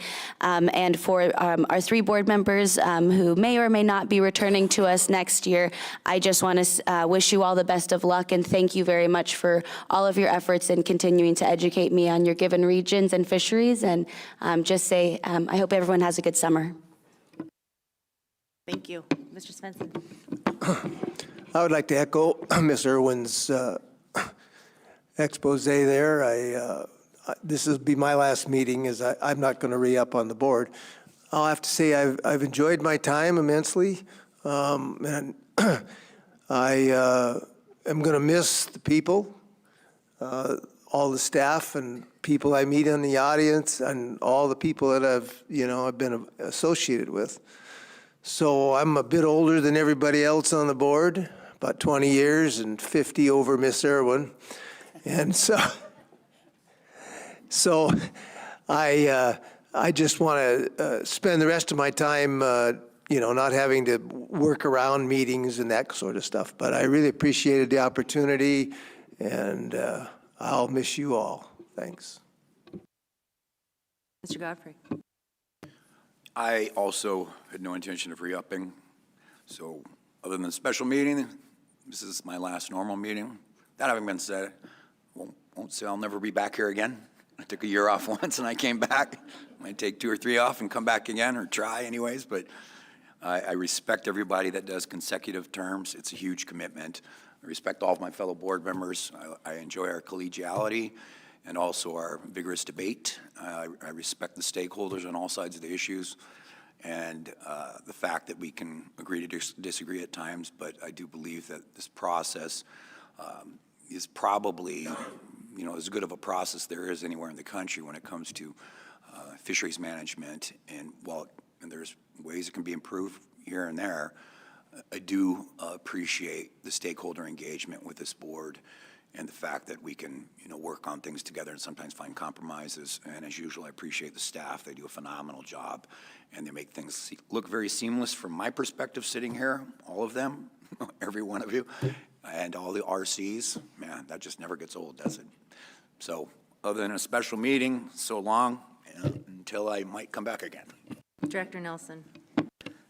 With that, following the last 2 member statements and acknowledgements that this is their last regular meeting during their term on the board, we do have some plaques for you guys. Mike, you don't get one yet since you got your name in the hat still, but we have some plaques here.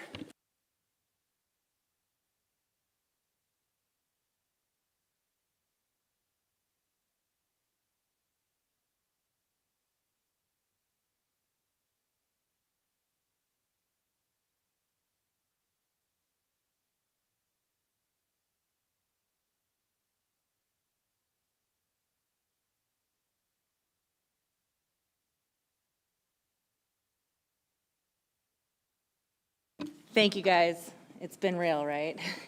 Mr. Wood. Yeah, I'd like to say something because I may not end up coming back either, even though I threw my name in the hat. I've learned so much from this opportunity talking to fishermen. It's a privilege to be on this board because you get access to people that ordinarily would not give you the time of day because you're a vote. And I really respect the fact that you take the time to educate us on your fishery, because most of us come here not knowing anything. The other thing that I appreciate is the staff, who are amazing, and also educate us in a huge way. Not only do I enjoy their commitment to the state and the fishery, but also the process. And I've really suck at Robert's rules. I'm not going to get very good at that, I think. But I also need to rely on the process. And one of the things I've really committed myself to in thinking, getting into this board, I always had some preconceived notions on things like hatcheries, trawling, and the democratic process that exists on the Board of Fish. And I've learned a lot here, and my opinions on things have had to change. And I still hope that the integrity of, that we continue to uphold that integrity of this board and this process, because this department and the fishermen deserve it. So thank you for the opportunity to sit at this table. Any other comments? All right, well, this has been, as always, I think a challenging cycle. It's long. There's a lot of public involvement. There's a lot of contentious issues particularly. And so I just wanted to say thank you to everybody around this table, especially, again, to the staff, board support staff, most importantly, the public. And congratulations to Member Svensson and to Member Godfrey for getting through it with us. And again, we wish you luck on all of your future endeavors. I hope we see you around, maybe not necessarily in this forum, but maybe so, you never know. And Mr. Wood, we hope to see you back at the table with us and wish you luck in your appointment. All right? I think that Annie and Sam, thank you. Yes, always, especially those two. They keep us going. They are our engine. So as always, thank you guys so much for all of your hard work and professionalism and keeping the public informed, since you are truly the front lines there. So with that, I think I will go ahead and adjourn. The time is 2:54 p.m.